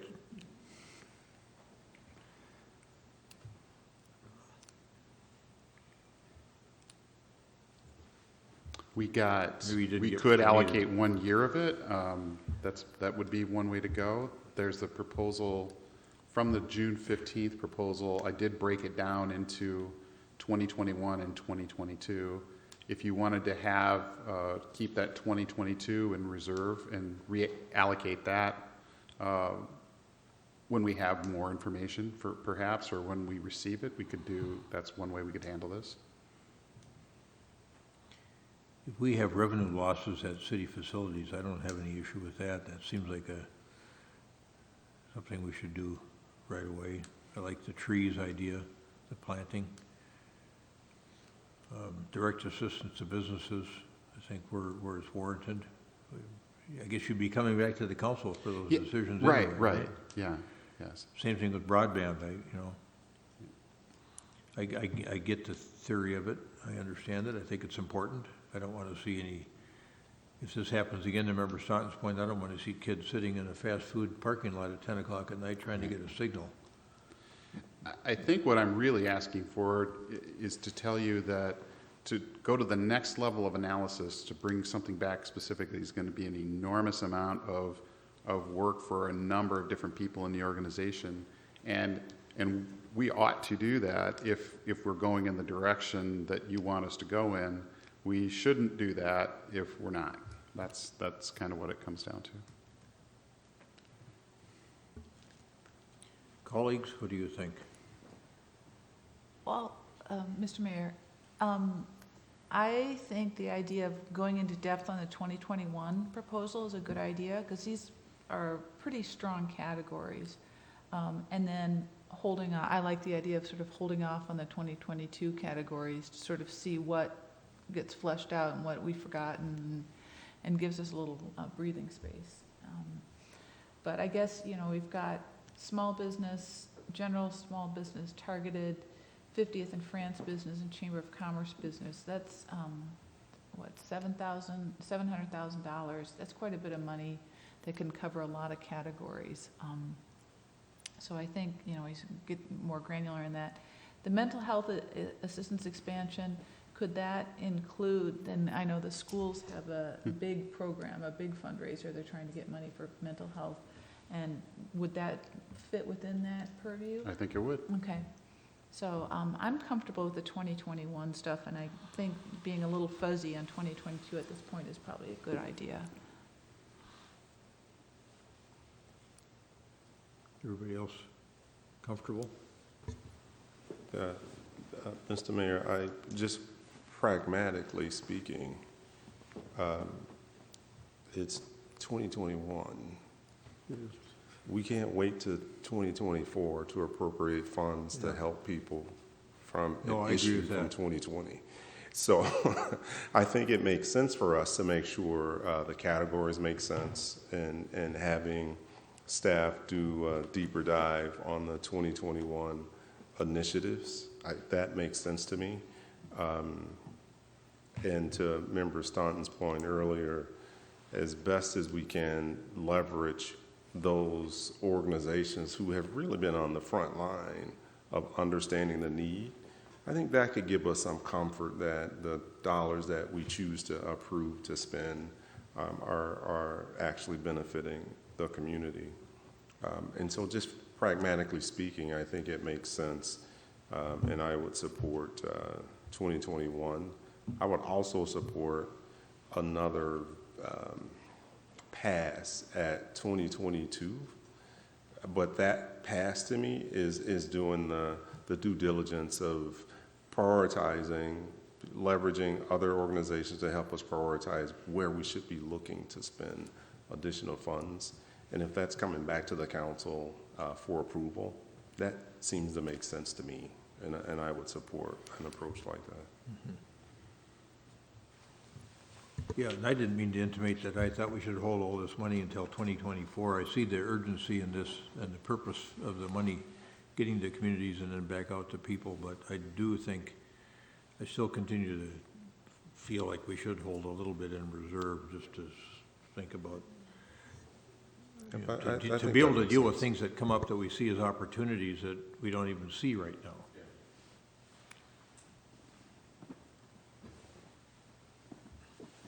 I also feel like I like the broadband idea enough that I want to hear more.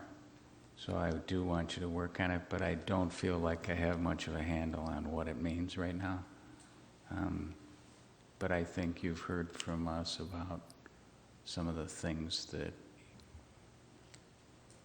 should be accomplished by that anyway. And I think there's been good ideas across the board here on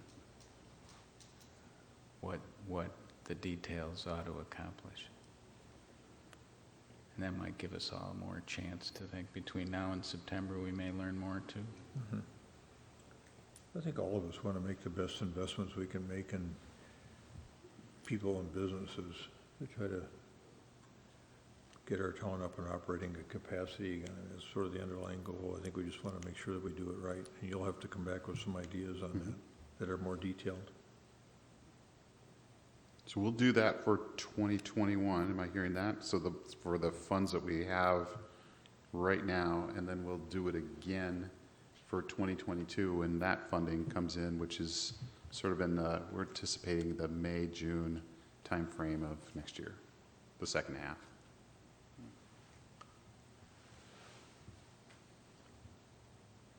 Okay. All right. All right. Thanks, folks.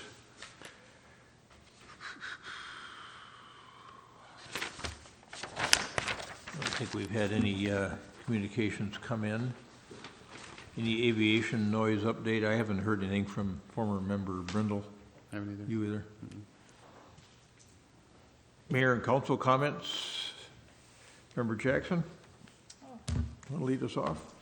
Thank you, Mr. Mayor. So I love the fact that we had the high school champions the same day we had the student commissioners. Thank you, whoever made that agenda happen. That was just wonderful. One of the things that has come up in this discussion about the Interlochen Country Club is that neighborhood has to cross Blake to get to any city park for Edina. And I looked at the map, and it's a healthy mile over to Van Valkenburg, and then there's another park to the north there. And so I would like I know the Parks Commission is looking at equity in the parks, and I really hope they take a hard look at that neighborhood. And then also Director Milner was looking at how to cross Blake safely. Because if that's your neighborhood park and you've got a stroller, it's a kind of a scary place to park. There's no marked crosswalk that's close around. So that was an issue that came up. Another thing that I heard about from some neighbors, it was a lighting issue. So I would like to, at some point in time, review our lighting ordinance. This one neighbor is really having to experience what is a legal light, but it's super light. I think one of the testifiers today said it's 3 times the light of a full moon. What's acceptable to go into your neighbor's yard, and that's a lot of light. And so I'd like to sort of see why it is at what it's at, and whether there are changes that can be made, because it's hard to live next to super bright lights all night long. And again, we talked earlier about updating the sign ordinance, and I don't know what the calendar would be on looking at that as well. I think, you know, it comes up when we have an issue and then it gets put back in the file, but I want to keep that in the foreground. And then finally, you know, we did pass some price controls on delivery services during COVID, and as we're opening up, I hope that we get to revisit that as well. They're off. Okay, that's good to know. Thank you. To the emergency declaration. Terrific. Okay, thank you. I'm glad that's taken care of. So that's it. And again, I just, you know, I'm always so proud of meeting the citizens of the city and their level of engagement. It's just really rewarding. So thank you. Thank you. Member Anderson. Yeah, thanks. We had a little recess here for a few weeks, and I had a chance to get to Colorado last week. And the reason I mention that is because the town of Vail, rather than a town hall, had a community picnic. And what they did in their found a big park, and they had little tents set up with representatives from every area of city endeavor. And so whatever question that you had, you could go directly to the person who's managing that resource. And I just thought it was very interesting and very cool. The council was there, the mayor was there, but just essentially just circulating, talking to people, but all the specific questions were there by experts to answer them on the spot. And there were some hot dogs involved, of course, you know, but it was I thought very casual and very free flowing, but everybody had answers to their specific questions and could just go straight to it. And I noticed that we didn't have a town hall scheduled in the course of this year yet. We may still, and it may not have to be this year, but just as a future reference, something to keep in mind. a little different and maybe a little fun. Yeah, great thought. Get me thinking about the promenade, Sure. behind, Yeah. you could stretch things out. In fact, we talked about that a couple of years ago. Somebody had come back from, I think, Milan, Italy, and they had a kind of a community picnic where they called it the long table, and they just put a table out along one of those walkable streets. We could do that down the Yeah. promenade, and you could have, people could, do potluck, but then you could also have little tents for every department. It's very interesting concept, but just maybe a different slant rather than just, 5 people in front of a room that, and they had, the firefighters were all serving the hot dogs, and it was very, very committee involved. Did you stop to check to see if Member Staunton's condo was okay? Actually, I didn't, I considered it, but Breckenridge it's downhill there, so. Member Staunton?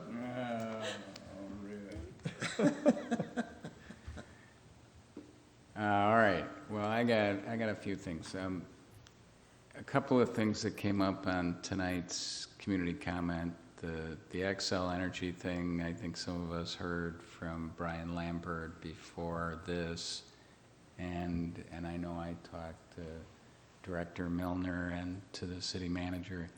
We should not wait for the next response to community comment to upstream that to the Xcel folks. It's abysmal what they have. They're not doing good work that reflects well on them, and I hope that they will receive that message. So. They will.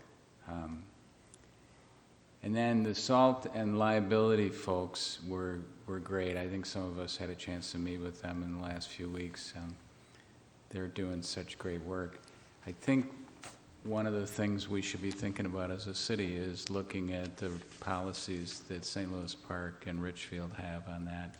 And I know, Director Olson is concerned about liability, but I think that concern is a little overblown, and I think we ought to be getting Mr. Kendall in touch with Director Olson about that, and just realizing that if we have a policy, then I think we can follow that policy and we should be okay. But we shouldn't use the risk of liability as a reason to continue to oversalt, if that's what we're doing. So I'd like to see us respond to that. And then it wouldn't be summertime without more hearing from neighbors in street projects whose turf has turned out bad. And I know there's reasons this year with the extraordinary drought conditions and the rest, but it just seems like every single year we fail to do this well. And I continue to think that it's because we have people who are good at streets and want to do streets and are really good at that, trying to do the turf afterwards. And it's the last mile or half mile or quarter mile of the project, and we just seem to screw it up every time. And it's not us screwing it up, it's them, but it feels like us to our residents. And so I would renew my plea to try to think about a different way to do this.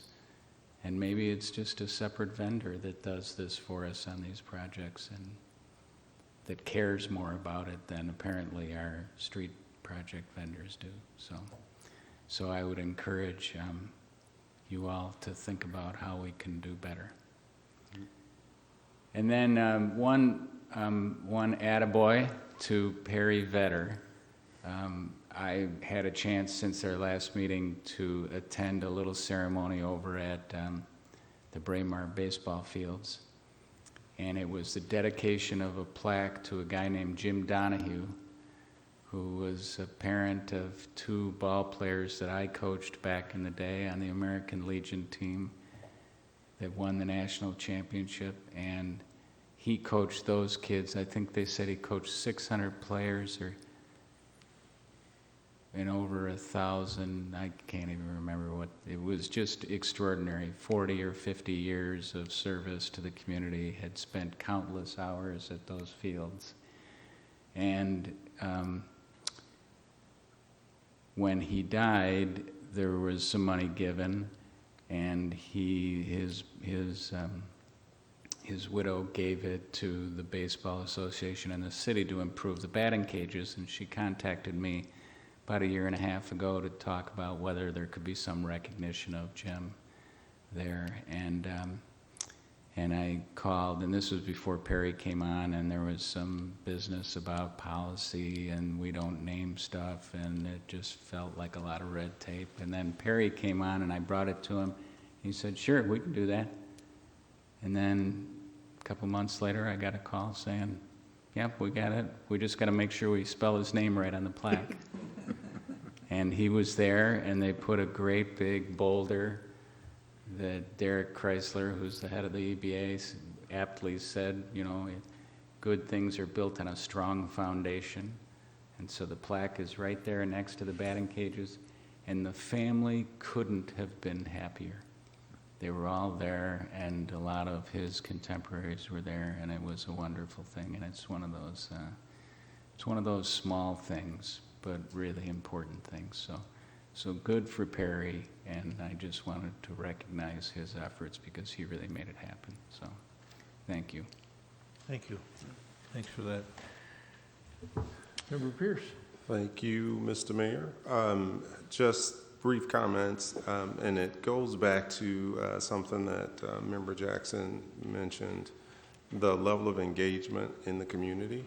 I have been just blown away by that.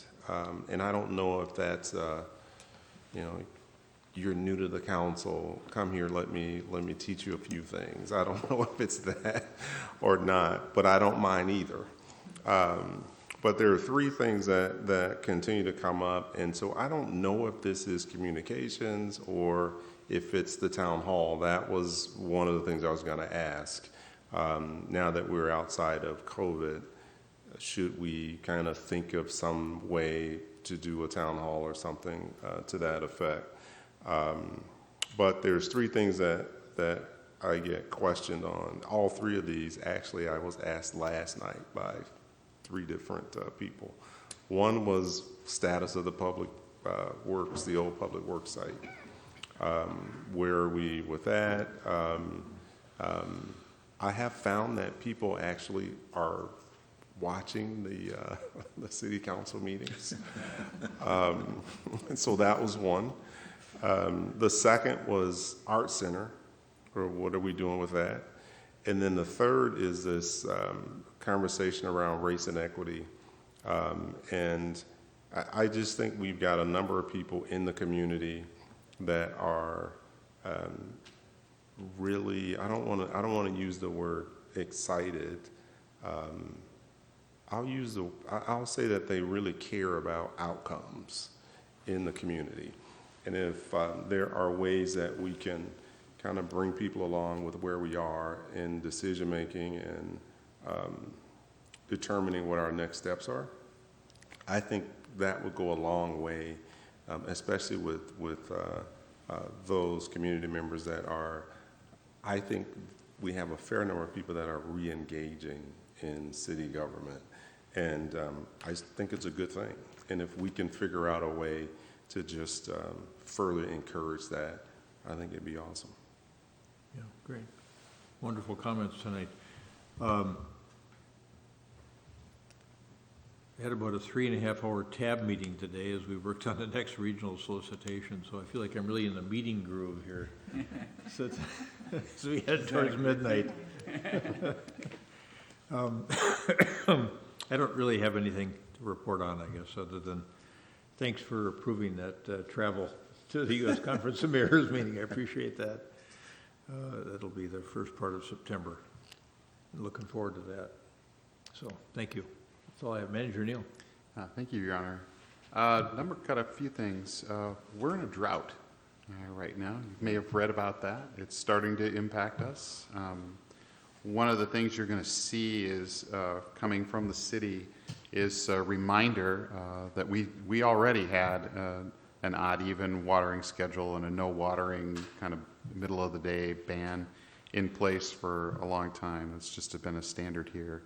But we are going to we're reminding people that we're going to start more rigidly enforcing that, and we need to do that as soon as we can. So we're going to do more public release, public information about that, and also starting to do some planning around what do we do with our own facilities to reduce water consumption now, and really what would be the next steps if the rivers and aquifers get even lower than they are right now. So we are working on that. There has been some interest at the council level from the commissions. We've had a lot of interest from our boards and commissions to you about tree ordinance, tree protection ordinance, tree preservation ordinance, having it be a little more robust perhaps than what it is already. So one of our work plan items this year was to organize an intercommission event where we could learn from perhaps some cities that have a more robust tree ordinance than we do. So we've arranged that. It's going to happen next week, next Tuesday. And we have representatives from Bellevue, Washington, Highland Park, Illinois, Minnetonka, and Minneapolis, or St. Louis Park, Chad, do you remember?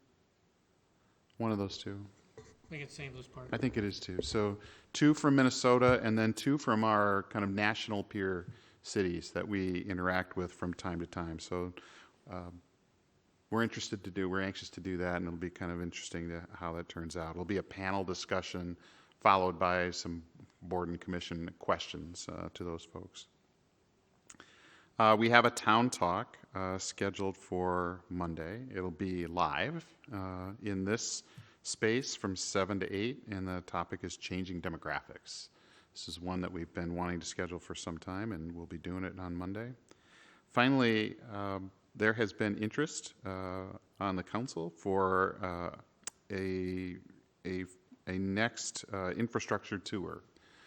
So Councilmember Jackson talked to me about that. I've talked to both Mr. Milner and Mr. Olson about that. They are happy to share their stuff with you. So we are in the midst of talking through how many people it could be, what kind of bus it should be, how long does that take. It's probably a September kind of item for us, and who would we want to, who's on our guest list? Who are we trying to educate with that? So you'll hear more about that going forward, but I just want to let you know that's kind of in the planning phases right now. And that's all I have.